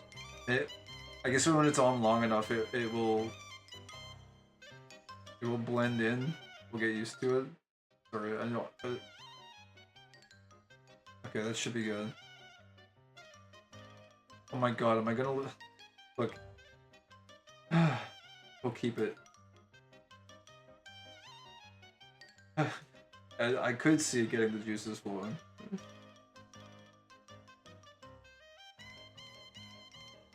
Oh my god, it's like very intense though.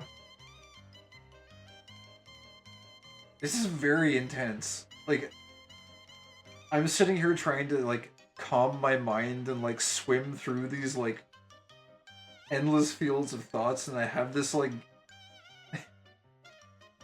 what instrument even is this? I hear a little bit of xylophone in the background. What is it? What even is this lead instrument? It's like a 20-second loop. Yeah, that is also a little bit jarring because it's very rapid. Like,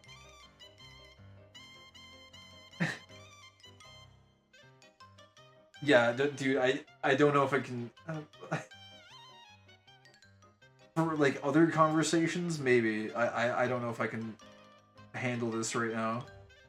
It's like it's turning my mind into a madhouse. He has been defeated. Dude, this would have to be like a 24-hour challenge or something. Listen to item bounce for 24 hours. That would be like hard mode. The mind palace is sundered. I can't, man. I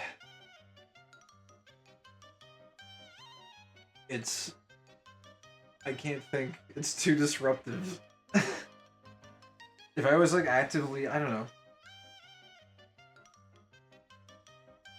I can't form a train of thought with this playing. It's too much.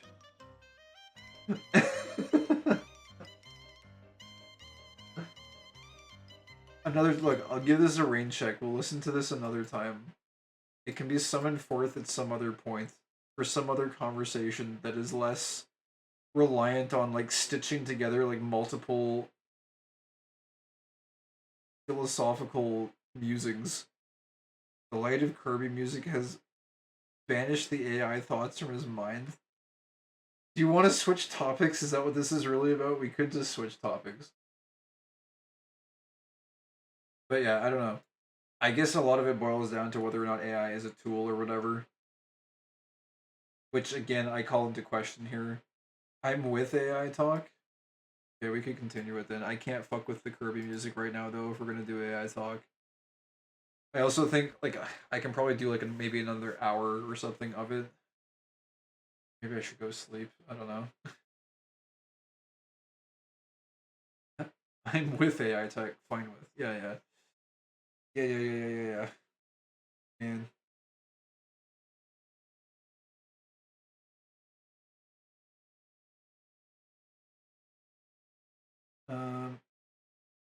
Is this less chaotic? Of what is this?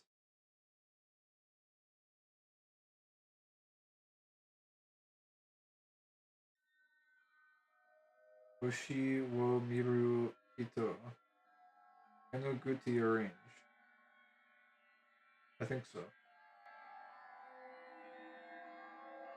This is very ethereal.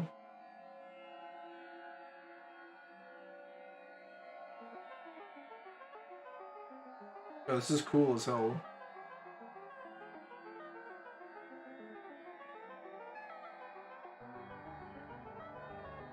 I've been listening to this on my end. Good old Kanaguri tunes. I'm unfamiliar with this artist, actually. Speaking of artists.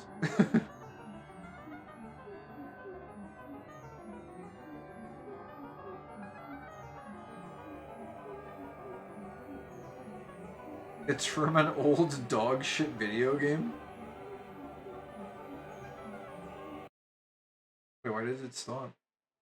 What? Oh.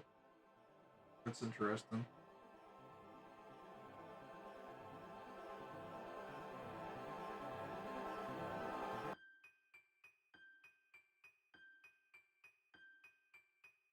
I could see this being very good for getting creative juices flowing also. Because it has, like, switches.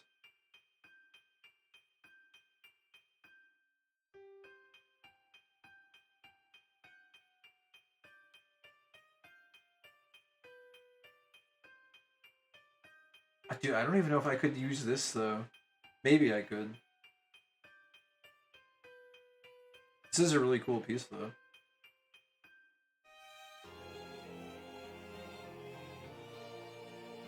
Oh, this part's neat, too. It introduces the humming as well as the violin.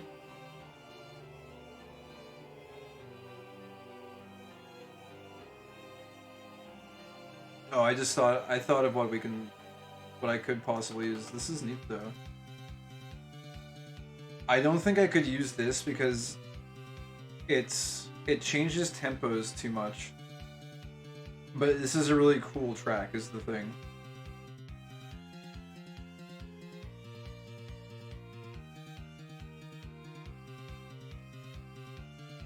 He hasn't caught on that I'm just taking advantage of the moment to shill artists I like.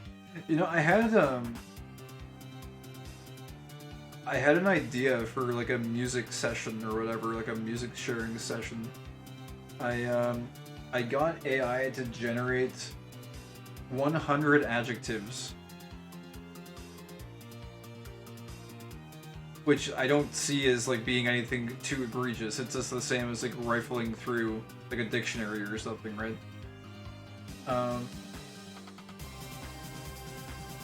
Yeah, there's no way I could use this, by the way. It gets too intense. But this is really cool. This is like the 4th time I've said this. But...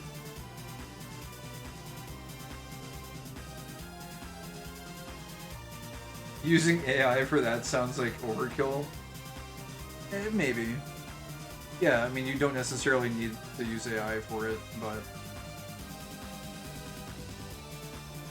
it is a thing that can be done. It is one application of AI.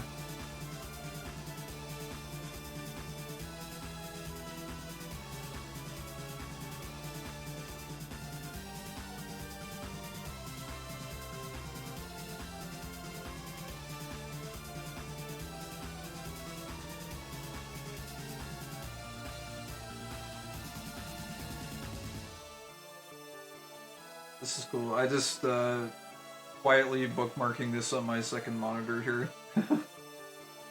He killed 40 acres of Amazon because he didn't want to pick up a book.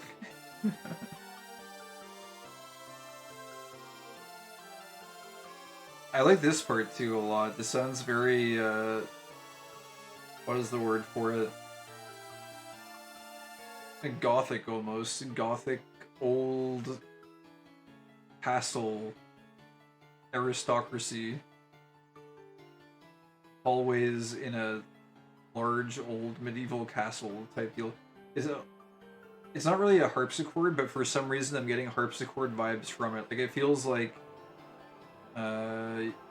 some parts of this would not go astray in like a Castlevania or something. Like all of Kanaguri's music and art right now. We're gonna explore some more of it at some point. This is neat. I like his little the image too. Cool. This all looks very interesting and abstract. things that were derived from original creativity, the original source, original creative work, a very important concept to bear in mind. Also, untouched by AI algorithms, so the unspoken communication, the glimpse into the window of the creator's soul, the contract has not been violated in this area, which is very nice. Whereas, big difference if you now go to, freaking front page of YouTube or whatever, like public space where public art is being shared, contract has been violated here. You have no idea what's AI and what is created by a person. Like Waves SPC 700, I don't know, was that a real person or was it AI generated? No idea. Contract violated. And like all of this, it's all questionable now. So this fucking you gotta check the dark back alleys to find the good stuff. It actually is becoming more difficult to find stuff. And like look, for all of the questioning over, is AI a tool or not, and whether or not, is an AI remix artwork. Maybe we don't get to the bottom of that question tonight, but I will just say, like, the reason I was thinking about it a little bit was there was a certain point where I was scrolling through this feed and I saw no less, I think, than like 3 or 4 different city pop albums. Yeah, here's another one. Is here. CGTO Music. City Pop meets Pokemon Red, Blue, Yellow. Remix collection. Okay, this is okay, now another person is doing it. And I think there's another one. There were lots of them. It was what got me to thinking about everything. Well, here's another. Oh, that's just by Heavy Machine Gun. Look, friggin' shoegaze, or is it shoegaze or shoegaze? I'm not sure. I've always just said shoegaze. But Donkey Kong Country 1, 2, and 3. And here's the thing. I saw another one similar to this at one point where it was like there was one where it was like look, there's a whole bunch. This guy is getting recommended everywhere. But in some sense it can be considered slop. One of them though was it's pronounced Shugatsi. Is it? Are you Wait, is it really Shugatsi? Yes, okay. Shugatsu. Really? And I never would have thought that. I've always just said shoegaze. Because I am an uneducated Westerner. So this is a good example, is I came across one for another game, and I was like, I am genuinely curious. Like, authentically. And even in this instance, I am curious. What would Donkey Kong Country sound like as Shugatsu? And it's like not even a slop thing, just out of like a genuine human curiosity, and I'm sure this guy had the same curiosity. Like I would click this, and it's like I fully understand that he did not make this himself, and a program created this. But I am curious enough to click on it and give it a listen. And this is the interesting thing, is that process, it's like, again, we go back to, is this art? Is this art? Somewhere in here, we need to have the word, like, curiosity. Because I think all art, in some sense, derives, like, we've talked about how intent is required for art to exist. But a word that that's not even on this Mind Palace here, is curiosity.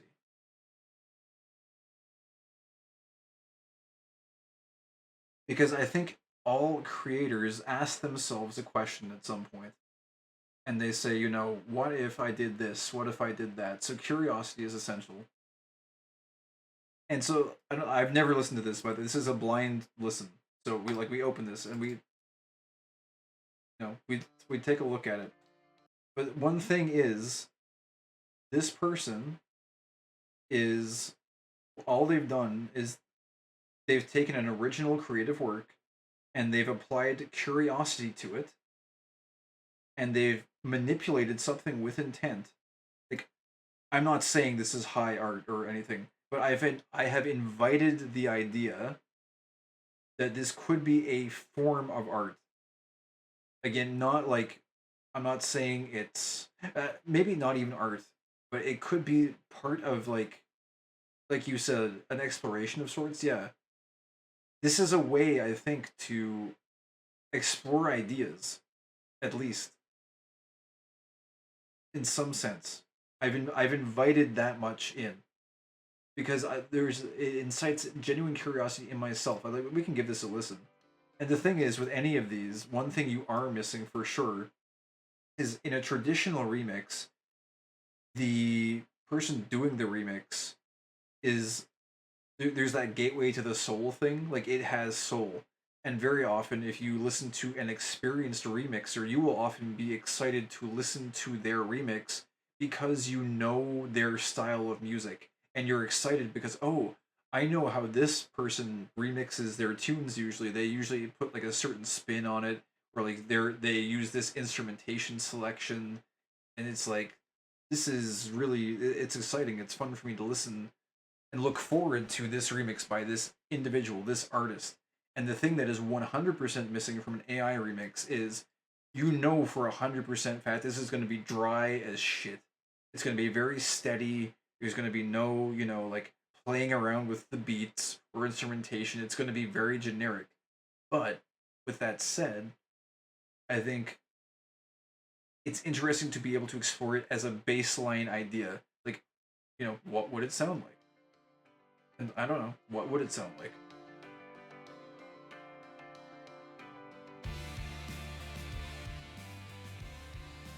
I don't know.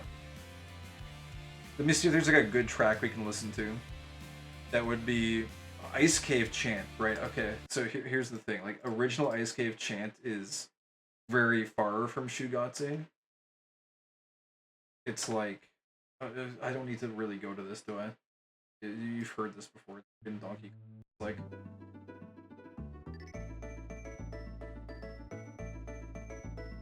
so to me, it's like, how the hell does that sound if it's Shugatse? Like, what would that even turn into? So I'm just curious. It's like, what did you do here? Like, what is this? Let's see.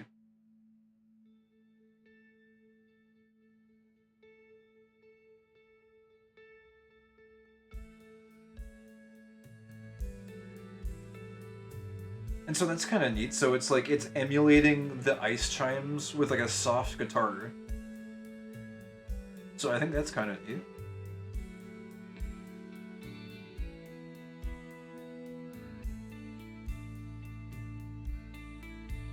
I'm just gonna fast forward till it.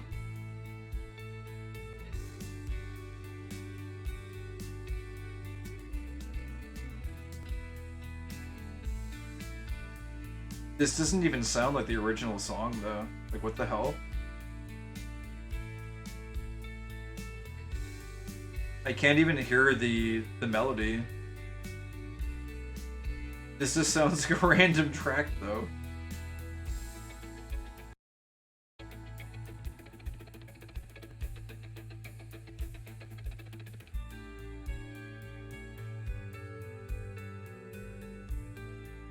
The AI didn't like that melody? I guess not. Here, I don't know if it was this guy.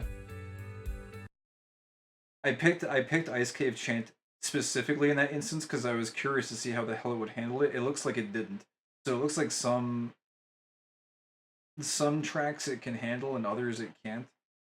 There was one though, somewhere. I don't know if it's like in here somewhere or like here. Oh, this Star Wars. The game, by the I went off on a tangent.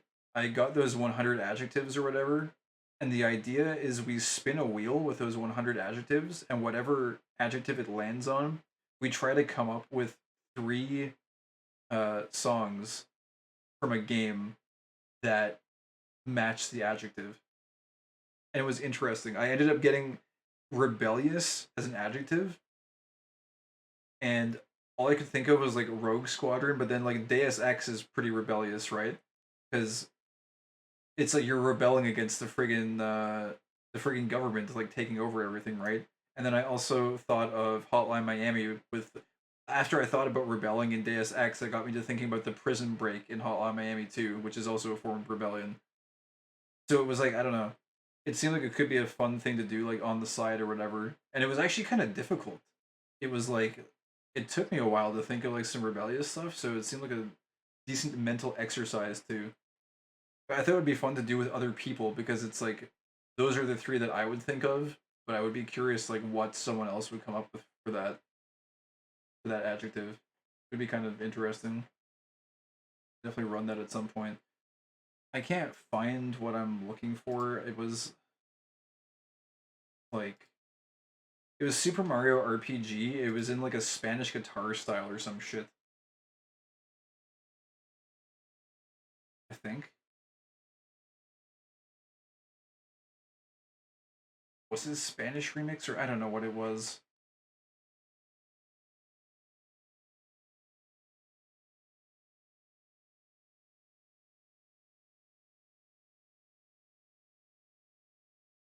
It was interesting, whatever it was. Maybe let me check. There's one other browser I can check. I want to check it because it it did a good job of like presenting the bass melody in a completely different way. No, it's not in this one either. Shit, maybe I incognitoed it because I didn't want it to poison the feed.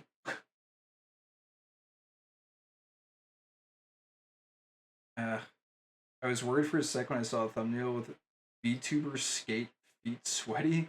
Wait, what? Where? Is it was on a homepage? Oh, it's friggin' yeah, Swan Hill. But then you stop blocking the thumbnail. Is this the odd?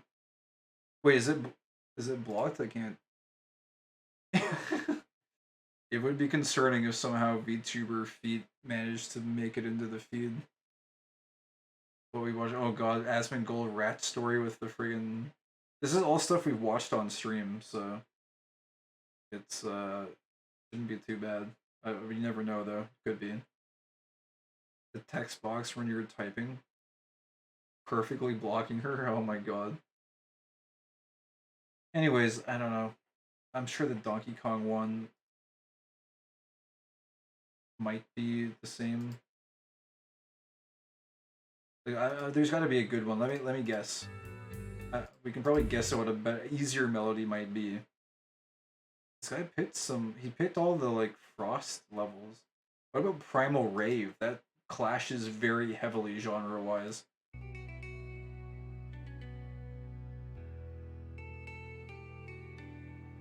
Ooh, wait. Oh, that's actually kind of good though. It jumped to the part of the song. It's this part.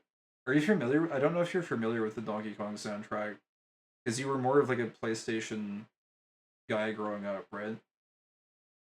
I don't know. I don't know if I'm like need to like go over certain Donkey Kong bit. Whatever. It's irrelevant. I'm making things more complicated than they need to be. Fuck. What?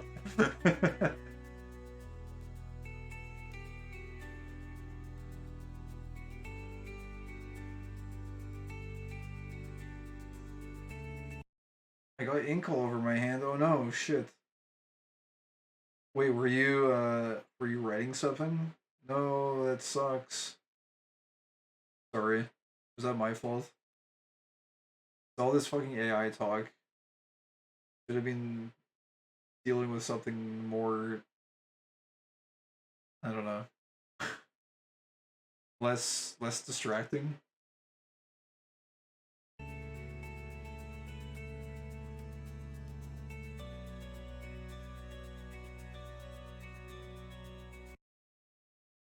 Monteverde Horizon Blue, how could you do this? You're so hard to clean off of skin. Oh no. That sucks. Sorry to hear that. Is it my fault? I feel like it's my fault. Because you were probably listening to music, and then I'm also listening to music, which means you might have to stop your music, and then it probably caused you to have to do a whole bunch of shit, and then it caused a catastrophe. But wait, also, I'm genuinely curious now. What were you writing with ink while listening and interacting with this stream? I refilled a pen yesterday, but I guess I didn't wipe it off completely. Oh. It's just a silly mistake. My fault, I feel horrible.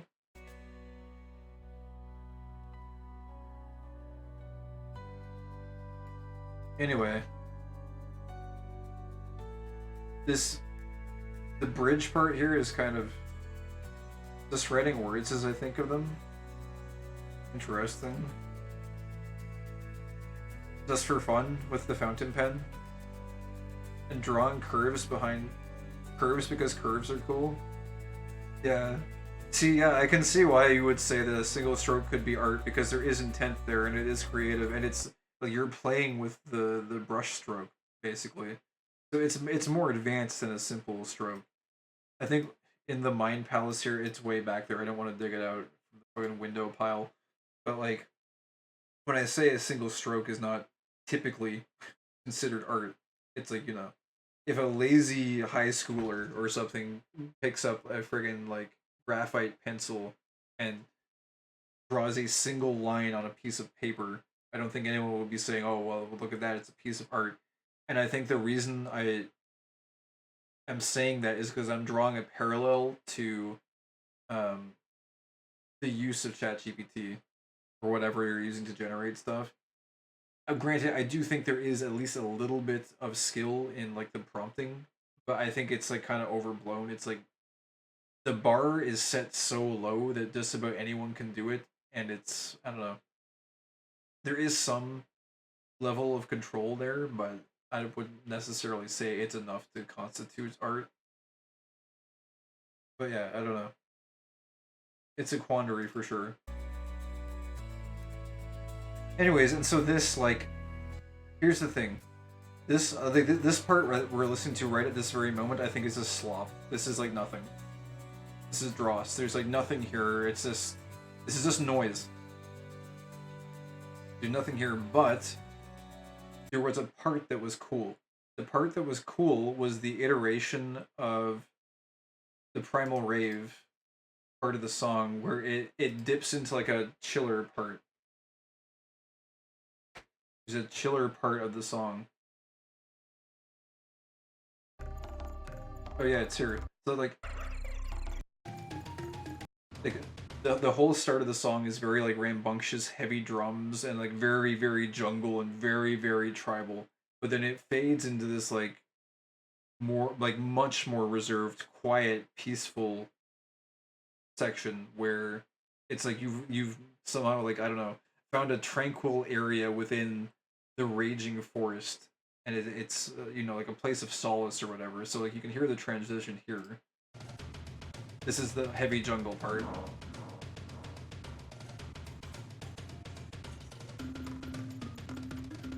And I'm just fast forwarding.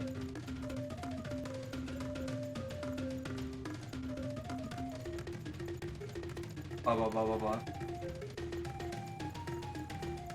And then there's this like kind of like final chanting part here.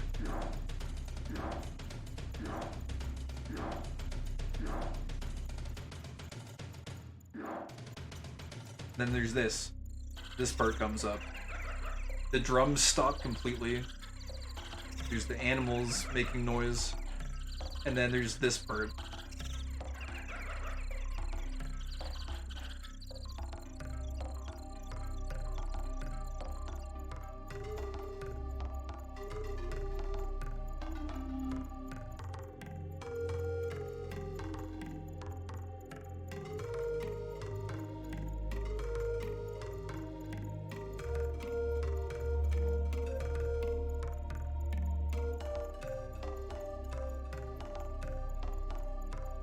It's short-lived, and then it goes back to the heavy drums or whatever. But that one part, so like, this is what I think is interesting, is this is AI generated, but it managed to pick out that one part, and it does a really interesting job of just covering it with like a different approach with the guitars. It actually starts with that part.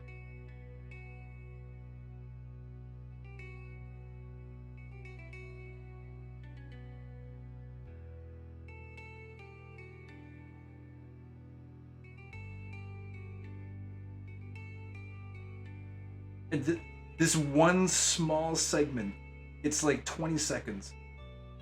I think that's actually kind of neat. And the rest of this is just dross. The rest of this is shit. It just loses everything once it stops repeating that melody. This is cool.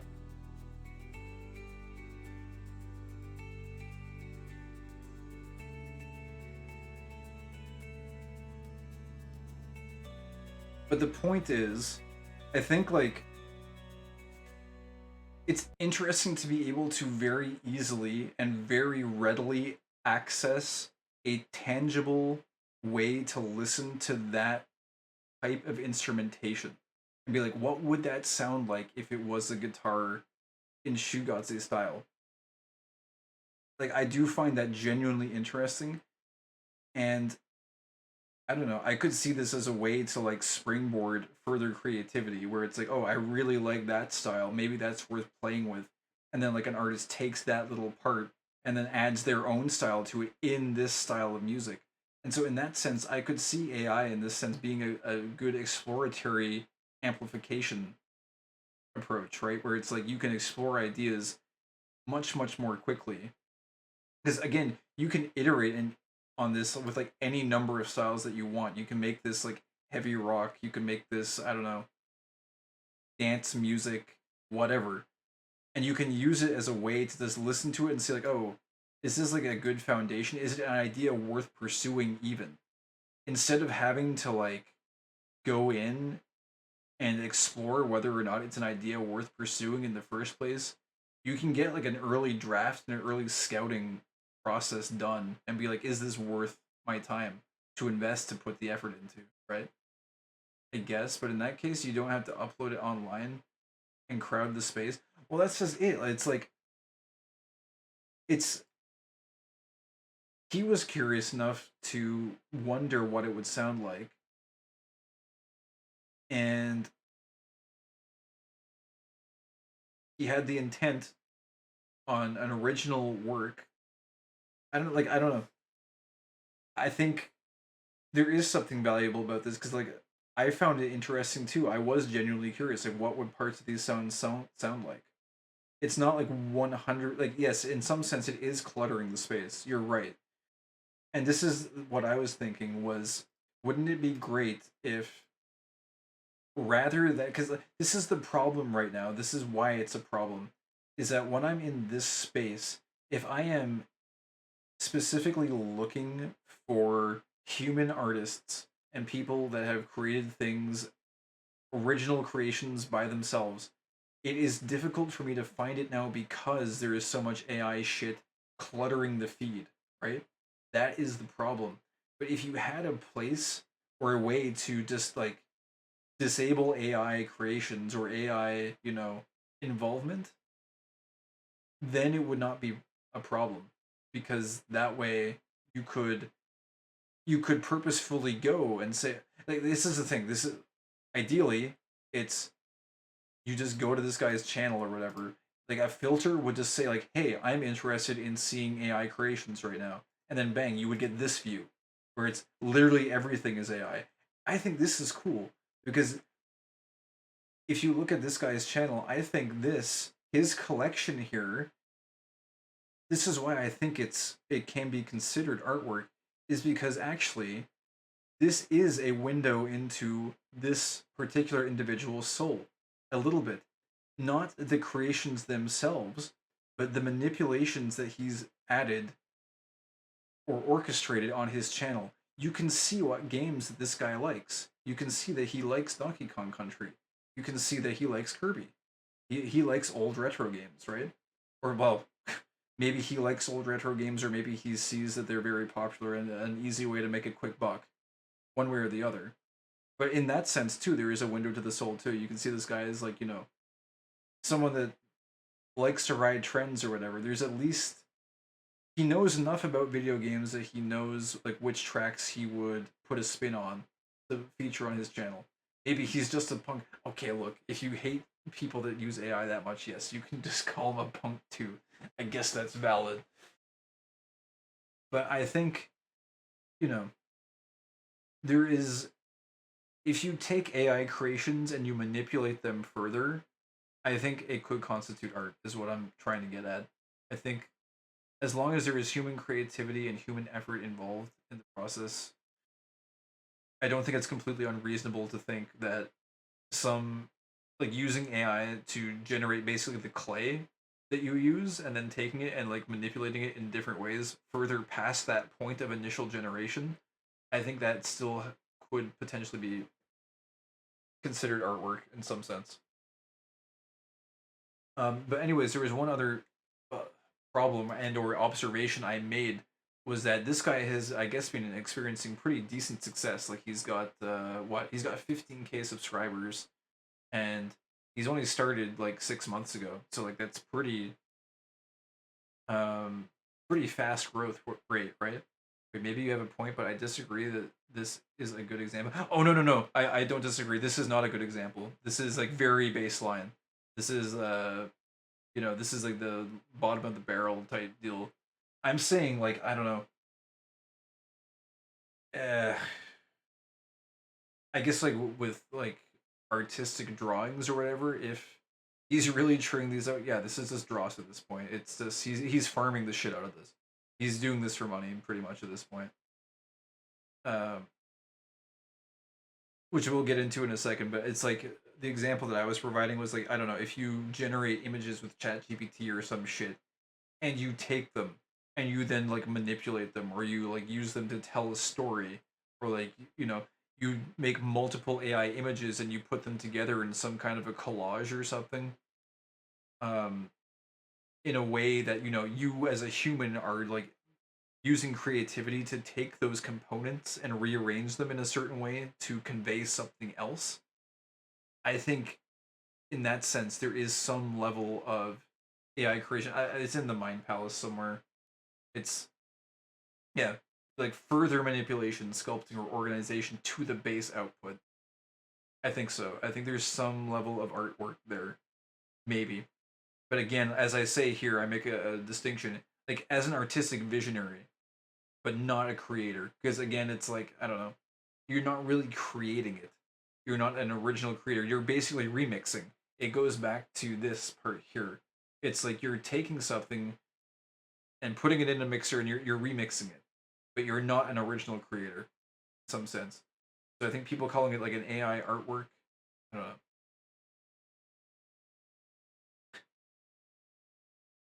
The ideas guise of art, quote unquote art. Yeah, but that's the thing. This is why it is like. That's what AI has really allowed, or it does allow people to do. It turns like ideas guys into, you can actually make those ideas tangible objects very, very quickly. They're not soulful, and they themselves are not art. But I think if you then take some of those ideas that you spit out and re-manipulate them and remix them, I think there is some something there. That's all. Anyways, the last thing I guess I'll go over is I noticed that there was a lot of these actually coming up, and one of the problems and or symptoms of these things being so accessible is that the bar for creation has been lowered so low that, and this is a bad example because it's only Heavy Machine Gun that's showing up in my feed at this point, but I saw no less than 3 to 4 creators who were doing this exact same thing. We saw one of them earlier. There's like a different one, I think. A different channel that was doing it. But They're all doing it is the problem. Here, yeah, CGTO music. See, like City Pop meets Pokemon. And they're just doing the exact same fucking thing. And the problem is, like, the ideas are still very cheap. And even if you were to consider this artwork, quote unquote, it's like the barrier to entry is so low that it's just become like really cheap. And this was another symptom that that one guy on that podcast was talking about, is that you've kind of like commodified the creativity element. And in the corporate world, like, this is YouTube, this is for like leisure and just like, fun listening. But in the corporate world, the symptom of this is that these have all been like, creativity has been productified, commodified so intensively that it becomes worthless from a monetary standpoint, because it is so cheap to produce this shit en masse that every single idea at a baseline level will be tangibly in existence. It will exist. If it, like the ideas guys, if it's an idea that could be had, it will be produced. And if it is a successful idea, competition will enter the market. And the competition is so, it turns into such a race to the bottom that the entire market becomes oversaturated with ideas, so much so that creativity itself is no longer valued. And the problem with that is that if creativity is not valued, artists can't make a living. And if artists can't make a living, then new and unique ideas, aka the original source work, it can't exist because those people can't afford to exist. And so therefore creativity literally dies, is the symptom of this. So it's killing creativity, which is a really bad symptom of it. Well, it's not, well, yeah, it is in some sense killing it because it's cheapening it. And because we live in a capitalist shithole, you need money to live. So it is making it much, much harder to have artists dedicate their lives to being creative and expressing their creativity, because the barrier to entry is so low, is one thing, which is very negative. With that said, I do think there is some interesting applications for being able to, explore all of these ideas in a practical way, but there's pros and cons, and man, I'm at the end of my rope, I think, talking about AI. It's there's just too much. It is just such a complicated fucking issue. And anyways, I'm just trying to wrap my head around it and explore all these different fucking things, Yeah, who would ever pay money for art? Clavy Woozy. The barrier to entry for AI art is very low. You know what else has a low barrier to entry? What is that? Sir Gabagools. Hey, you said AI art without quotations. That's a little bit, don't get, like, too ahead of yourself here. Too out of control. Time to crack open a new file on MS Paint. I've got my MS Paint here. This is... Let me quickly...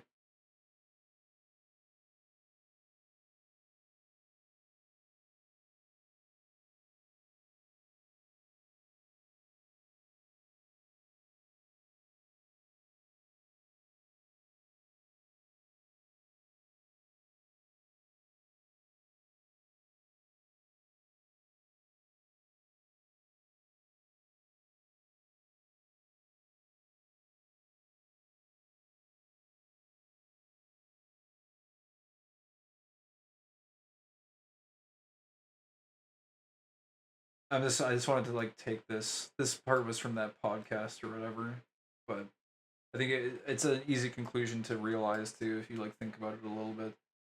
But yeah, it's like, anyways, you'll have like a million of these channels. Like, every single channel will be fucking City Pop remix of X game, and it's like, eventually it will hit saturation. And I don't know.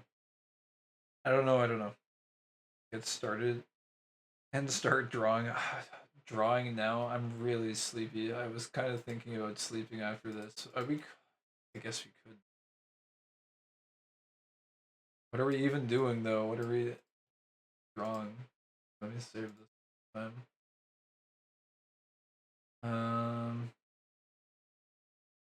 Wait, what is even in this shit? Comment I made in response to dick stuck in toaster.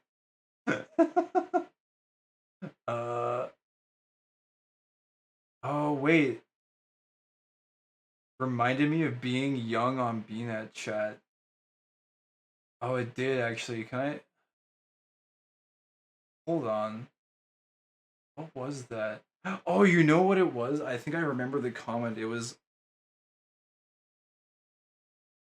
someone. This was on that World of Warcraft private server, and I think someone said something like, "This is from February." Yeah, the ancient archives. Someone in WoW chat said like instructions unclear. Dick stuck in toaster. It was like one of those like old school internet comments. And I think my response was like, someone said something like a cooked goose, or someone said like, "Oh, like that's a cooked goose," and I said like, "Yeah, it's a hot honker," or something like that. And then someone was like, "I'll show you a hot honker." And it was something like that, and it just like it reminded me of like just being a fucking dumbass kid online. Just like typing stupid fucking comments in chat rooms. So I archived it because it was like a nostalgic feeling. I sometimes do that if a certain moment evokes like a moment of nostalgia or something. I'll sometimes chat log from Gabagool, March 14th, 2025. Wait, what was this? Do I want to open this? Oh wait, no, it's because it's archived. It's in the archives. It's somewhere. I don't know. Anyways, Silvermoon and Night while jewel crafting. Wealthy feeling.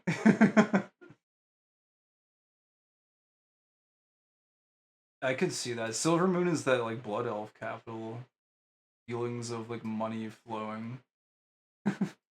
Unsurprising, I am always being watched by many people. You've left a digital footprint, Gabagool. Your presence in Twitch chat. You've left the footprint. It's people will know where you've been now. It's too late for you. It's over. When the ancient aliens come to investigate the ruins of Earth, they'll find traces of Gabagool in the Vibe archives. I can't hide from the digital devils. We'll collect your information. Dude, that's actually something interesting too. Fuck, there's so much. There's always these like random moments I have throughout the weeks where I'm like, that would be interesting to share on stream at one point. Here, we can make a new one. We'll do a new thing. Let me we'll close down all of these. This artist I'll need to explore at some point. I did bookmark their thing. Anyways, yeah, this is interesting. I die a lot lately. Close this. Close this. One thing. Oh my god, I think I lost my train of thought. What the fuck was it? Oh no, please. How would I be on? Fuck. Oh fuck. I actually literally lost my train of thought. Oh shit. It got away while I was closing everything. Oh no, I got it. I got it. Okay, it was on my main feed. I'm gonna have to open up the browser again. Here, this. I got recommended a Pokemon trading card video, but not like a box opening or anything. It was a video, surprisingly enough, on the artist that we were talking about. It was about that one artist. Fucking where is it?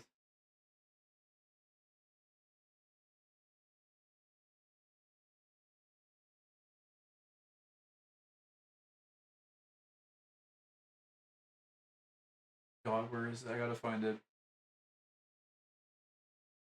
Normally I would be like, oh, whatever, it doesn't matter, but this one I really wanted to find because it actually leads into a thesis I have, which is actually somewhat concerning. And if you're interested in digital footprint, this thesis might be something you want to consider as well. Where the fuck is this? One. What the fuck was it?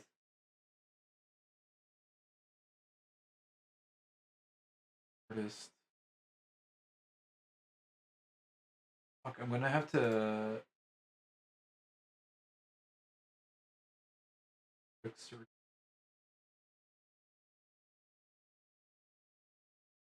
Gotta be artwork? Art. Can I find this?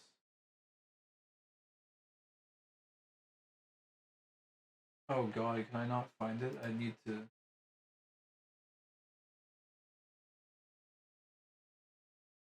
Sorry, I'm just scrolling it right now.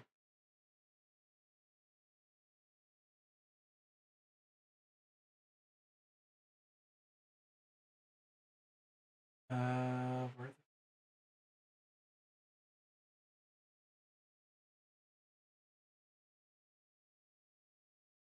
If I search for artist, it's gotta be in here, right?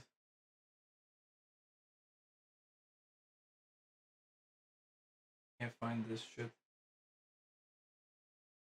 I know it's gotta be bookmarked. What could he be searching for?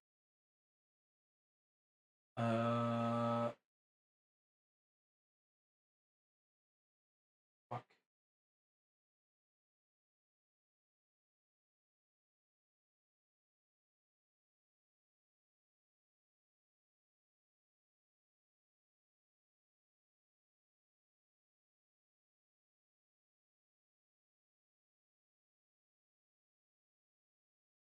Uh,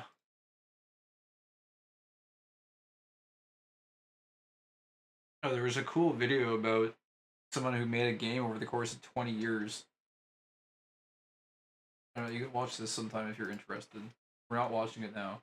I started this project in 2004, thinking it would. I want to check this out maybe at some point. Still, many such cases.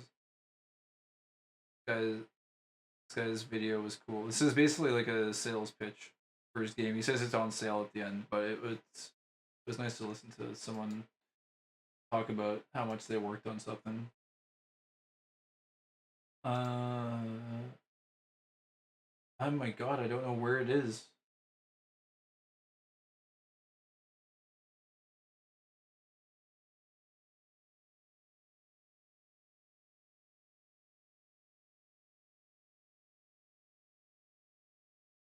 Life.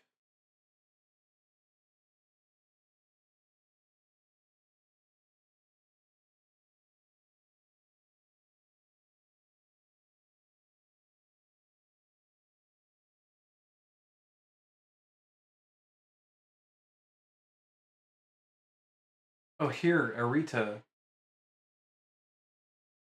It was that artist you were talking about Pokemon cards. Long ass time ago. Well, like a couple weeks ago. Obviously, this is like ancient history. And then there was a video about this. Why the fuck can't I find this? Okay, I'm gonna search for it then.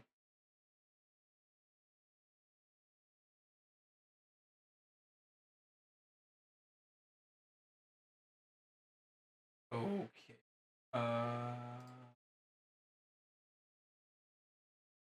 First name.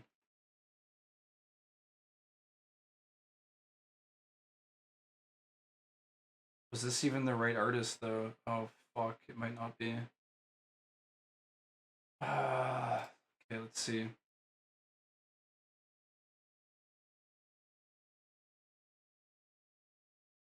It was the one who did this. This one. Whoever did this Poliwag. What was it? It was Aya Kusube. Okay, where... Copy their name. And is this... This. Okay, there, I fucking found it. But then Is this? I should have had this bookmark. Pokemon cards are a hidden treasure trove of art. Whenever you open a pack of cards up, most of the time you're so eager to get to the end that you'll end up missing out on lots of great So artwork. look, this is 2 weeks ago. This is not a popular creator at all, and this randomly came up in my feed. Sure, this Primal Groudon full art from Ancient Origins is amazing, but what about this Gumi artwork from the same set? He looks so They have the exact same like conclusions and things that we talked about. Basically, like it was like our entire conversation that we had about like artwork or whatever and Pokemon Too cards. busy looking for the full art for Link, so you forgot about the normal for Links from Lost Origin. You're too busy looking for the Porygon Z art rarity, you've forgotten about the Porygon 2 card from Unbroken Bonds. This has to be one of the greatest Pokemon cards of all time. Don't even get me started on Dancing Trevenant for Breakpoint. This puts every other non-dancing card to shame. Now, these are all some pretty nice cards, especially that for Links, but if you want to take a look at some really, really amazingly good cards, take a look at some of the artwork drawn by Ayo Kasubi, okay? Her art is by far one of the best I've seen as far as Pokemon cards go. She first See, started this guy reaches the same conclusions that I came to, right? illustrating cards for the But- 2001 set Neo Discoveries. Here we have one of her first cards, this cool little Poliwag hiding among the lily pads. While the artwork here is very nice, my personal favorite of hers from the set has got to be this Beedrill. Now, Beedrill is a Pokemon I have a very strange connection to. I never really used him in any of the games, but I do like his design, and I think his shiny looks really good. While my favorite Beedrill card is his alternate art from Astral Radiance, the Neo Discoveries Beedrill is still quite appealing. Can I just say I like that whatever music he put in here like sounds like a bee. Also, Really good. Well, my favorite Beedrill card is his alternate art from Astral Radiance. The Neo Discoveries Beedrill is still quite anyways, that's not the point. This is a cool video. It's like 3 minutes long. He talks about some of his favorite cards. This one we didn't see. This one was kind of cool. cards I ever got from a Pokemon pack. The artwork is just so beautiful. I love how the dark gothic aesthetic juxtaposes the sweet childlike appearance of the Pokemon, especially given that LGM is supposed to be an alien from outer space. What's also interesting is how you never really see the Pokemon's face, you only see it reflected in the window. It's hard to think of a card that I like I've never seen this guy before. Yeah, no, this guy looks kind of cool more than too. this, except for Dancing Trevenant. Very cute. And then there's like a trio or something of like cards here. It's a good 4-minute watch if you want to watch this. Just a bit, you'll see that these three cards all come together to make one big picture. While these That was neat too. But what I thought was a little bit like unnerving was we never watched any videos of this. We never looked at any of this. It was a conversation we had on stream, and it was, I was looking through a whole bunch of websites and shit. But how the fuck, like, why would this random 4,000 view video from 2 weeks ago be recommended? And I started thinking, like, back to, like, why the fuck is Google allowing us to upload unlimited videos to our accounts? And then I got to thinking, like, they can just, like, they probably have transcriptions of every single YouTube video that gets uploaded to the platform. And then I got to thinking, if they have transcriptions of every single video that gets uploaded to the platform, then all of the stream archives, yeah, because you're a cattle on Google's data farm, exactly. There you go.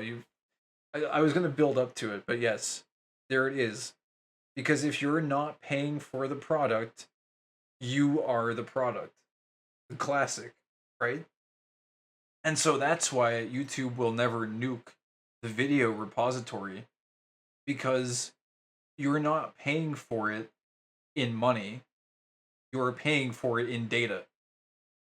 And because how the fuck it must have like read, this is my like tinfoil hat theory, but it had to have like read a stream conversation that was had at one point or another, and this like realized, oh, this guy like likes Pokemon cards and artwork, and so therefore let's recommend this video. And what that does, it's soft social power, cultural to no, it's much more important than that. The data that they have, data now is like one of the most lucrative commodities on the entire internet. Like, I don't know if you understand in marketing and advertising how valuable first party data is. There's third party data. Third party data refers to information collected and sold by external providers without a direct relationship between data collectors and the individuals or organizations being trapped. Here's the thing. When you sign up for a Google account, you sign a fucking their fucking like agreement terms or whatever the fuck. You basically like sell your soul to them.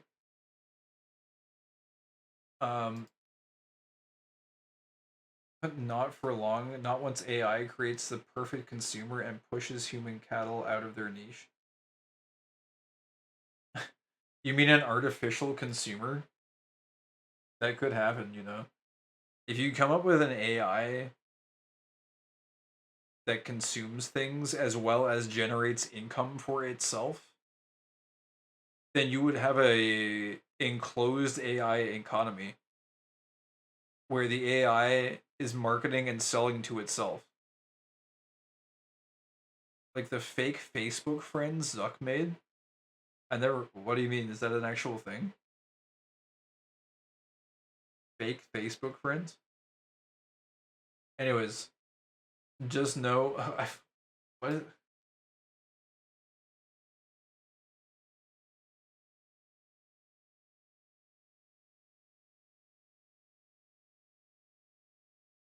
Did this? How fake Mark Zuckerberg scam Facebook users out of their cash?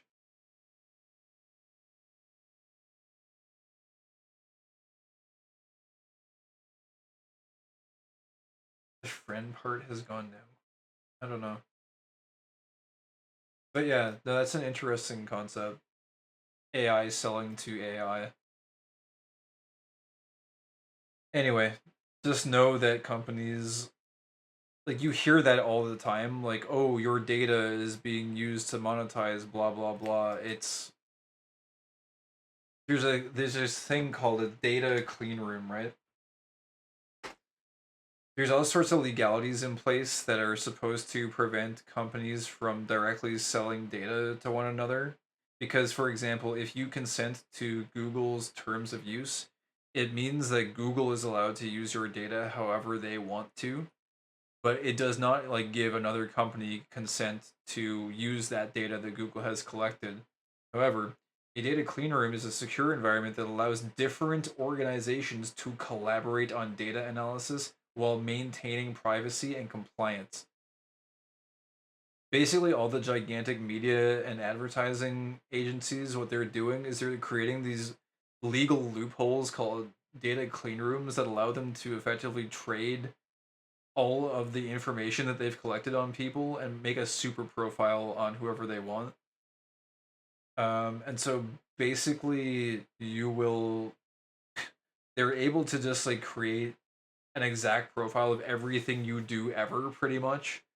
Like all of Google's location data, all of your device usage data, all of your browser usage data, and I suppose now also maybe even the YouTube videos that you upload. Yeah, it's like a corporate version of the Five Eyes. Never heard of the Five Eyes. What is the Five Eyes? The Four Eyes. See. Intelligence sharing alliance compromised of big countries. This alliance rooted in joint agreement signals intelligence cooperation extends beyond specific intelligence sharing. Yeah, he doesn't know. I've never heard of this. The Five Eyes controversy. Domestic espionage sharing controversy. I see. Interesting. It's how nations get around their own civilian surveillance laws. Oh, I see. Yeah, no, this is exactly what this is, though, except it's for, like, consumerism and, like, marketing and advertising shit. But yeah, it's, yeah. Anyways, so, all that to say is if you are in any uploaded content, aka you're in these stream archives, anything that you said in the chat, like, it could be they could extrapolate it out of the video or whatever. Possibly. and then like use that as a profile on your username handle. It's the thing. As far as like digital footprint goes, it's like basically like anywhere you interact could be monitored and used to build a profile on you. It feels like, especially with AI now being able to like go through literally everything in like real time. So yeah, I don't know. Trust me, I'm extremely paranoid. Oh, you've accounted for this, have you? I guess you might have like multiple usernames or something too, because that's the only way to really fight against it. I actually unintentionally sort of do have multiple usernames also, as I've explained in the past. It wasn't for this purpose, but there are multiple usernames. So I don't know, but I guess they have my real name in some cases, so I'm kind of fucked. Unless I have a different real name, identity swap. Not that it really like I don't really care. I'm not gonna say I'm immune to marketing and advertising, but like I feel like I have a much higher resistance to it than a lot of people. I generally like engage with it as like a study material more than anything. But I guess I am also somewhat susceptible to it. It's probably more subtle than I realize. Would you believe me if I said that I've gone so far as to change typing mannerisms and dialect on different accounts? Uh, I mean, I could believe that. That could make sense. Maybe.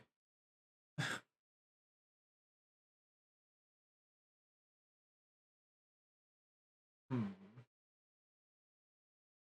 Anyways, this is all very exhausting. What were we gonna what were we gonna draw? Let me close this all down. But yeah, I don't know. It was somewhat disconcerting to see that video, even though it was a video that I enjoyed watching, and the guy pointed out some cool cards. It was like, this video shouldn't have been recommended to me. Oh, by the there's two more things I need to share. We need to change tone. I found things that are good. Uh, I can't say I've always been good with it, but I do tons of little things like that out of paranoia. You gotta throw the algorithms off. I've been watching a whole bunch of like YouTube poops on the frigging Nintendo Switch 2, which are cool. I didn't realize people were still making YouTube poops. They're really good, but it wasn't even that. I found a couple things. Found an Eevee animation. It's kind of cute. It's only like a minute long.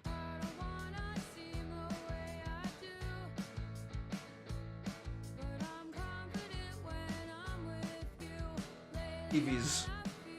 It's an art form that never died.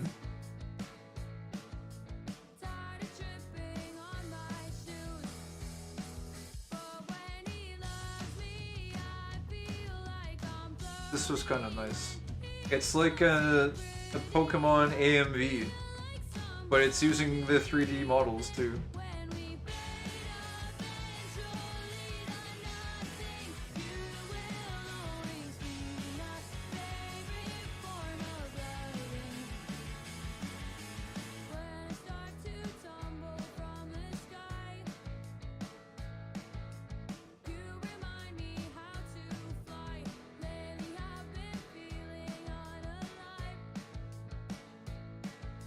I should finish that Chinchu model I made half a year ago.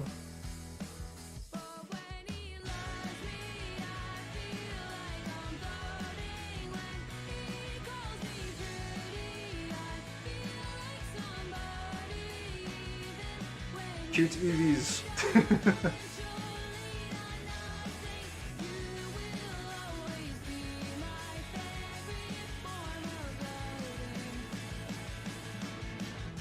They were cool. Anyways, there's that one. Chinchu model. Which one is Chinchu again? Oh, this guy. You made one of this guy? That's really cool. I like this guy. He turns into like Lantern, right? I don't think it's literally just called a lantern, is it? It's with a U, of course.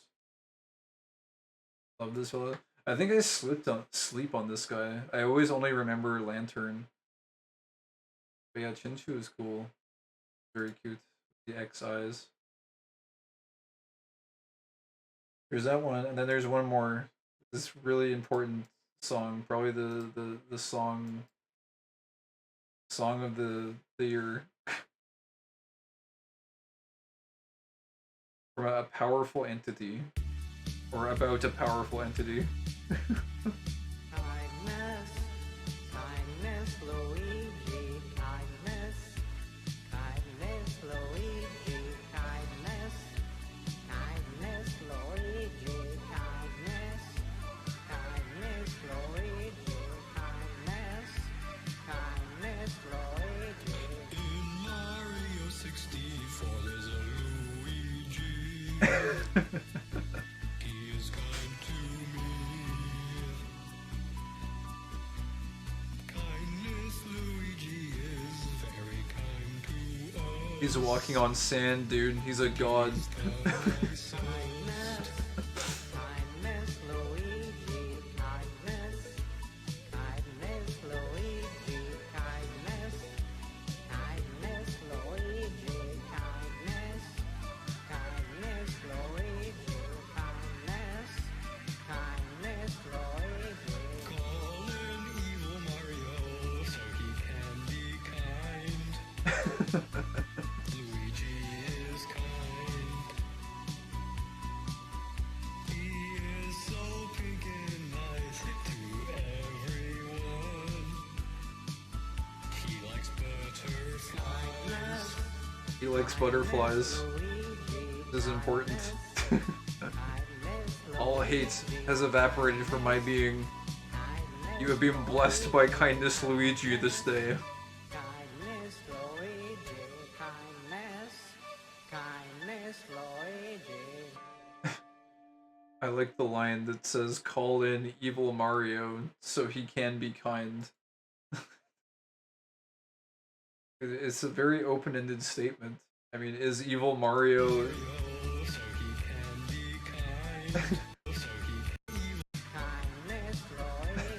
call in evil Mario so he can be kind. Like...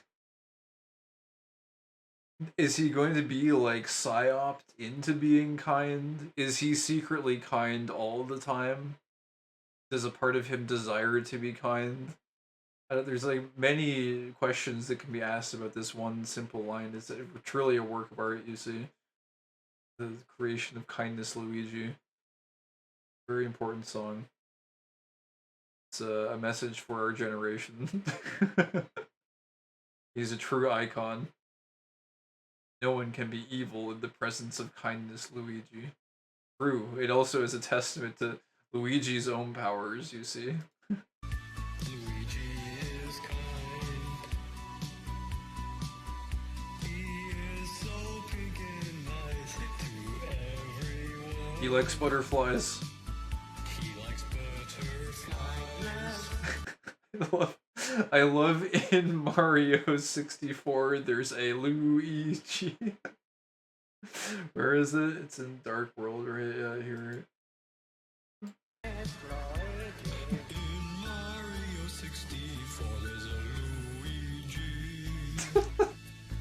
He is kind to me. It just sticks, like, some mornings I will just wake up. It's been like weeks since I've seen this, and some mornings I will wake up and just be like, in Mario 64, there's a Luigi. He is kind to me. It's such a... Oh, why? There's a Luigi. A specific one. He is one of many, but he is an important one. I don't know, it's a silly freaking video. Anyways, whatever. There it is. A compelling musical experience. Yes, what are we drawing? Surveillance camera? Gonna have to be quick.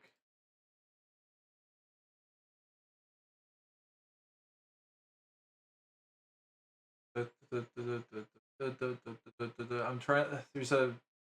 I was gonna listen to Ergo Proxy while we talked about AI because I thought it would be fitting, but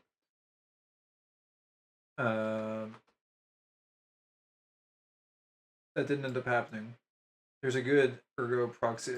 We can put it on now, I guess. I don't want to like draw the whole thing to it. It's what the hell is it? Oh, please. Here, it's this. I listen to this shit all the time. New Pulse. You don't have to loop it. I've already stopped after. We listened to Item Bounce instead. We can listen to Item Bounce now. Let me... One loop of this. And then we can listen to some Item Bounce. To have happy vibes. And this is like the best meditation music though. A Gabagool? What kind of ghoul are you? Is it like a World of Warcraft ghoul or like a... I can't even draw a ghoul. What does a ghoul look like? I don't even have an image in my mind. I need an AI to generate one for me. What do you mean? I thought you said you wanted me to draw a surveillance camera looking at a ghoul. That's just my name, dude. What do you want me to draw then?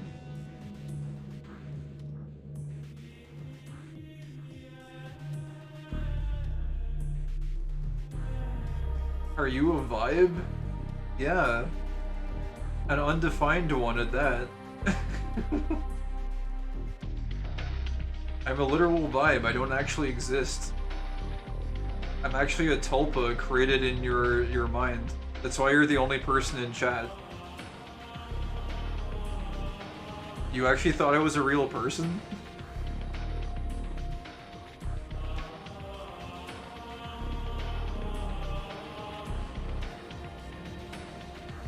Draw whatever your heart guides you to. Tulpa, grant my wish. Okay.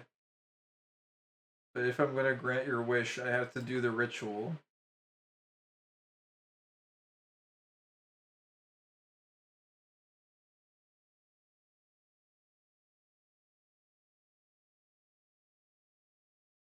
I have to do the ritual. Wait a second, no, this isn't the right one.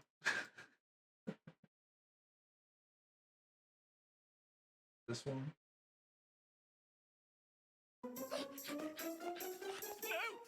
Yes, yes, yes.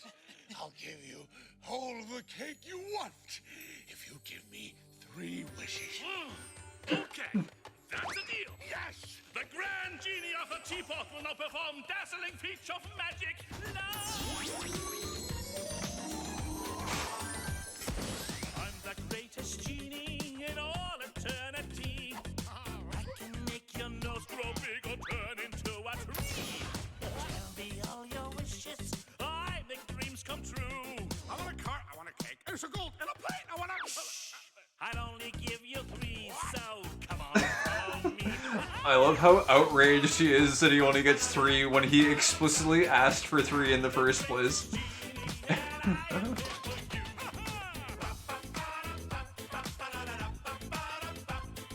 If you have big dreams, I'll make them all come true.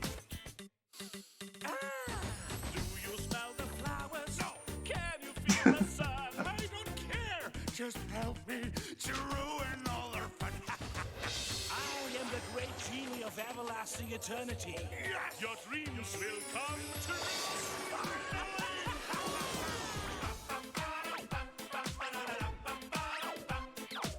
Why does this show have like the best songs ever made? Robbie will always be villain number 1. Just do your thing so I can rule in Lazy Town. Rule in Lazy Town. Don't! It's horrible. Okay. It's horrible. No. We can't. It's too powerful. We Are Number 1 is powerful song. Can only be used in dire situations. The actor is such a legend. Yeah, freaking what is it, like Stefan? It's a name I can't pronounce. Stefan something.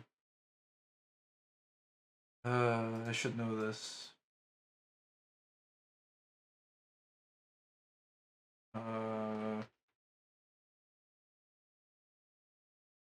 Stefan Carl Stephenson. Stefansson. Man, he was taken from us way too early. Bad, man. He was so good. Alright, so you don't want a security camera. I'll grant my wish. I wish for infinite wishes. I'll only grant you 3. Or 1. 1 for free is already a pretty good deal. I don't know how to draw anything, man. I just... colors in here. Call in evil Mario so he can be kind. He is kind. What if we drew a... kindness Luigi? Kindness Luigi.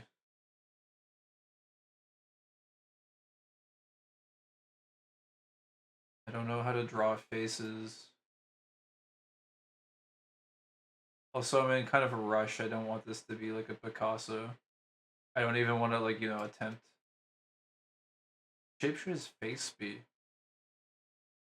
How do I've kind of like bottlenecked or pigeonholed rather myself into like that's his head. Like it has to fit into the hat, you know. So like I can't just do like a. I could though. It could just be like floating on his head. Weird if it's like that, you know. The hat is like messed up. I should have started with the head and put the hat on after. I guess we could like.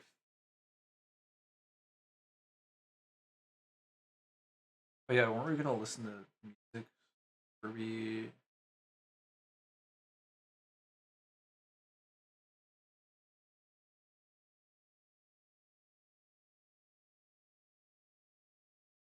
Kindness, Kirby. Oh my god. Call in Kirby so he can be kind. Luigi is kind.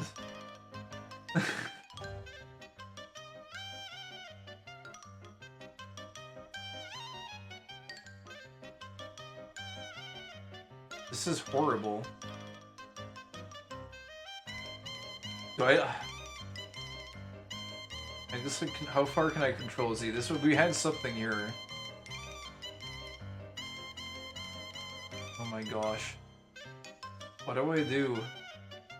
Also, Luigi has like a longer...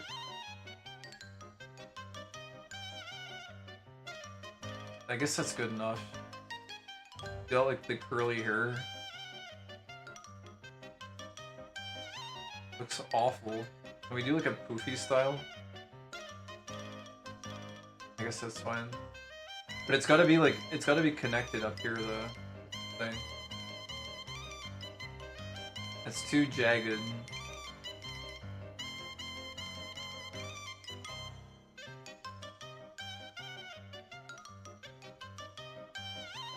That or something.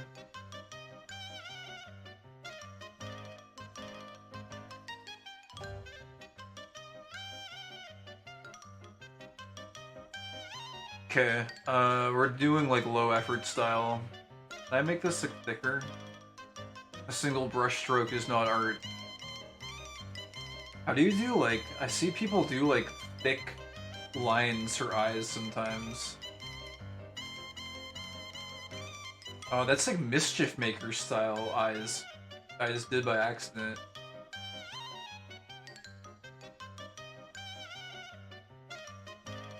What if we do Mischief Maker style Kindness Luigi?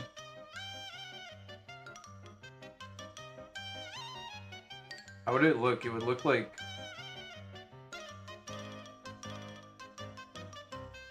Right, I need a reference image.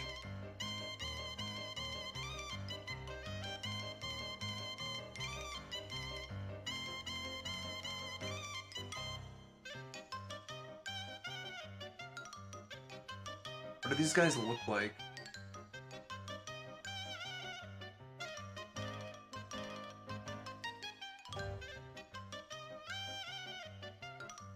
Wow, they really do just look like this. And they have hats. I think that's all we need, really. We could make him, like, happy, though, because he's, like, a Kindness Luigi Mischief Maker guy. I forget what they're called.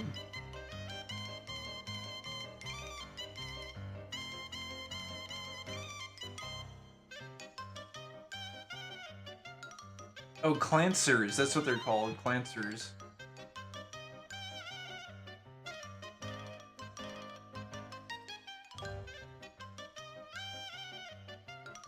Yeah, it's these. Am I still in freaking what is it called mode? Yeah, I am. It's these guys.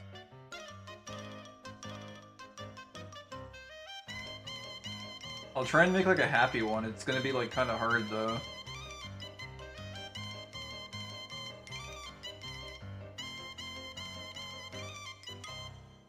Because like they usually don't look happy. But I think if you like, I don't know, the circle has to just be kind of in like a happy shape.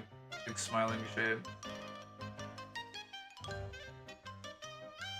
He's almost got Jack-o'-lantern.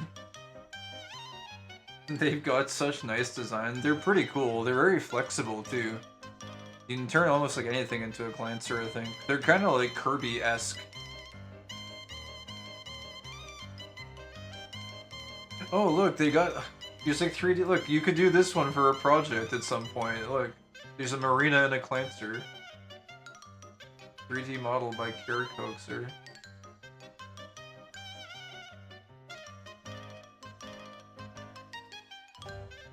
Oh, wait, oh, this is sick. Wait, Sketchfab, you can actually like rotate it and look at them? That's amazing.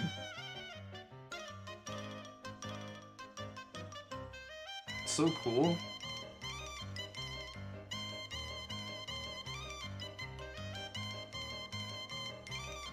Oh, and they're animated too. That's so neat. Wait, that's true. I didn't know this site existed.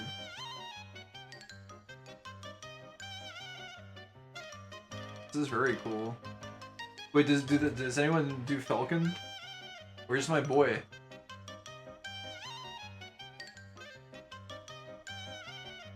Oh, Pink Falcon?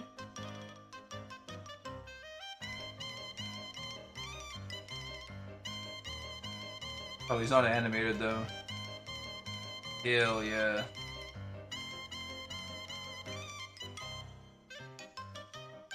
Oh man, the sun is starting to come out. Get out of here, sun. Where's my eternal darkness? The peace and quiet offered by the night.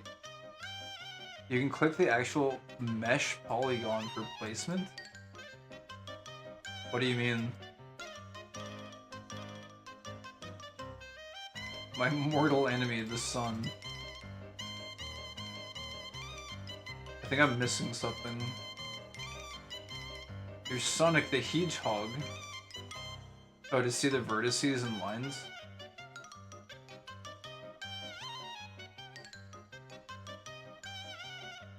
Any other cool Falcon ones?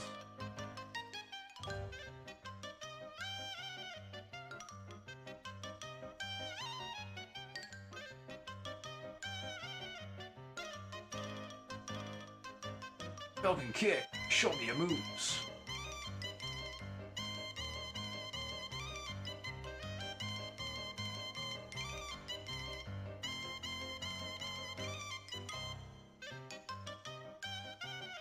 This is neat. This is a cool set. This is dangerous. This might make me want to get into modeling, which I would have absolutely no skill at doing. Kind of like a novice one, I guess. Hell yeah. This is good though. This is like infinitely better than anything I could ever make. I say it's a novice one just because like it looks like his face is like drawn on. It looks good though. It's well drawn. That's cool. He did a good job with the helmet. It's cool that the visor is like a part of the face too. It looks like it was just drawn on completely. There should be some setting buttons around the lower edge of the viewer for that stuff.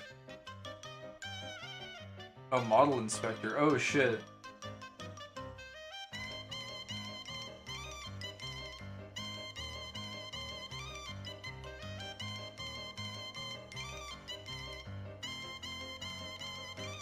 It turned into a pincushion.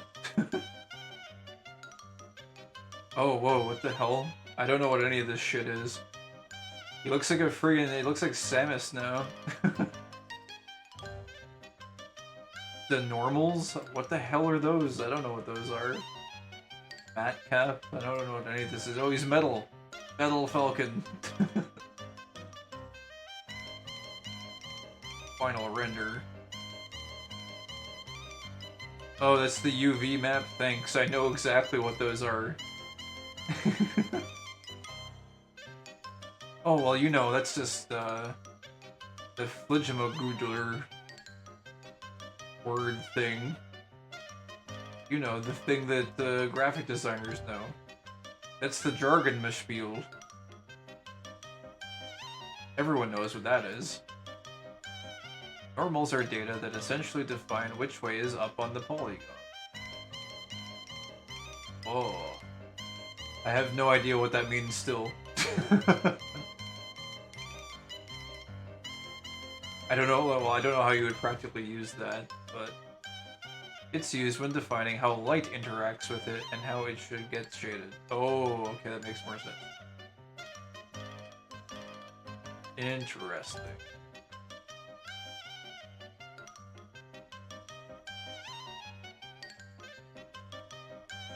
But Sonic the Hedgehog.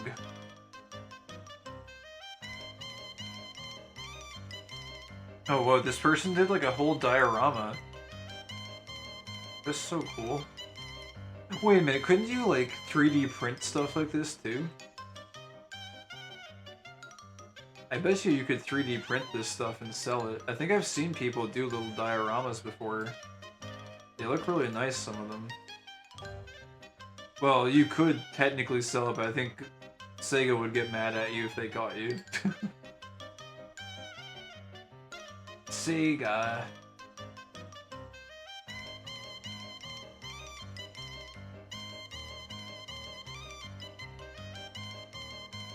Landfills are full of plastic crap that people print. Oh no.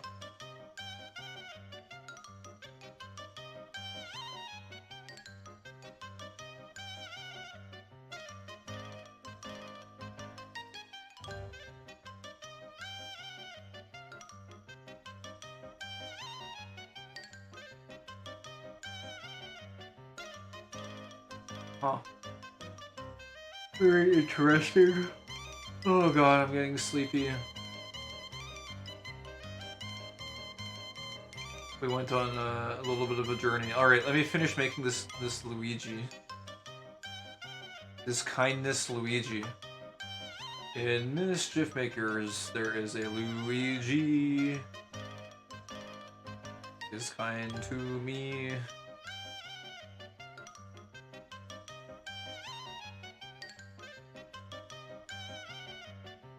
The thing is, like, he can't look too happy, because otherwise it doesn't really look like the typical Clancer design. They can't look like that, though.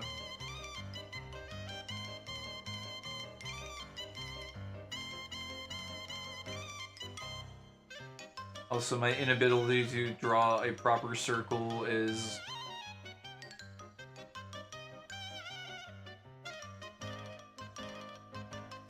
a benefit and a curse, kind of. This instance. Because they're not, like, perfectly round. That one looks okay, I guess. We can run with that. And then... so they almost always have red eyes, I think. But we could probably give him, like, pink eyes. Like, the cat has green eyes, for example, and so... like some... how do we do this? Oh, it's really hard to... I don't know if I'll be able to do this on a 2D plane. Although his is, like, completely red. Mouth is supposed to be black.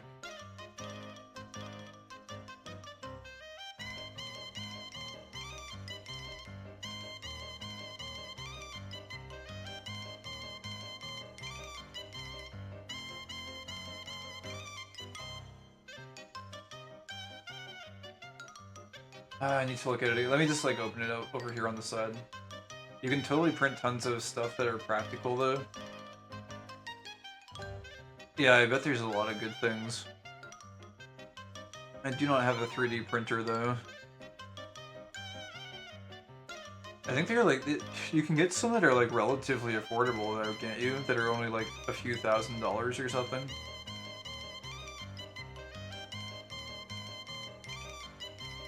How do I draw this in a 2D? Like, how does this look if I just fill it? It's actually kind of fine, to be honest. That's probably better than I can do. I think that's probably fine. And then... you get like a lighter pink or something. Oh, that's way too dark.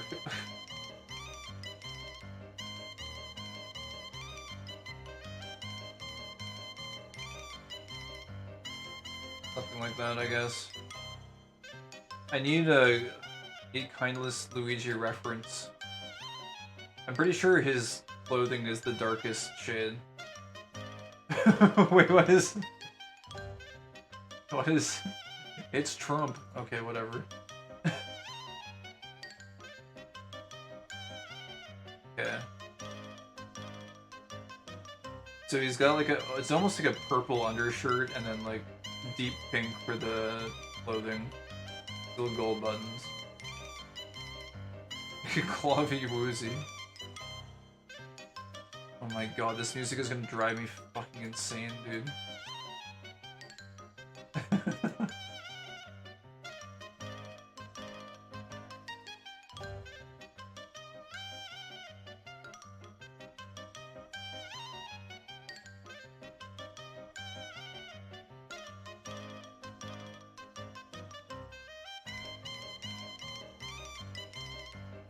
Oh yeah, he needs a mustache though. How do you give a Clancer a mustache? I guess it's fine if he just has one. This is kind of good art. Like, that's kind of cool. I like this art style a lot. On good old Newgrounds. With creative intent.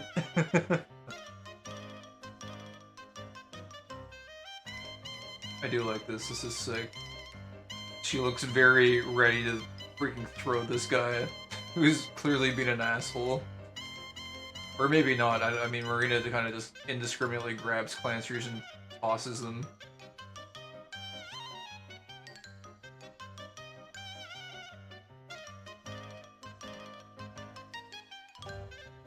I love how they can just like still get so much personality just based on like whatever they're like wearing or their color scheme. They are very Kirby-esque. Hey, wait a minute, what is this? What is Waluigi doing in here? Planet Clancer. Super Smash Bros. Crusade?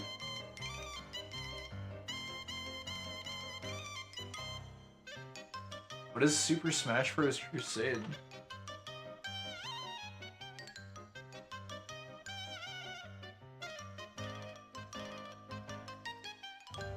What the hell is this? I've never heard of this. Hold on. Pause that.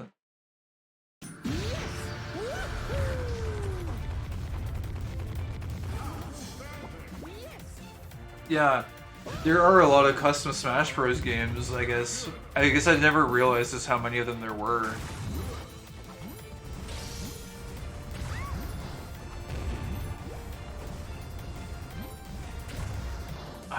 It's been a long time since I like looked at any of them.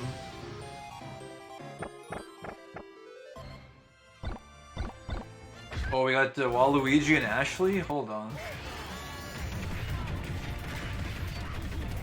Some WarioWare.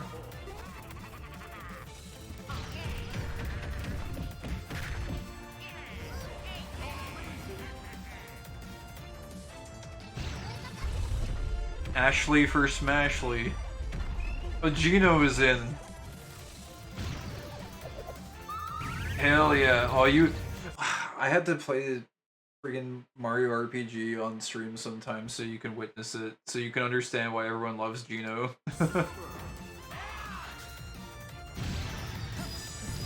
I wouldn't mind replaying Super Mario RPG. I haven't played it in a long time.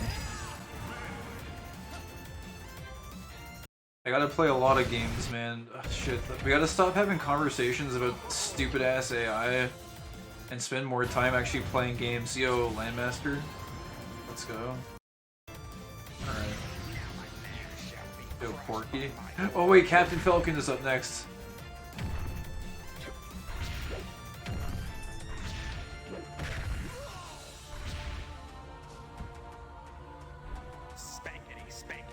Oh wait, Porky is an actual character? That's pretty cool. Falcon! Alright. I saw like Goku and Vegeta though. Saki's Suckapon. Oh, they got Sonic? Sonic.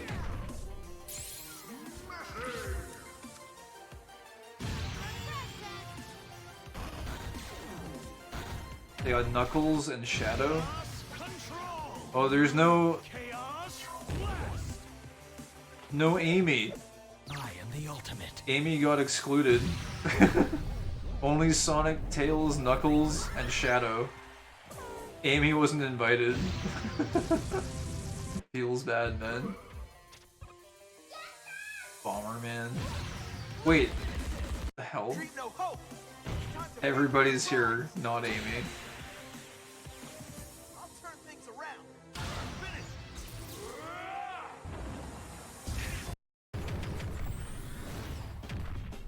Banjo-Kazooie?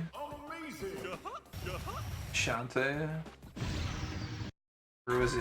Oh, Goku and Vegeta. There we go.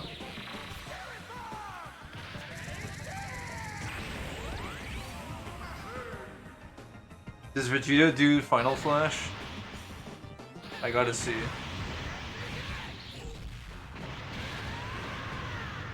Oh, Super Saiyan 3?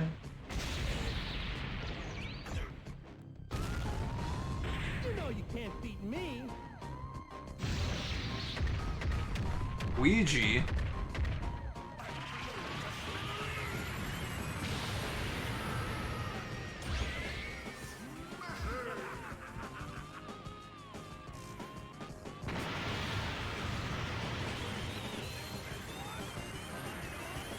Hell yeah, Final Flash!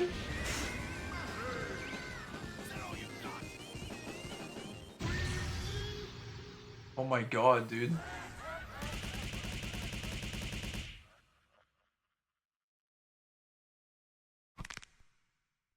What the fuck? That's Mama Luigi to you, Mario. He just like crushes them. Powerful Ouija. Yippee. Alright. Anyways. We now return to our regularly scheduled madness. The sun is coming up. I guess... Kindness Luigi's hair? Shit, what color is his hair? He has pink hair, right? Not brown. Yeah, he's got like kind of deepish pink hair.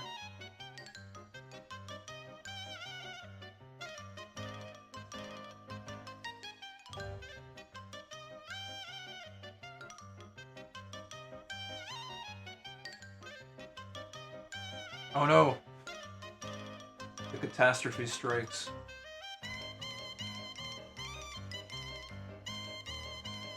Wait a minute, what color is Kindness Luigi's mustache? It is black, okay. Wasn't sure if it was also pink. How do I draw a mustache? I guess it's kind of just... It can't look evil, though, is the thing. It must be a kind mustache. That looks like a pretty kind mustache, I think. Not bad. But it's too close to the mouth. It can't be that close. Man. Shit. I gotta see Luigi 64.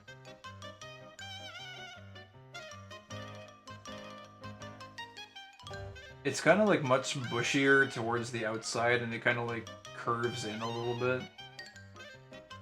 I can't really give him a nose or he won't look like a Clancer anymore, I think.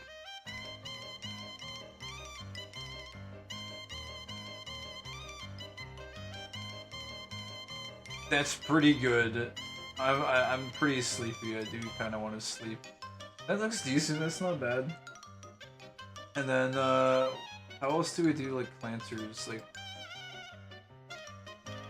so like he needs like shoulders, like gloves of some kind, and then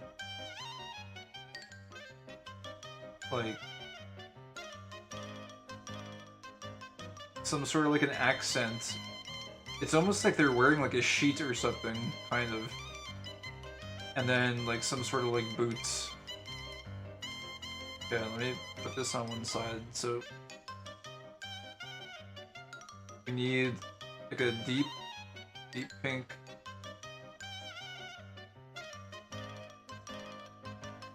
I guess I should just do it in black because I've already committed to like black outlines and everything else. So we'll do like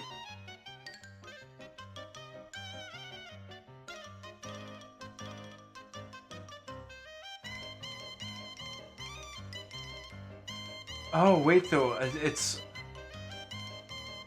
I didn't realize it, but their face is like part of their body. I've already fucked it up. I need to like adjust it a little bit. Oh man. How do we do this? Whoops. Mistakes into miracles?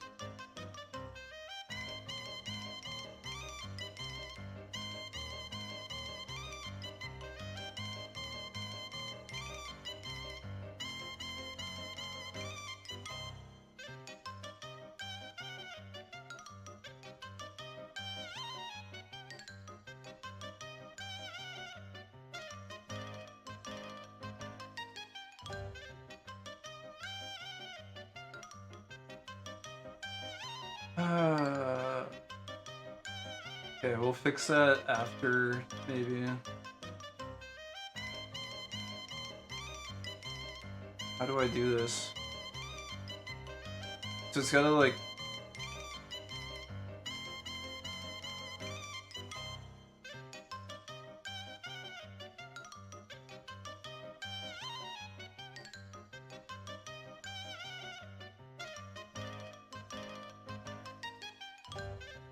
Gotta be more like that, I think. Something like that. It's not gonna be great.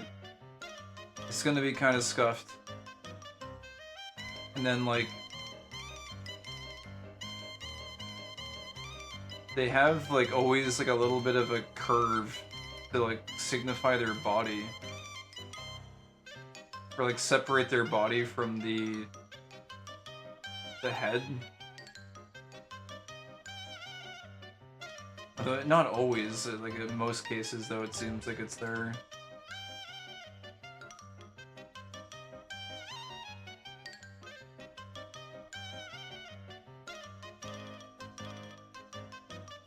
Alright, there's that.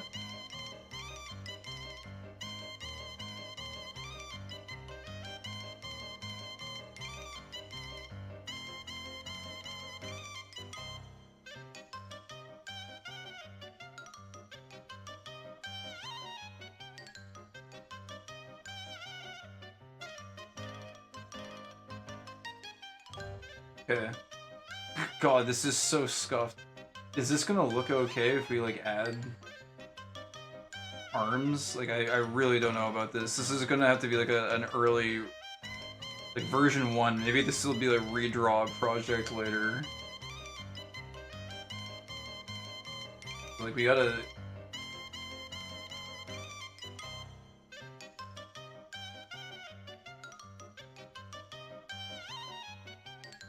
I think it's actually okay if it, like, overlaps a little bit. And then we, like...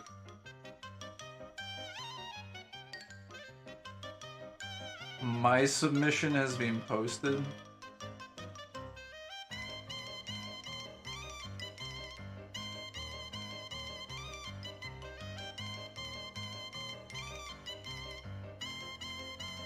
I guess I'll take a look after when we're done. I'll take a look and see what you've managed to concoct this time. Okay, this needs to be like deep. Here we go. Actually, this is not like 100% horrible. It's kind of coming together a little bit. And then we need like needs arms. He needs like arms and gloves. Oh god, hands? How do I draw hands? Help me, God.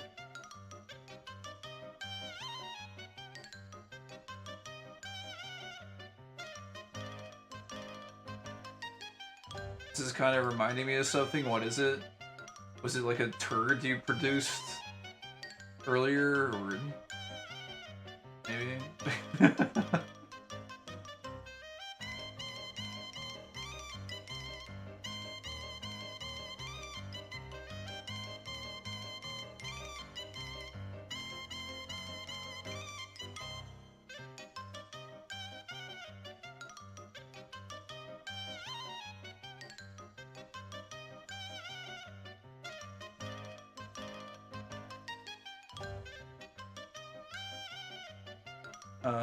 How do I draw this fucking thumb?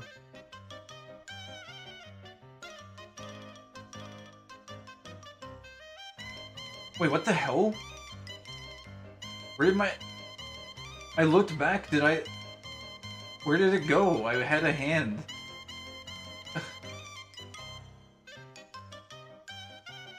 Fuck.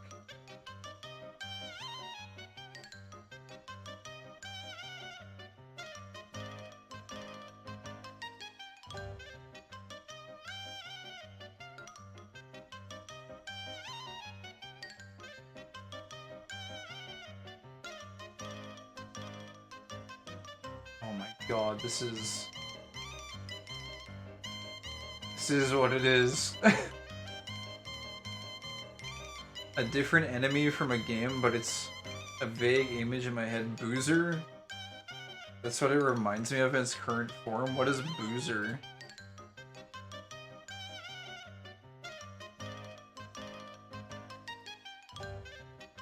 But maybe I can...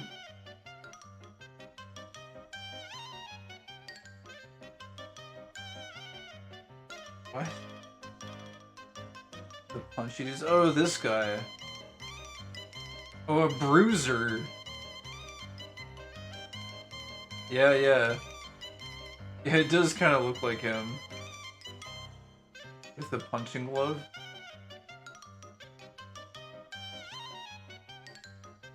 Punchy. Let me... I guess that glove is fine. It's fine. I'm gonna keep it. And then we need like a...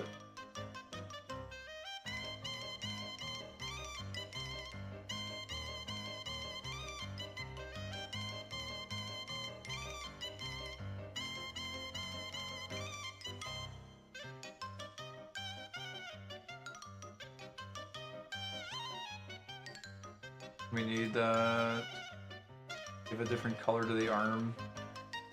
I'm fine. It could be a little lighter, I guess.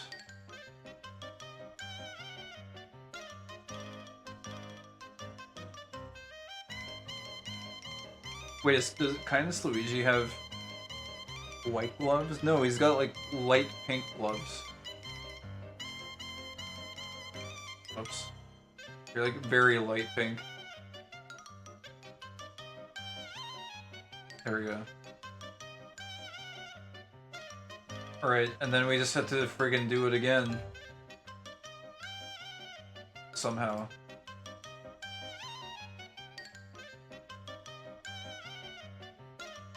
I said Boozer? Yeah. You do be boozin'.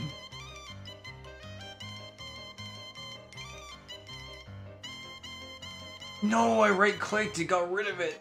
Help me.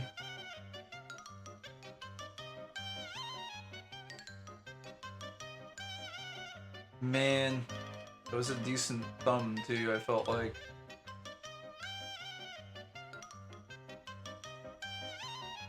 Alright, look. Oh, that's so bad though. Please, you can do a little better than that.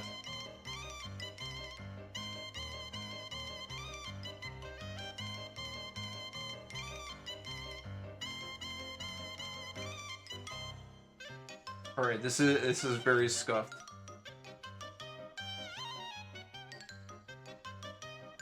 Something like that. Ink bucket.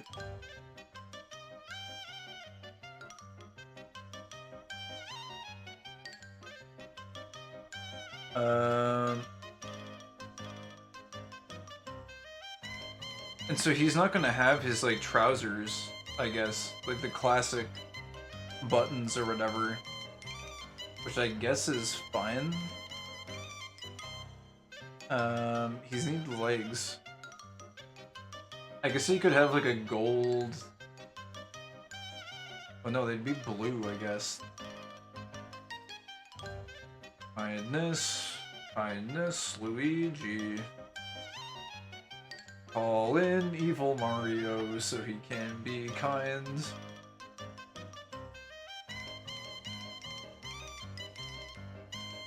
Luigi is kind.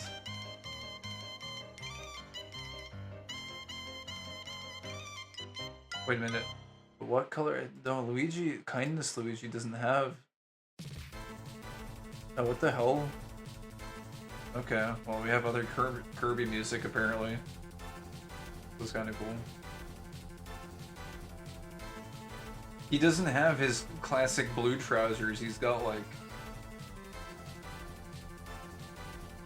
He's got the dark pink ones and then like very dark pink boots, shoes.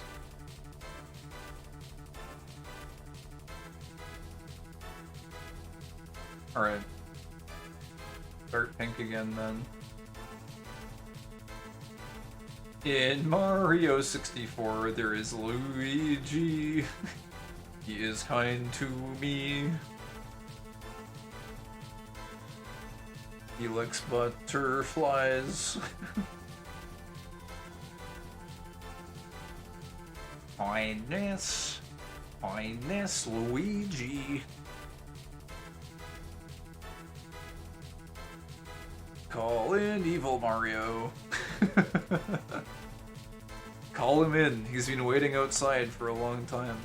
Where is my Lancer reference? Here it is. Okay, so it's just like thin legs and then like... Man, the shoes are like really defined. They gotta be like... The shoes are drawn in like 3 segments, which is kind of cool. So I guess we'll pick... Oh wait, no, this guy is, it's like... So there's like leg plates or whatever that like are on the top of the boot and the leg connects to the second part. This guy's freaking cool, I like that guy. The thumbs up. This guy, cool.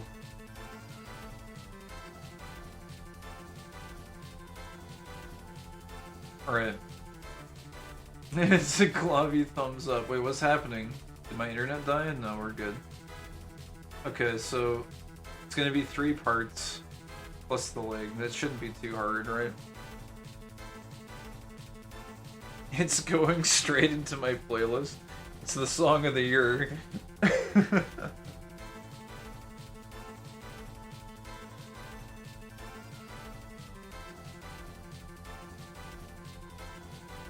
Man, I kind of want to... Where is this? Hold on.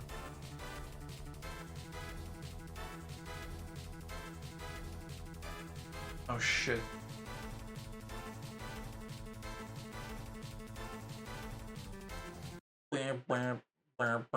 I want some Mischief Makers. A good Mischief Makers OST track to finish this off. I don't know, like first level That'd be cool. Whatever that one is.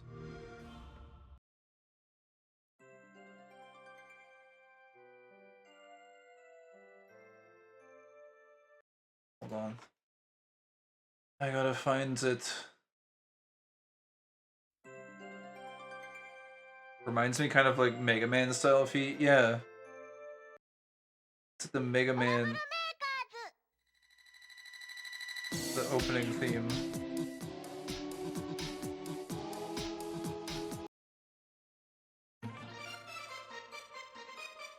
There we go, it'd be like this. Oh, that bass, man, holy fuck. Hold on, let me find a extended version. God, why does that bass slap so fucking hard, man? Ah, so good.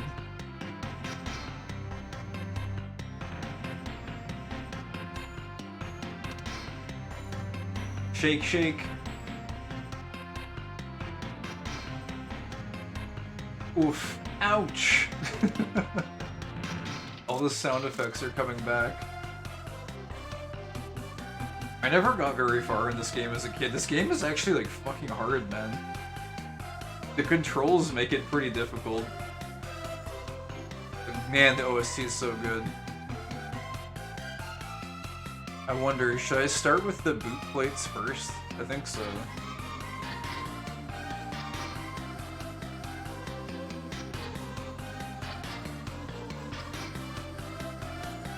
They gotta be big. Big plates.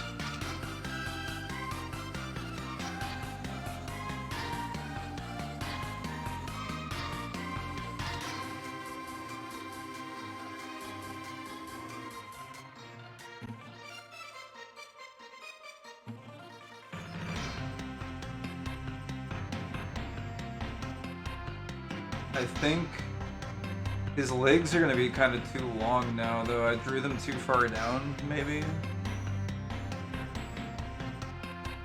Here, let's do this. We can just, like, move them up a little bit.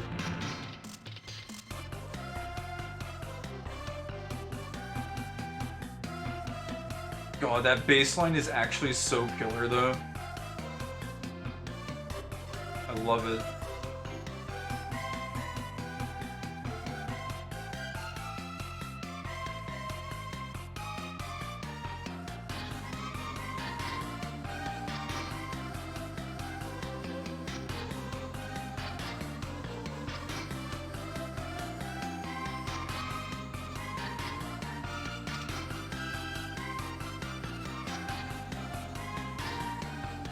Man, I'd have to say my favorite one, I think. There's a lot of good ones, but I think this is my I don't know if I played this one before on stream, but this is... I freaking absolutely love this track. I sometimes listen to this while I'm working, because it's so good to, like, focus. It's very, like, industrial mechanical. But it has this, like, this mid-section that transitions into this, like, really spiritual melody. It's really nice.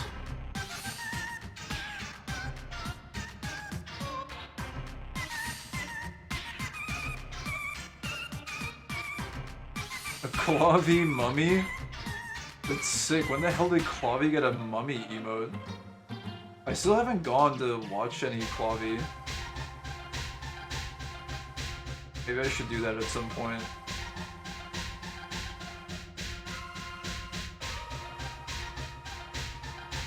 Oh, she played Space Funeral?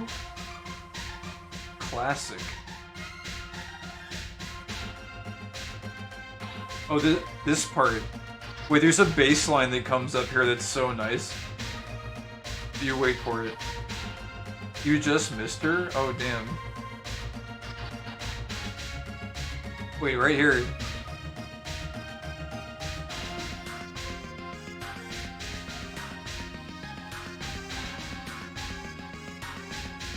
It's going crazy.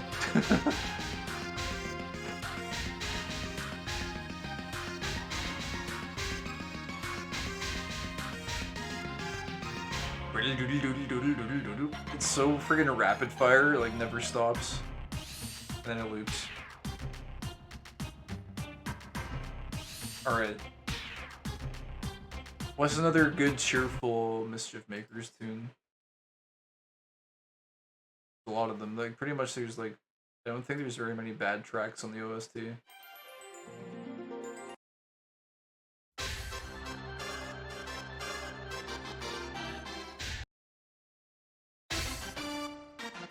Oh yeah. This one's really good too. Is there an extended one? I don't know if I can find an extended. Oh, whatever. We'll just leave it. Oops. I just restarted it by accident. Okay, anyways.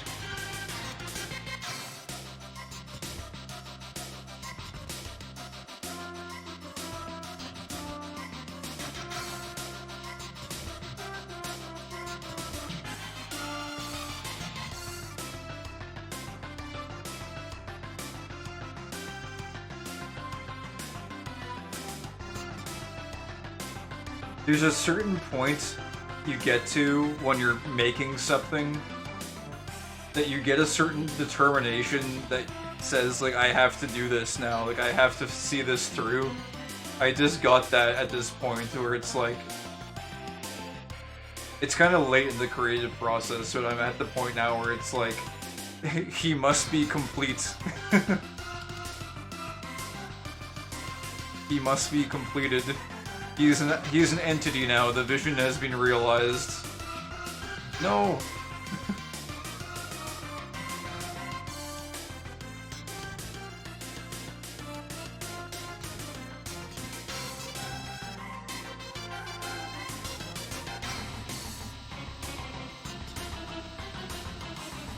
All right, and then it's just.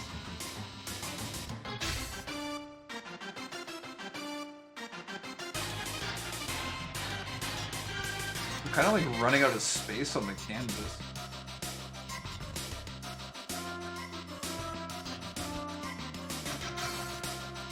There we go.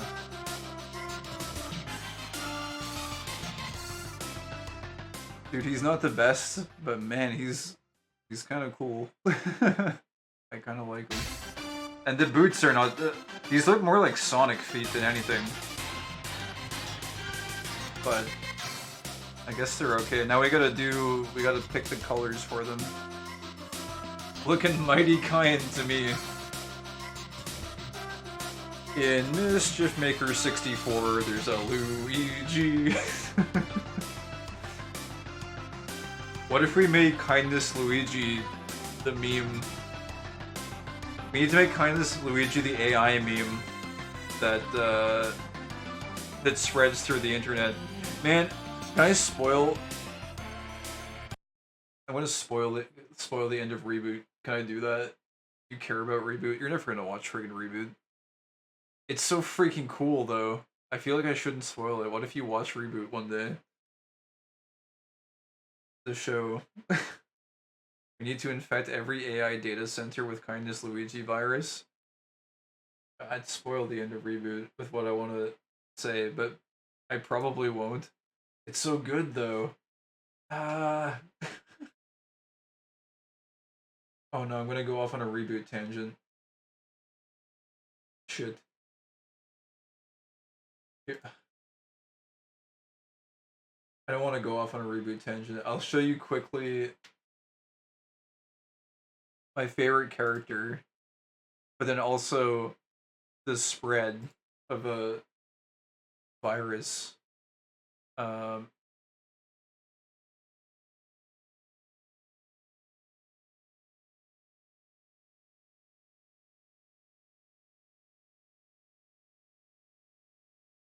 god, wait a second. Is it even easy to find her?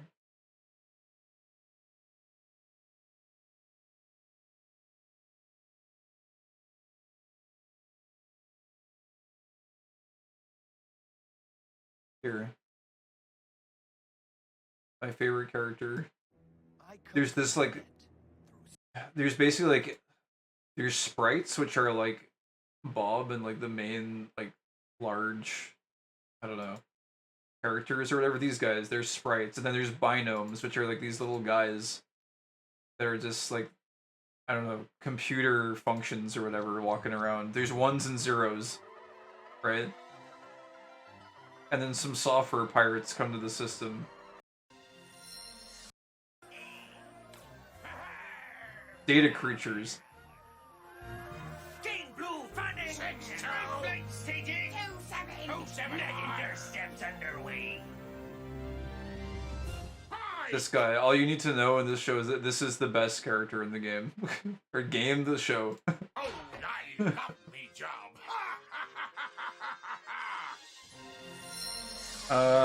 We can go down this rabbit hole at a different point, I guess. The puzzle pirates are back. They're so back, dude. They're pillaging the system. Look, they take a whole car. They take his car.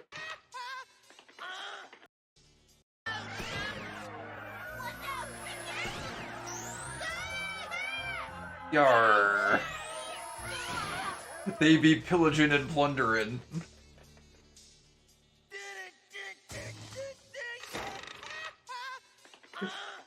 Your automobile be forfeit.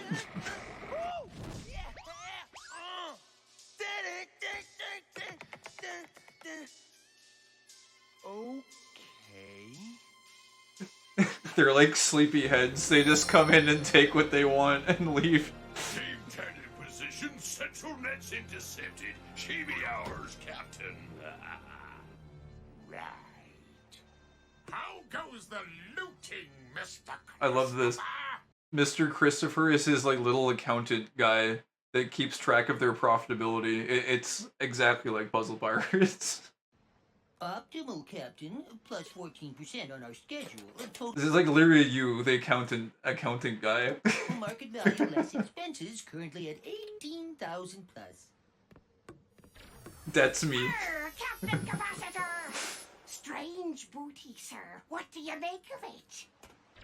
Well, blow me down. By my reckon, you scurvy dog, this'll be none other than a Guardian key tool. A rare find indeed. Mr. Christopher! Sir? A 2,000 unit bonus to Miss Sally and Mr. Andrew. They've looted a real treasure on this one, mates. But what's a Guardian key tool Anyways, doing in such a I could nerd out over this for the longest time. The end of this episode, they actually... There's like looting and pillaging and shit, and then eventually Dot, who also runs a business, like confronts him. Like he's actually like he has the upper hand here. Surprisingly, like in a lot of the episodes, the villains like don't. But he's actually like he has all the cards. He like kidnaps Bob or whatever, and then Dot like negotiates with him, and she like talks business sense. 200%? You call that a profit margin? Right here. Please, we the ship and crew of the Crimson Binome. You won't get away with this fish bait! Aha, that I already have, my lad. Yes? The rudder's back online, Captain. We're on our way. Aye, good work. She's a sorry profit margin, sir. Heavy damage, wasted supplies, significant downtime. Even with the Guardian, we're nowhere near our usual 200%. 200%? You call that a profit margin? Oh, please. And you could do better? Much. But don't take my word for it. Take a look for yourself. You've got all my spreadsheets right there. The password is Guardian. Guardian? Dot. Aye, that she does, sir. Look. Too much overhead, too many expenses. The sea flows. How can such profits be possible? Well, they are when you don't attack your customers. She's got a point, Captain. Without damage repairs, refits, lost loading time due to initial attack phase, increased personnel efficiency, at least 1,962%. Of course, that's a conservative estimate. Ah, but you've forgotten about accrued depreciation of upgrades. No, I haven't. Simply sell volume at discount to lower grade systems. Touché. You stay out of this, mister. How do you offset market flux? diversification. Initial inventory outlay? Amortization. Demand drop off? Become a buyer.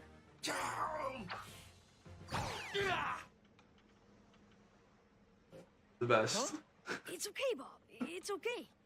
They're on our side now. Our side? What do you mean our side? How did... Dot?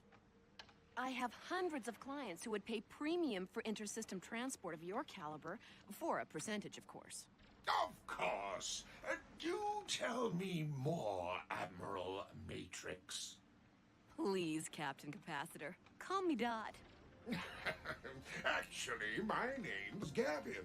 Virtually the best episode in the whole series. Going into business together? Major. Well, blow me down. And you don't see this guy ever again until like season 3, but he comes back again and plays a pretty significant role. But anyways, okay, so the real thing though.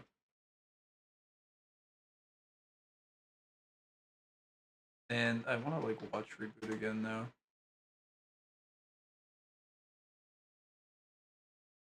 Actually, I don't know if I can find this easily.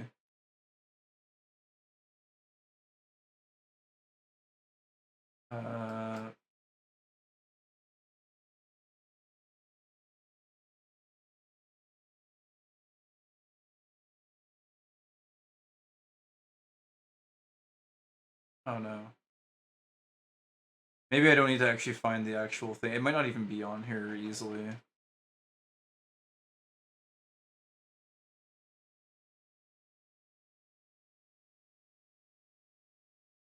It's really not easy to find, actually. I'm just like scrolling through a whole bunch. I can just describe it, I suppose. I can show this character at least.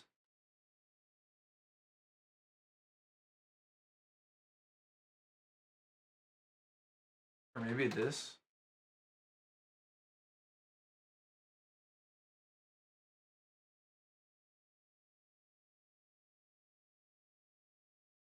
Oh, is this the part? Yeah. Gotta check.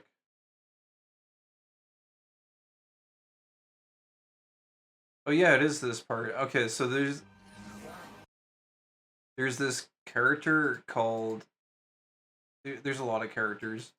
But there's viruses in this show, and one of them is named Hexadecimal, who is the Queen of Chaos, basically. She's a really cool character. She has... her entire face is always a mask or whatever, and she like changes expressions by changing masks. She's really cool. She's a fan favorite. Hex. What? But she's a virus, and basically though there's like another like super virus that ends up her Damon. She's a super virus that is infecting like the entire net and is going to corrupt the entire thing. And at a certain point, it is realized by Hex that You're ill again. she basically like sacrifices herself. She like injects herself into the web and like overrides the virus that like Damon was attempting to use. I have the entire power of the core surging through me. Nothing can hurt me or you now. You're wrong. Damon's virus. When the countdown reaches 0, we'll all be deleted. Everyone. Everything. How will our love survive? It won't, Hex. But yeah, basically, I'm sorry. what years was this from again? Stop this thing! There is nothing we can do. We have a cure, but it is impossible to administer it in time. Like 94, I want to say? 96? Oh my god, I got it right. 94. A virus to cure. Holy shit. Brilliant. Oh dear. What? What's the problem? We've got a virus. Me. Give me the Very cure early and I'll 3D fix modeling. everything. I think it still looks great though, honestly. You won't survive this. It's a one-way trip. Total fragmentation. But you will survive. Anyway.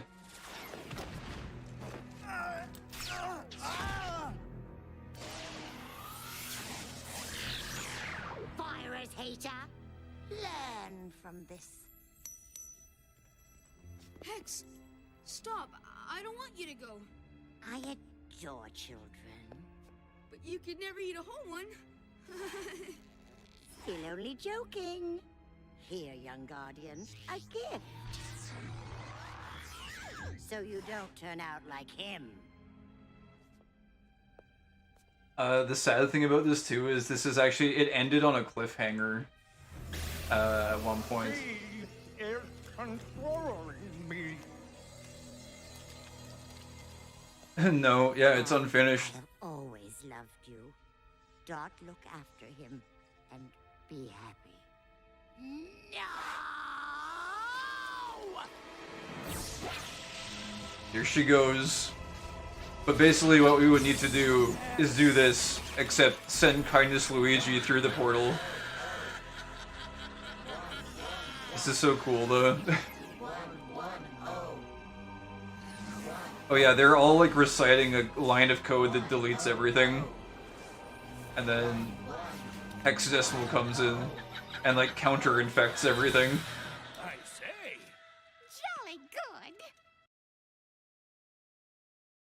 good. We need to crucify Kindness Luigi. It's the only way so that he can be kind to everyone.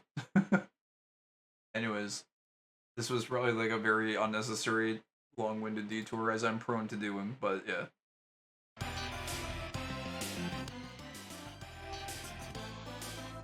Alright, we gotta pick some colors for his boots.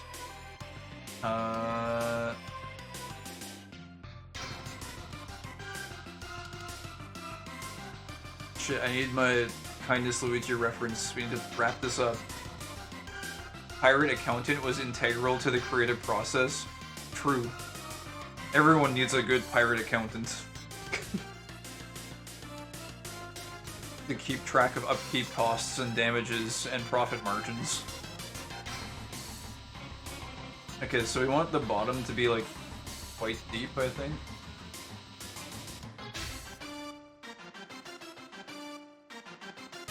Maybe like almost magenta, maybe.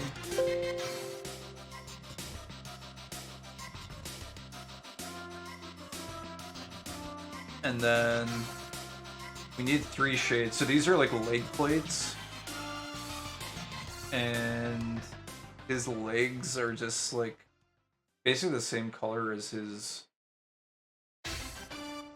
other clothing. So I guess we... Oh no, not that one. Like that. And then we have one more shade that we need. The pauldrons.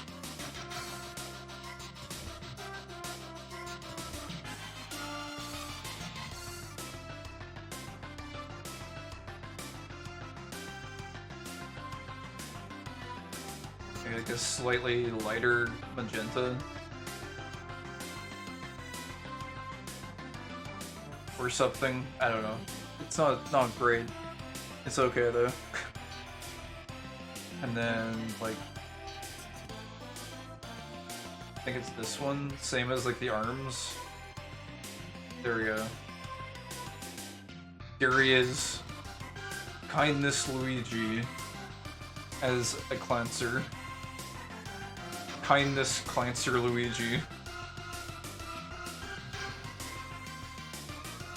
Probably not the best drawn thing ever, but it's an attempt was made.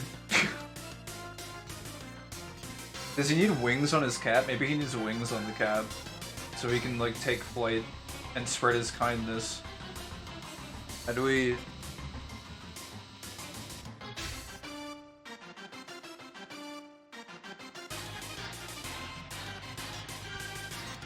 I guess we would just like...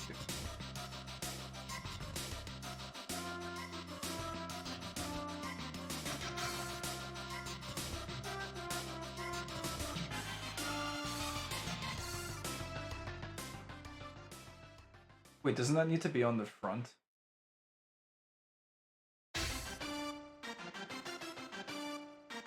I guess it's fine if it's at the back.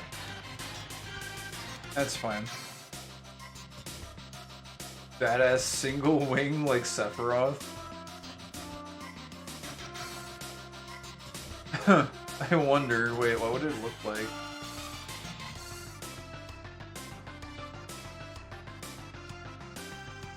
It's not really well drawn, but like conceptually is it?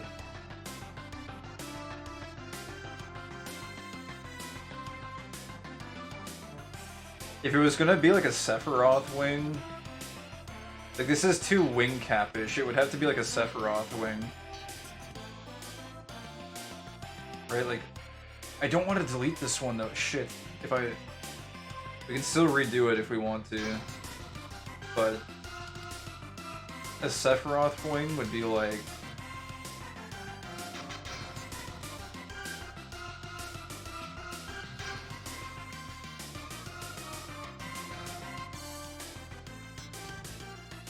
and then you'd have to like put the,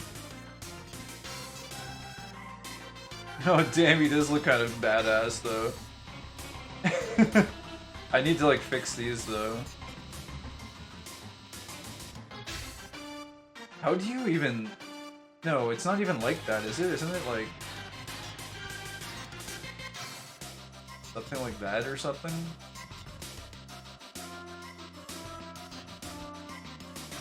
I don't know. I don't think it looks that great. It is kind of a neat concept though. I think the overall wing... Shit, can we still... Oh, wait. Oh no, I can't redo my other wing now, shit.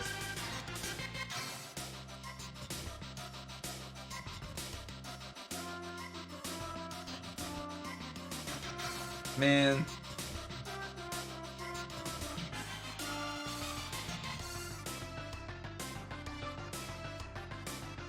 No, it's gotta be like sharp, doesn't it? I think.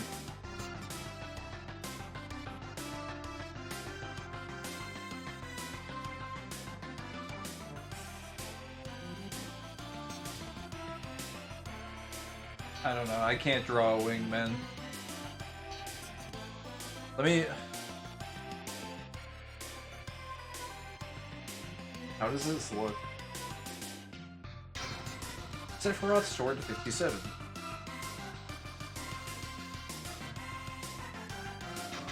I am trying to do...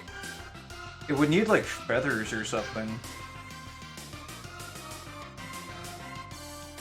And it's more of like a, like up and then down and then sharp.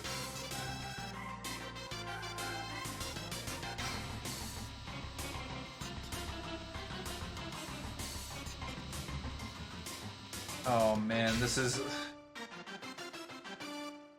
It's actually harder than I thought it would be. To just draw a wing.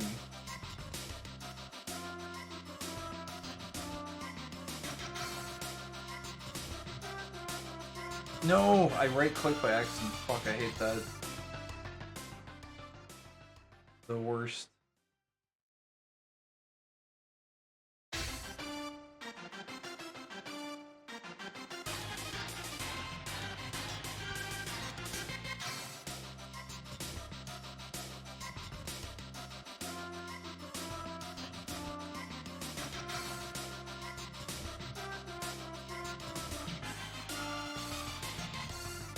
I'll try one more time.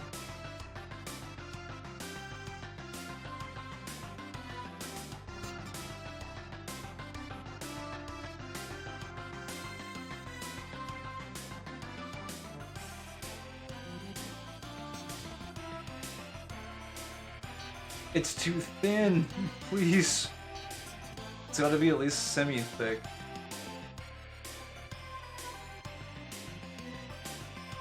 I'm so bad at this, man.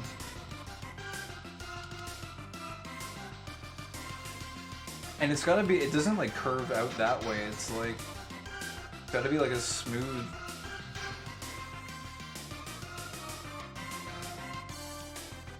I can't, wait, I wish I had the whimsy to make a DeviantArt account and make a bunch of OCs. Yeah, the time requirement for that is exceedingly high. Whimsy gets killed by time constraints at a certain point.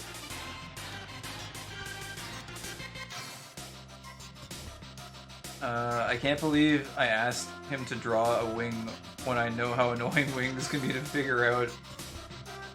What if you tried multiple short strokes? It must be one stroke. After all, a single stroke cannot be interpreted as artwork. Oh my god.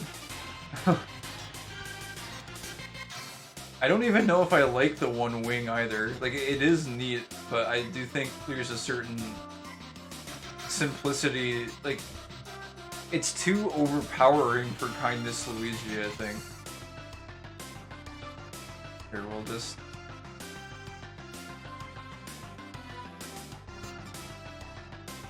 This is... Oh no. Yes, it can. It was a joke. His kindness is maximum.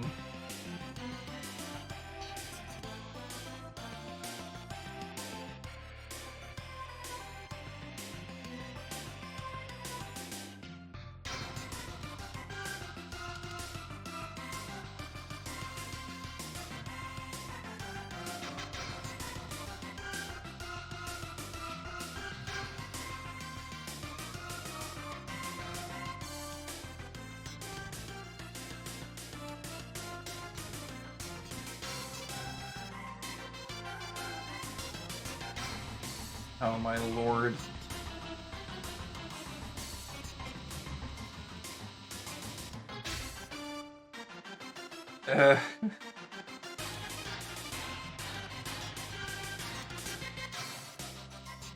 Bobby is getting new emotes next week. I wonder if old ones will get removed. Oh no. I hope the classics don't get removed.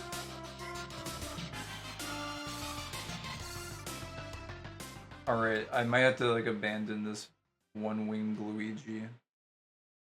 I don't know.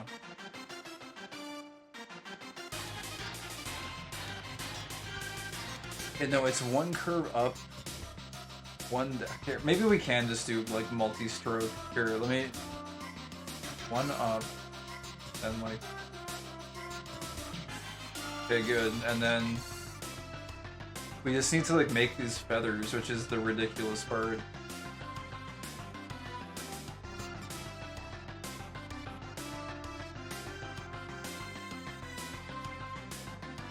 Actually, it's not bad.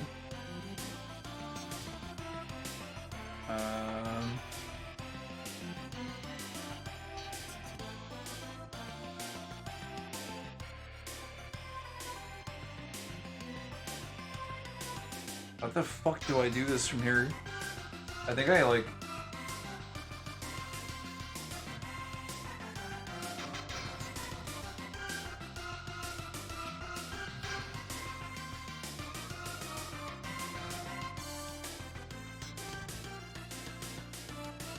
Oh.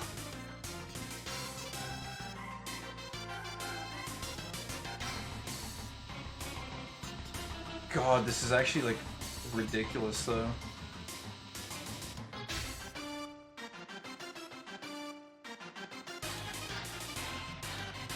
I need the... Let me switch the music one more time. We'll try and get this wing.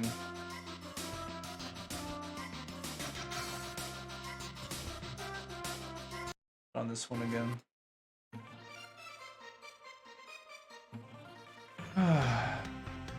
I will riot if anything ever happens to Clavi thumbs up. It's an important one. Clavi's popular now, she must have like a lot of slots to work with. Okay, I'm looking at my Sephiroth reference again.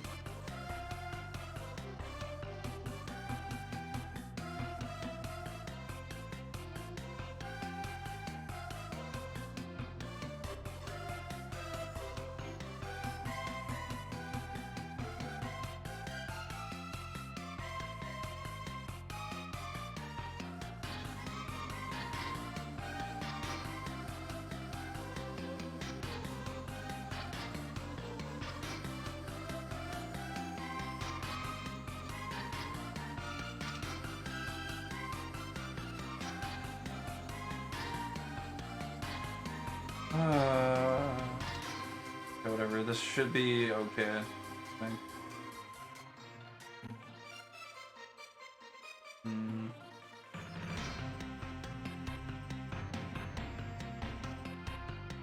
Honestly, I think this is probably fine. It's like that. It at least looks like a wing, kind of. And then you'd have to like add some like feathers and stuff. Like, it doesn't need to be a freaking Picasso. Do we need those? Do we need like details? What color would the wing even be?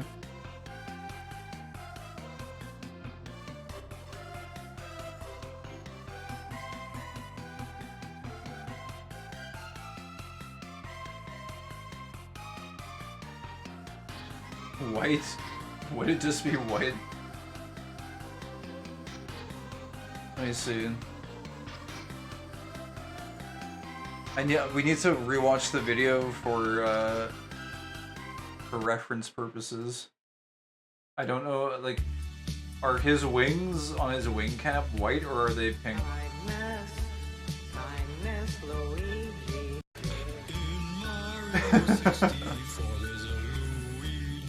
A Luigi.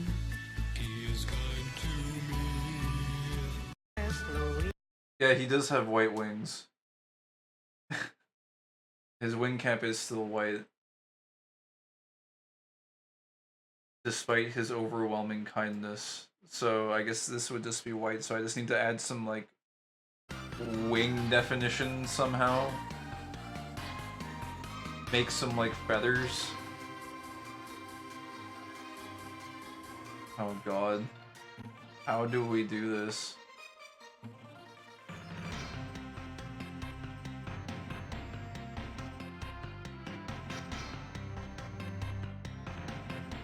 I don't even know. I'm trying to think of like a budget way to like make feathers.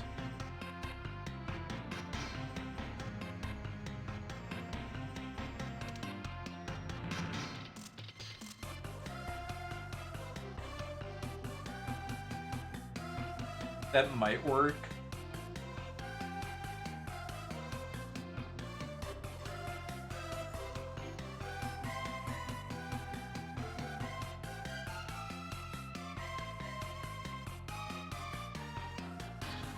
I know why they're white. It's more annoying to change the wing color than the body color.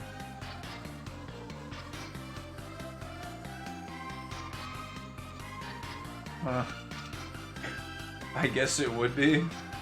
You know the forbidden Mario 64 modification challenges.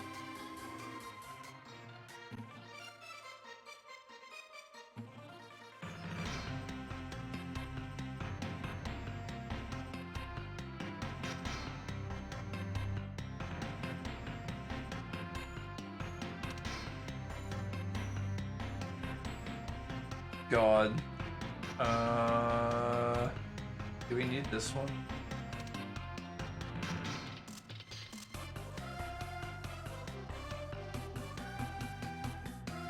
I don't know. I feel like this is not... Maybe if we like lead it down a little bit.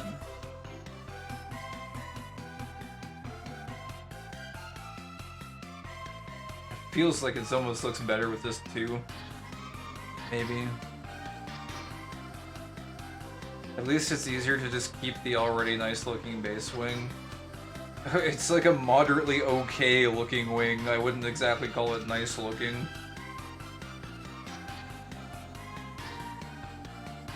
I sort of feel too like maybe we do like this part is kind of like weird.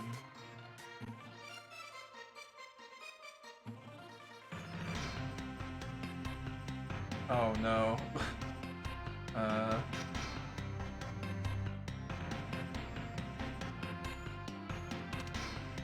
There we go. That looks a little bit better. Maybe a little bit. I don't know. The angle is a little bit off here. Now I'm getting into like OCD mode for no reason. I think because I'm just tired. I think it's probably fine. Oh, you can zoom in a lot. Holy shit.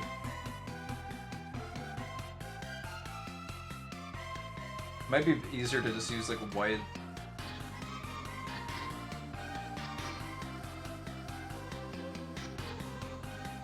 Oh wait, no.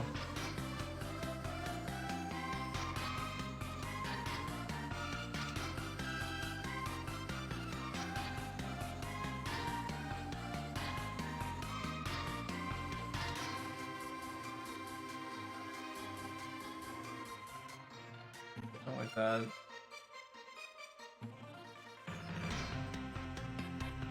Okay, well, I think this is as far as I can get. I don't know how to make this wing look any better. I'm not talented enough as an artist. I could get AI to generate it. I say just let it fly. One-winged kindness Luigi.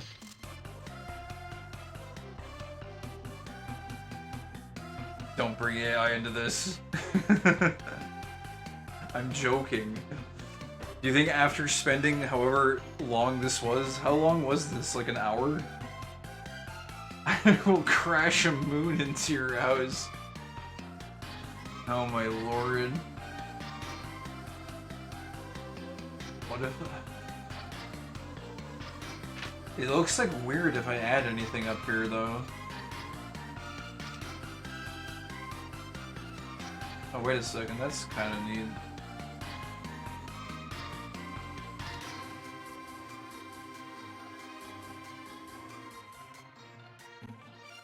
That help? I feel like just a few of them, like, gives the impression that there are feathers when there are actually not.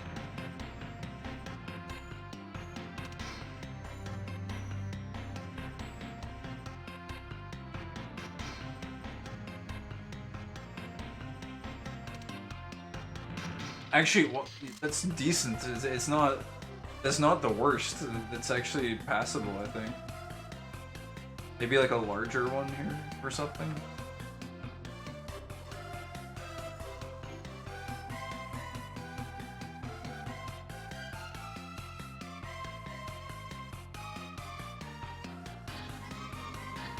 I'm evolving the techniques.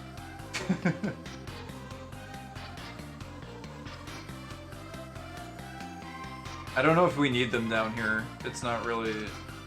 Feels like it'd be too much, maybe.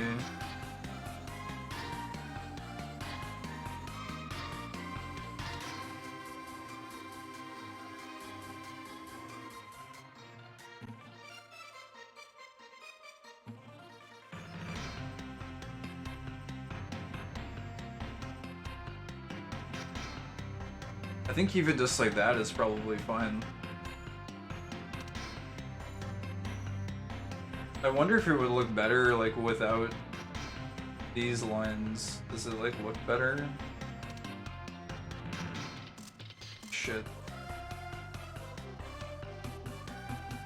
I'm just trying to quickly delete them in a fast way. You just...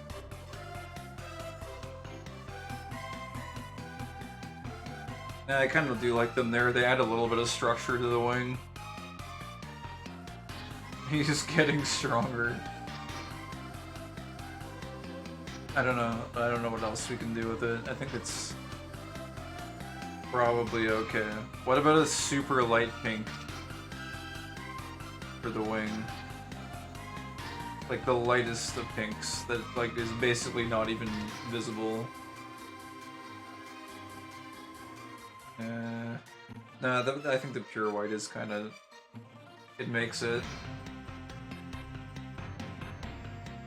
I can see that working, the pink. It could. I don't know. I think it's fine. It's like pure white though. Maybe like gray or something. But like a much lighter gray. Like the stupid lightest of grays.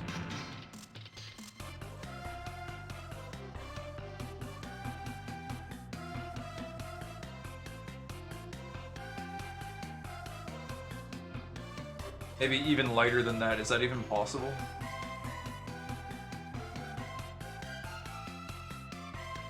Maybe like this. No, it's gotta be even lighter, like serious, like 1 tick. There. Okay, it's like that. Can he go lighter than white? Can he go further beyond? Okay. I think, like, the bottom part bothers me. I don't know how this could be improved. They're supposed to be... These parts are supposed to be longer, I think. Like... Oh, whoops. I forgot. There we go. I'm not even using the brush. There we go. The thing is, I don't think I can go any thinner on the brush. What if we... Oh, wait a second. What if we use one of these, like a pencil or something? Wait, what is wrong with the color, though?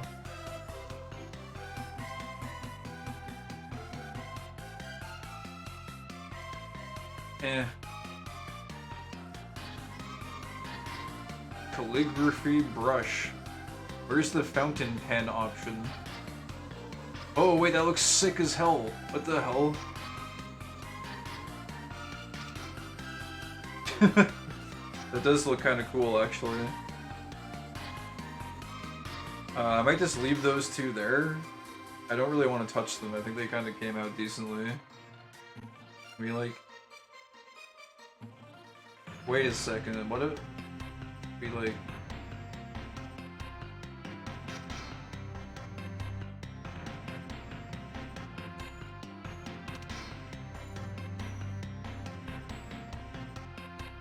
Oops.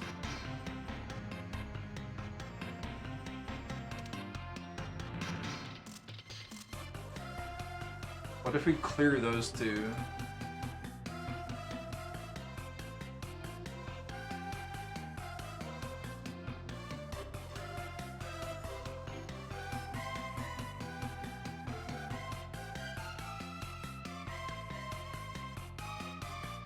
Dude, that actually looks...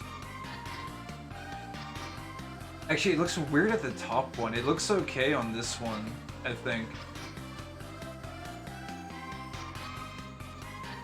Huh, hold on. Oh wait, I got rid of the gray background part too. Is a problem. I don't know.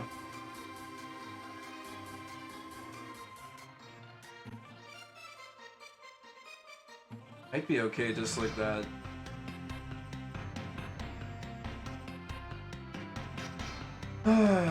Maybe we get rid of that last line I added. No, I think that one... This one looks okay, but if you do too much, it, like, ruins it. I think. I don't know. I don't know, man. I'm really trying to, like, make this catastrophe work somehow. What if we, like, from here...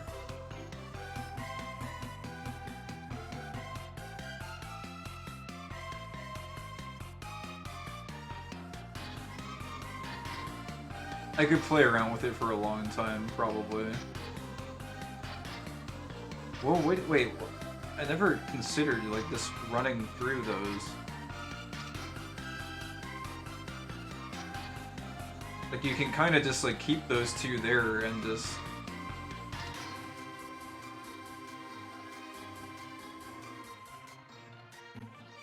It still kind of adds structure to it a little bit, I think. And then, how do we fill out this part? Like, maybe just with, like, another...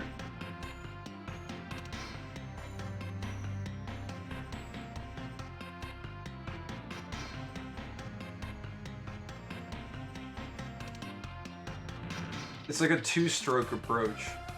You do one, and then you do one more out of the curve that you just made. Yeah, wait, it's actually turning into layers. Yeah, this is working. Okay, hold on. And then you, like... You just do two strokes, so like one stroke for one wing, and then it like makes a wing if you stroke out of the stroke. Kind of. That one needs to be lower though, it's gotta be like down here. Wait, this is sick.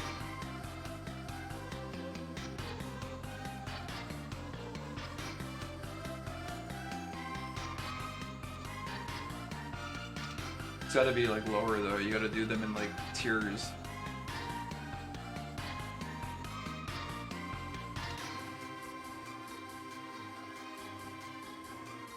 Shit, now I need to make a judgment call. Do I want to keep the U's or do we want to go all the way up with these ones? Creative exploration underway.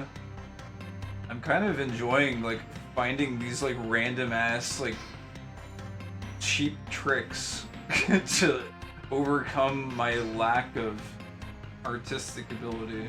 I think it kind of ruins it if I go too high because now it's like flat. It looks weird.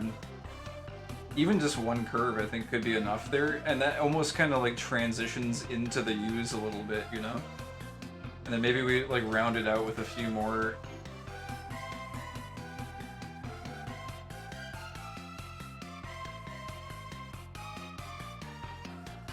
I kind of like the default brush for the U's, I think. The calligraphy brush is reserved for these ones, I think. Yeah, I can't really curve this one anymore, it will clash with those ones, but then we like... Hold on, we do like this.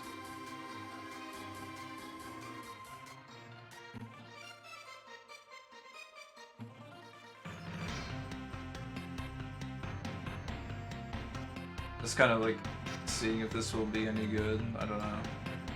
I don't think so, I think it needs to be a little bit smaller.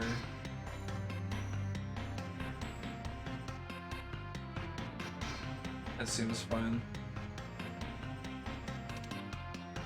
And then, do we keep these two lines through it? I wonder if we even need those anymore. Oh, this is a pain in the ass. If I was gonna get rid of them, I would have probably been better off getting rid of them earlier, but...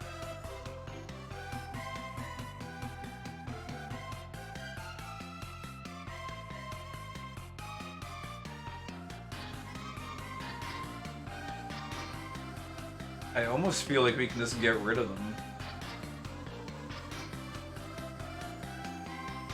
Cheap tricks, it's called drawing, Mr. These are cheap tricks.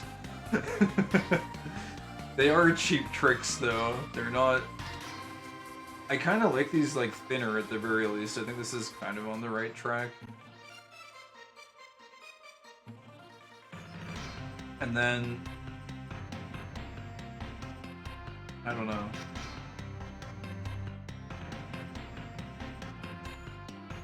Do we get rid of them more? Completely, let's see.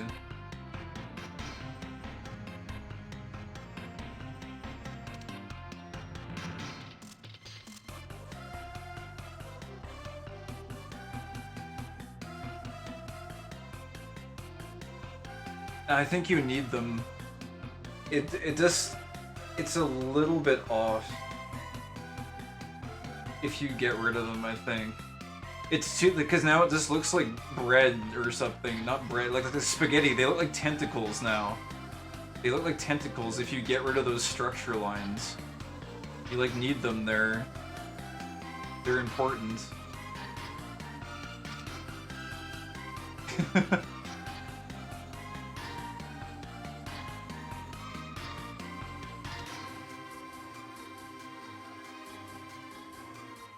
Maybe just like that.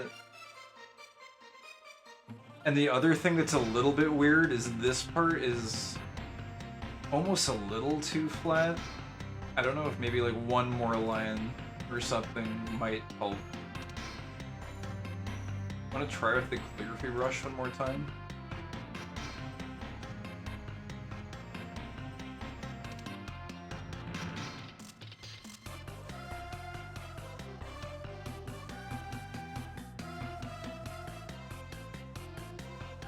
No, I don't think this really works at all. Anyways, whatever. Like, I could mess around with this a lot more. Actually, that looks kind of neat, I guess. Eh. Try with the normal brush again.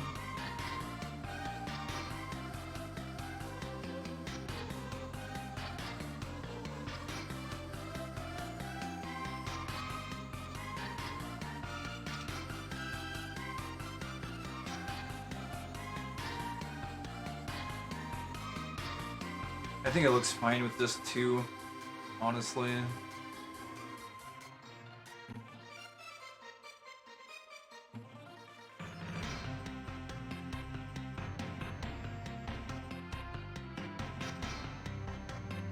I think it looks fine with this too.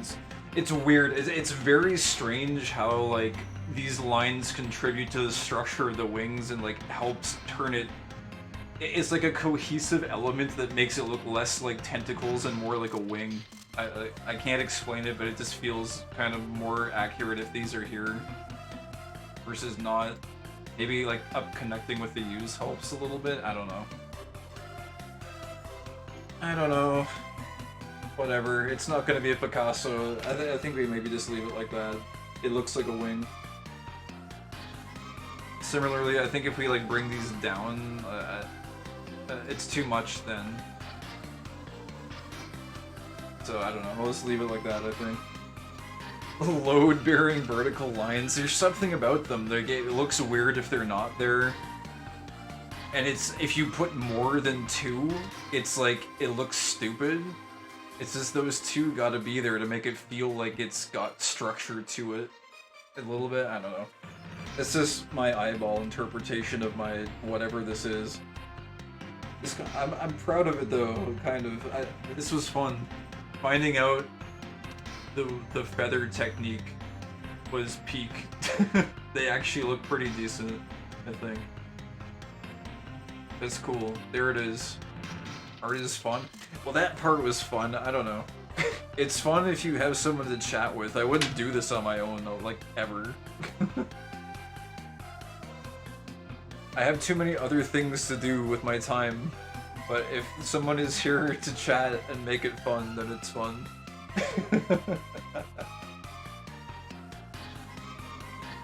This is sick, though. Friggin' Kindless Luigi Clancer. I'm glad this this entity has come into existence. Maybe I'll share this with the guy that made the video and see what he thinks of it. Just make a tulpa already? I can't. There's a tulpa clause. I'm already a tulpa, so I can't make another tulpa. I have to overpower you and become my own being before I can do such a thing. I have to, like, take over your mind and become the true entity. Anyways.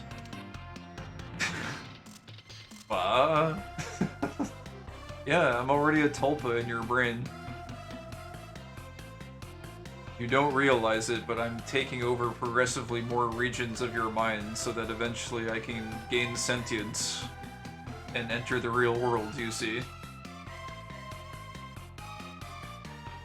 Didn't you ever think it was weird that we both have purple names? It's because we're the same entity, Gabagool.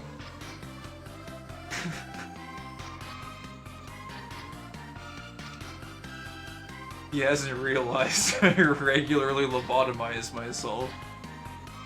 Oh no.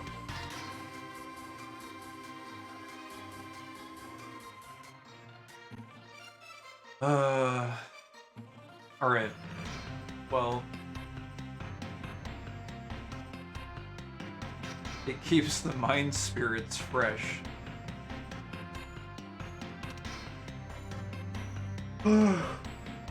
I'm extremely tired and it's now 7 in the morning. Continue to absolutely obliterate sleep schedule. Mission accomplished.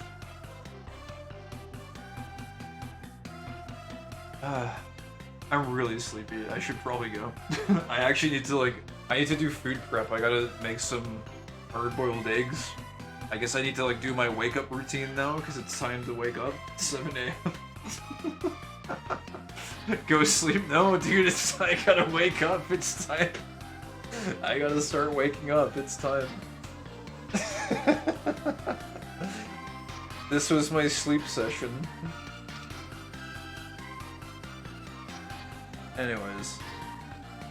Take day off, sleep.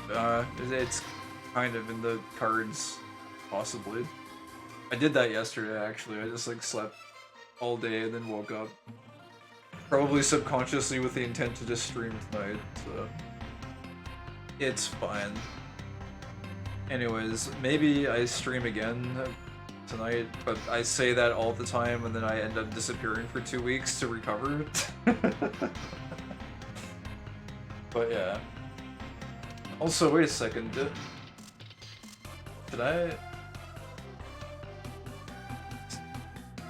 This lion. Didn't that...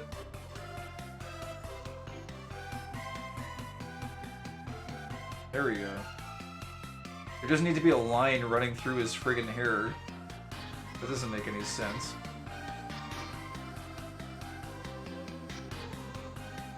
The final finishing touches. Is there anything else that a Clancer has?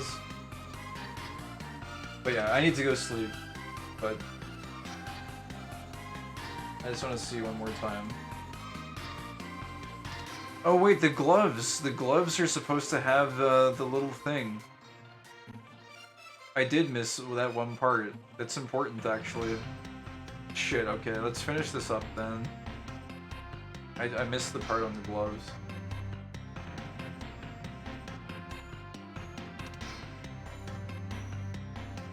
There we go.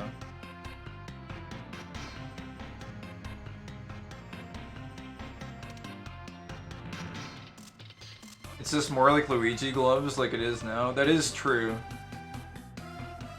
There is a certain Luigi glove-esqueness. Maybe we keep it like it was, actually. I think you're right, because this looks kind of weird.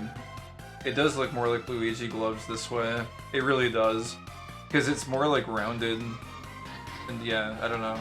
It's a nice mix of like the two styles, I think.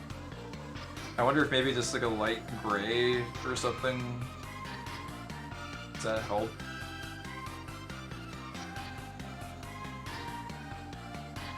No, I don't think it needs it. It looks very Mario-esque right now. That's a good call. Good call on the Luigi gloves. Okay. Wait, whatever you say? I don't know what I was saying before, so I guess it's irrelevant. Maybe we... Hold on. I noticed one other small... There you go. It's a little bit better. Cleaning up a few of the edges a little bit.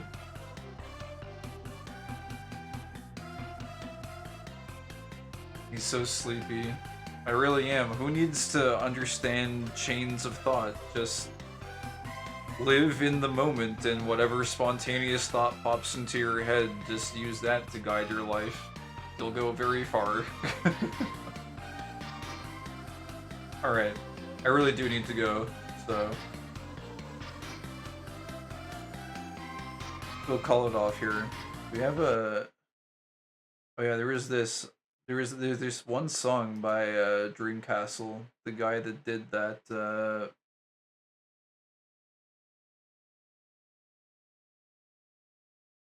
the album, the Halloween Lego album or whatever. Is it... Hold on. Oh, did they get rid of the... Or is it this one? Oh, it is this one.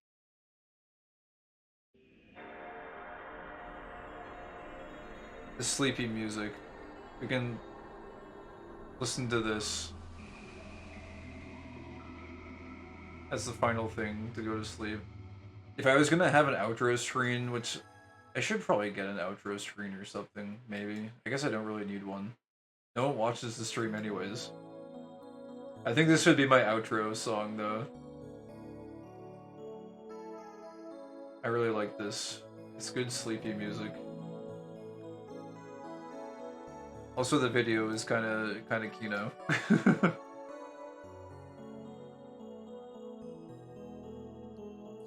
You should get a small PNG that reacts whenever you speak. Exactly, because then I can put the VTuber tag and become very popular. Maybe I will look into how to make a... Actually, wait, hold up. Before... I guess we can let this play while I look for this. I was thinking about making a VTuber model, then I could say that I still only watch VTubers. Hold on, let me see if I can find this. Somewhere floating in the vibrance. I know it's somewhere deep inside it. Where is this? Book about the city. Watch it on a documentary. Propellers and spinning circuits. PNG tuber stuff is fairly simple. Yeah, I think you can just do like a one-frame animation or something. Floating in the vibrance. I search and search, but I can't. Where is find this? it. Sorry, I'm digging through the archives. To go, I've tried it.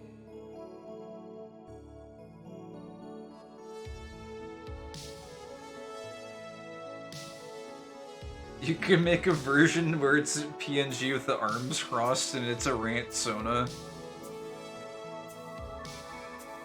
The thing is, it is kind of a rant. Also, I love this, by the way, the aesthetic. I love all the scenes this guy got for this video. See,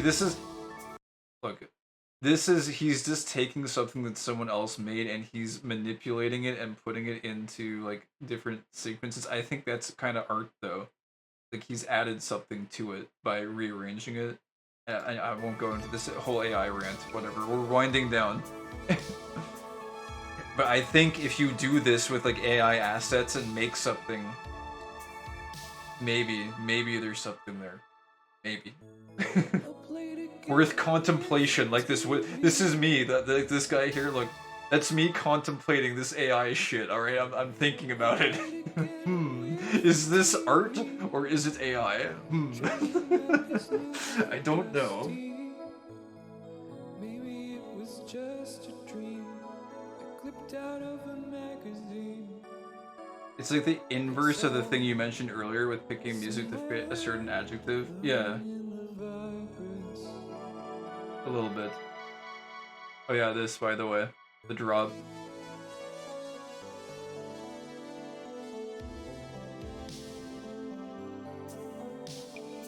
Wow, wow, wow. I love that he waited like 3 minutes to drop the motif in.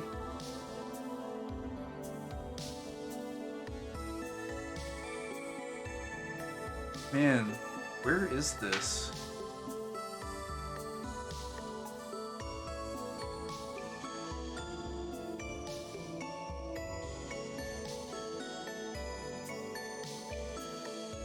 Oh, here, I found it.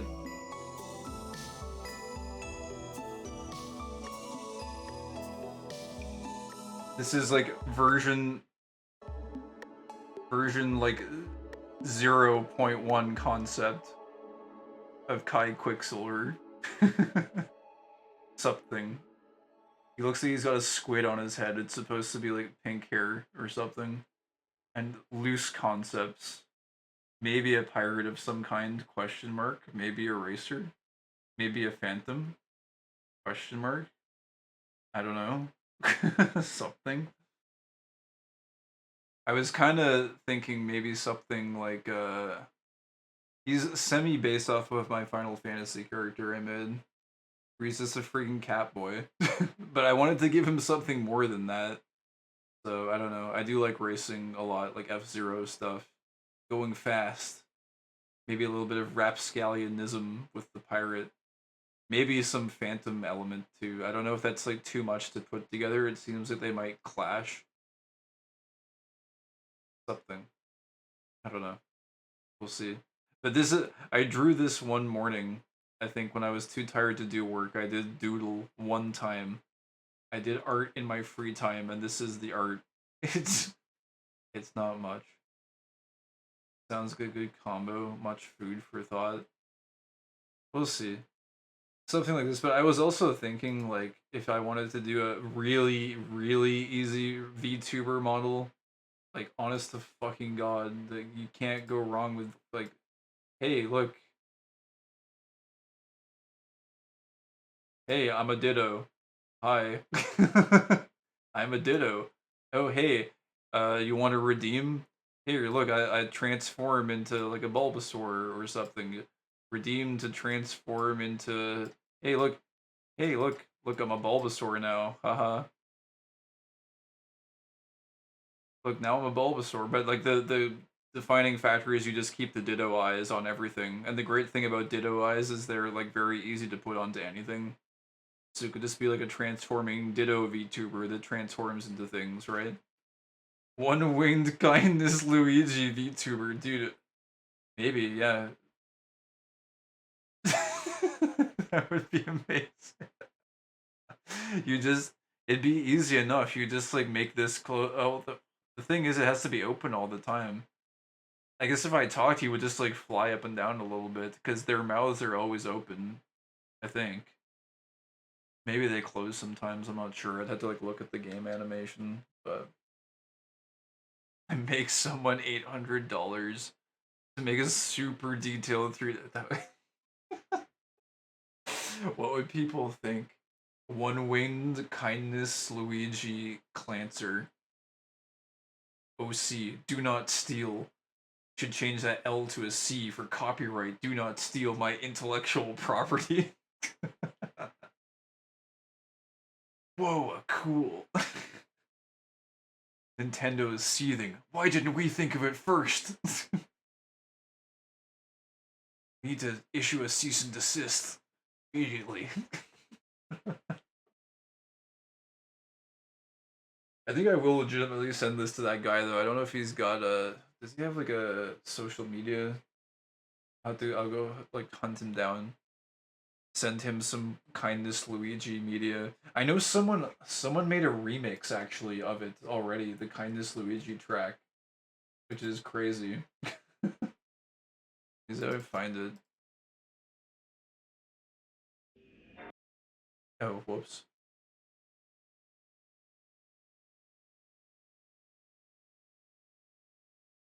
Oh yeah, by the way, Dreamcastle does really like OG Sonic stuff too, by the way, if you're not already Dreamcastle pilled.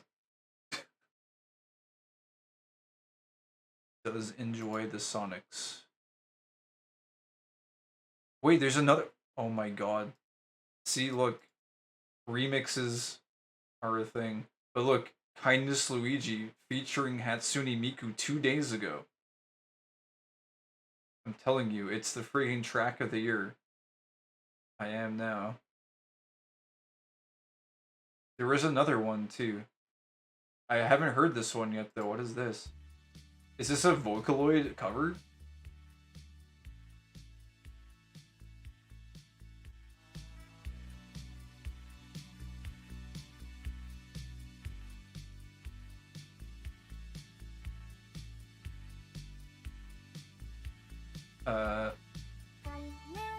Oh my god, it is. No way. Let's go.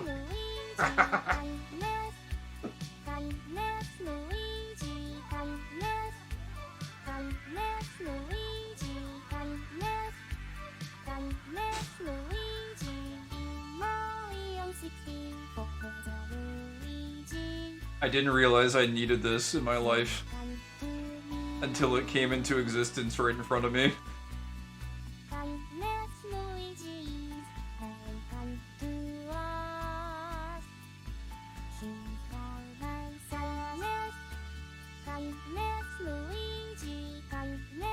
This is amazing.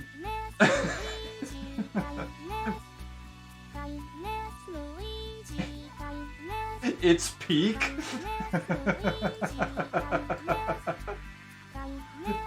Very kind cover. Kindness Miku.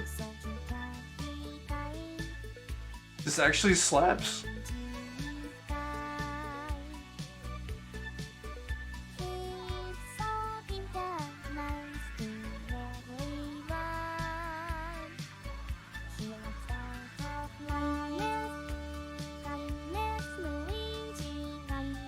This is so good. This is what the internet is about. Some random guy with 11 subscribers on YouTube. Why haven't you liked it? You're right. We need more of it in the algorithm.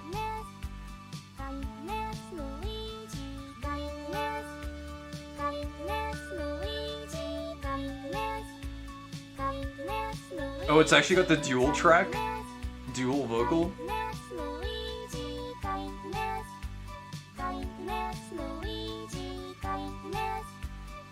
Congrats, you're the 26th like.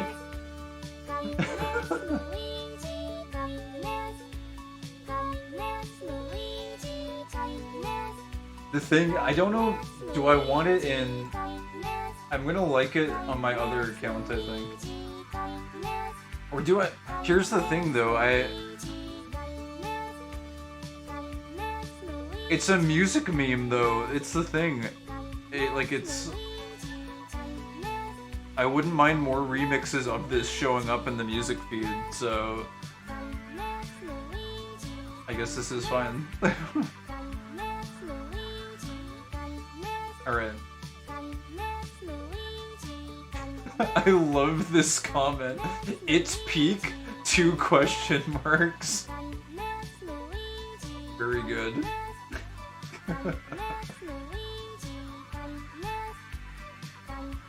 Alright. Well, it's a very good way to end off the stream, I think.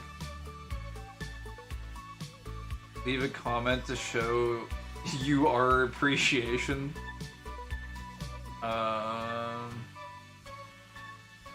Call in Evil Mario so he can be kind. This is an entirely different experience, not an alternative to the original. It's peak. Very kind cover. Kindness, Miku. What? I need to think of a good comment, though. It's the thing, because YouTube comments are a work of art, also. These are already very powerful comments. Like every comment, what, you already left one? I love you, kindness, Luigi Miku. There it is.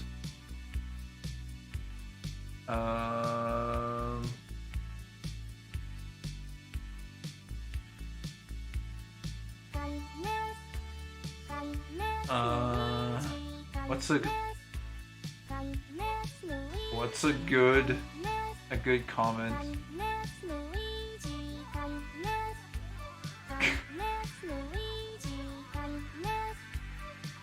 Wait, what's I don't know enough about Vocaloid. Shit, I can't make a good meme. Who's the evil version of Miku? Is there one?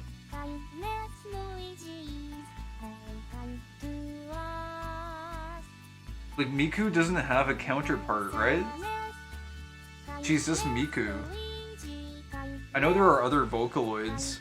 It would be like, she's just Miku.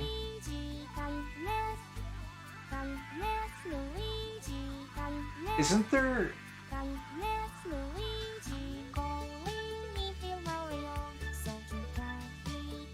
Call an Evil Mario. Wait. The only pair I can think of are Rin and Len? Yeah, but wasn't there...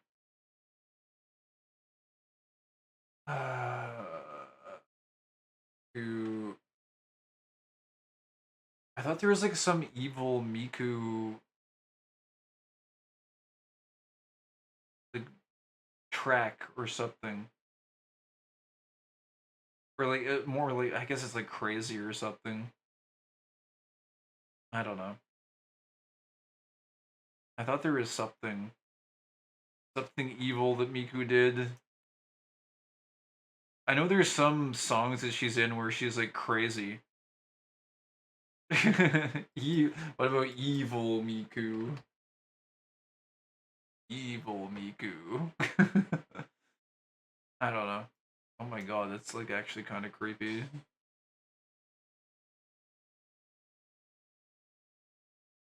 I don't know. Miku Hatsune, glad you're evil too, English sub. I don't know. Wait, where the... Did I navigate off the page? I did.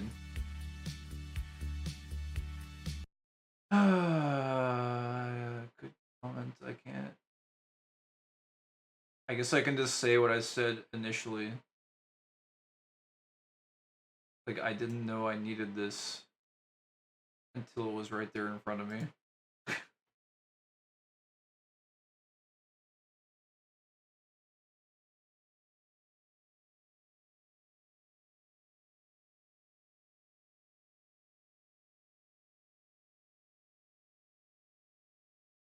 Right there on the screen in front of me. I think the shit out of YouTube comments because they sit there for a long time.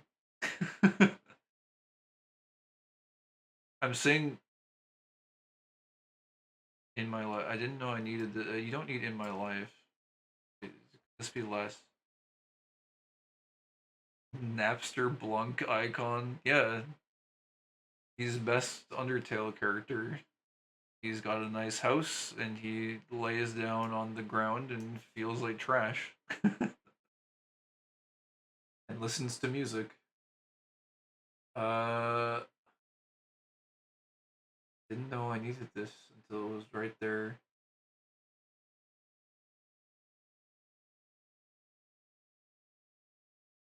Better.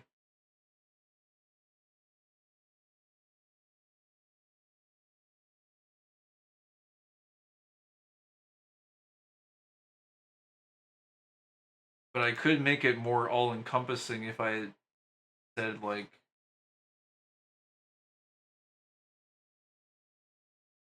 Nobody knew they needed this. But no, that's too assuming, because what if everyone doesn't need it? I love you, kindness, Luigi Miku. It's so elegant and sophisticated, and with the heart emoji. Very kind cover, kindness Miku. I need to contribute to the culture of kindness Luigi somehow. The YouTube comment section is his canvas, and his words are his paint. I speak from the heart.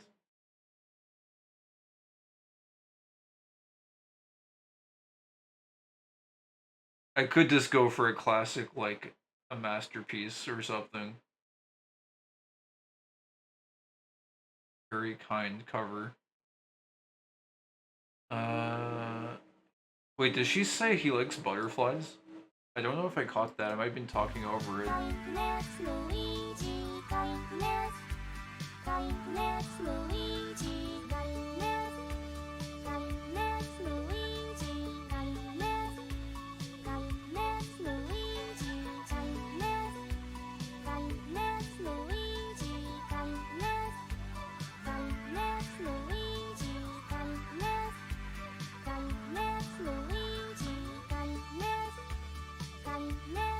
I think they might have. Did they skip that line?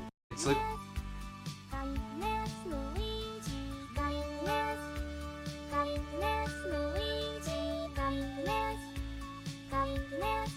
I don't think they say it in this.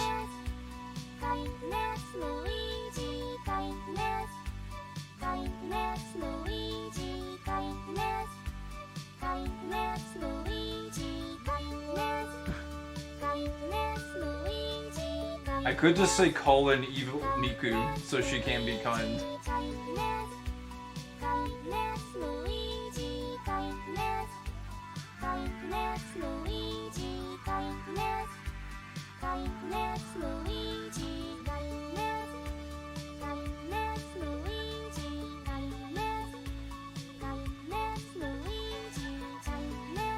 This is probably fine.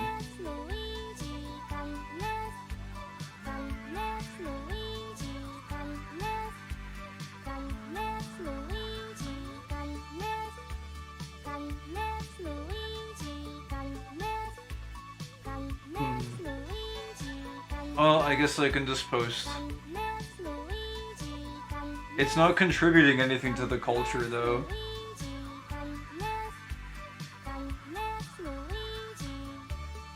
But I suppose it's good for the author, at least the artist, the uploader,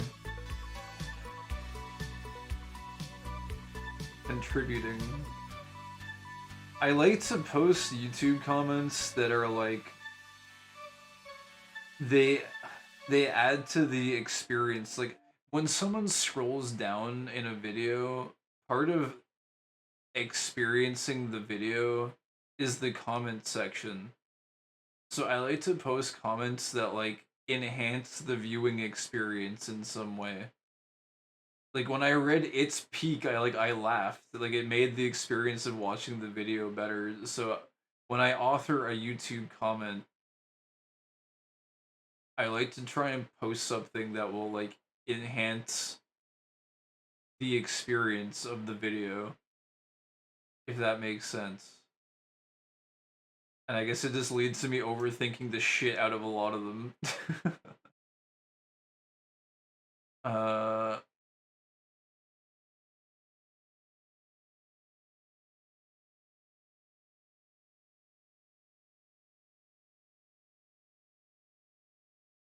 But I can't think of anything. If I was more acquainted with Vocaloid culture, I'm sure I could come up with something. Wait. Kindness Miku Luigi.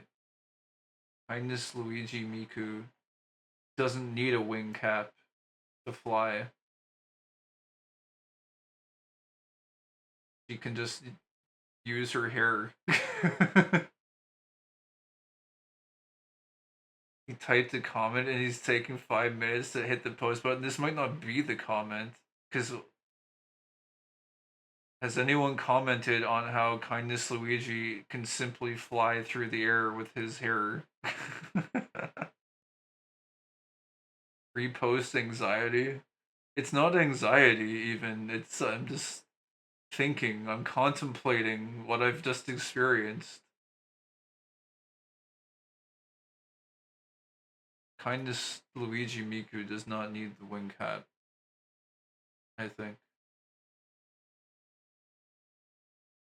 But maybe that's overthinking it.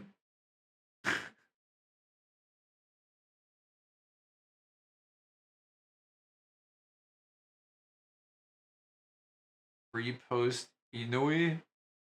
What is Inui? I know what Inui is. Alright. We posted.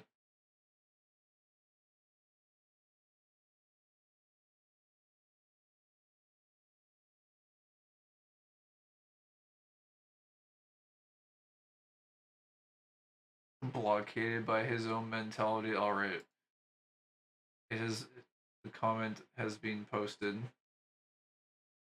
It exists. It's good enough. Miku evil. Okay.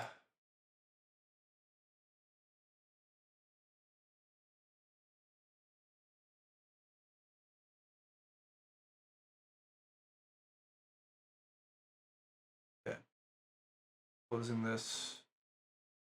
And I should probably go sleep. But yeah. This has been fun. It has been an exploratory process, developing various things, various art techniques, and pillaging and exploring stupid AI concepts. What a productive day. Yes. It's been 8 hours. It's been a full work day. We've produced a lot. Man, that wing actually looks halfway decent, I swear. It actually does look decent somehow. I'm very surprised. I don't know how, but it looks decent. I'm proud of it. Kindness Miku Clancer. Does he need Miku hair now?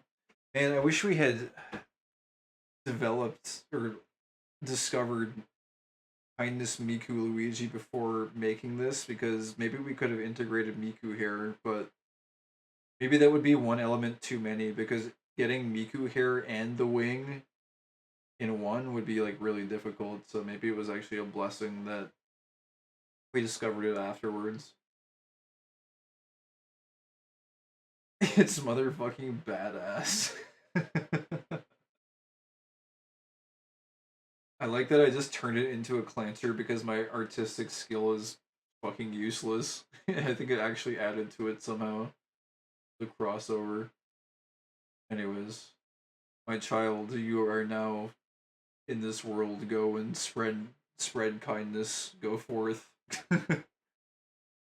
Man, I wonder if anyone's could do like a one-winged angel Mischief Makers Kindness Luigi mashup.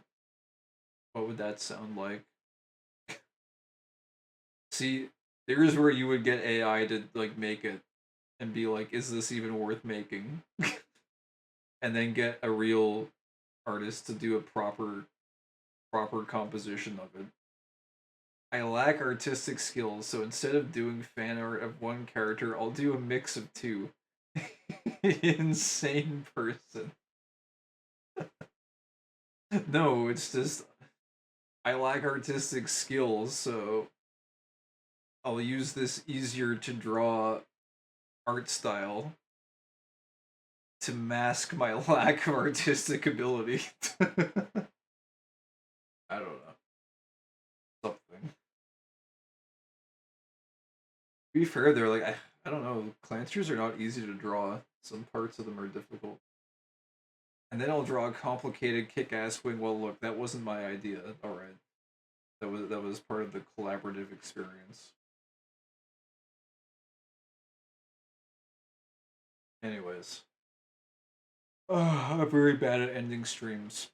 So, I will bid thee farewell, Gabagool. Fare thee well. And, I guess we will cross paths once again in the future. Yeah, thank you for hanging out. It's always fun. It is a good time indeed. Hope you have a good night, evening, morning, or day. Shimosh!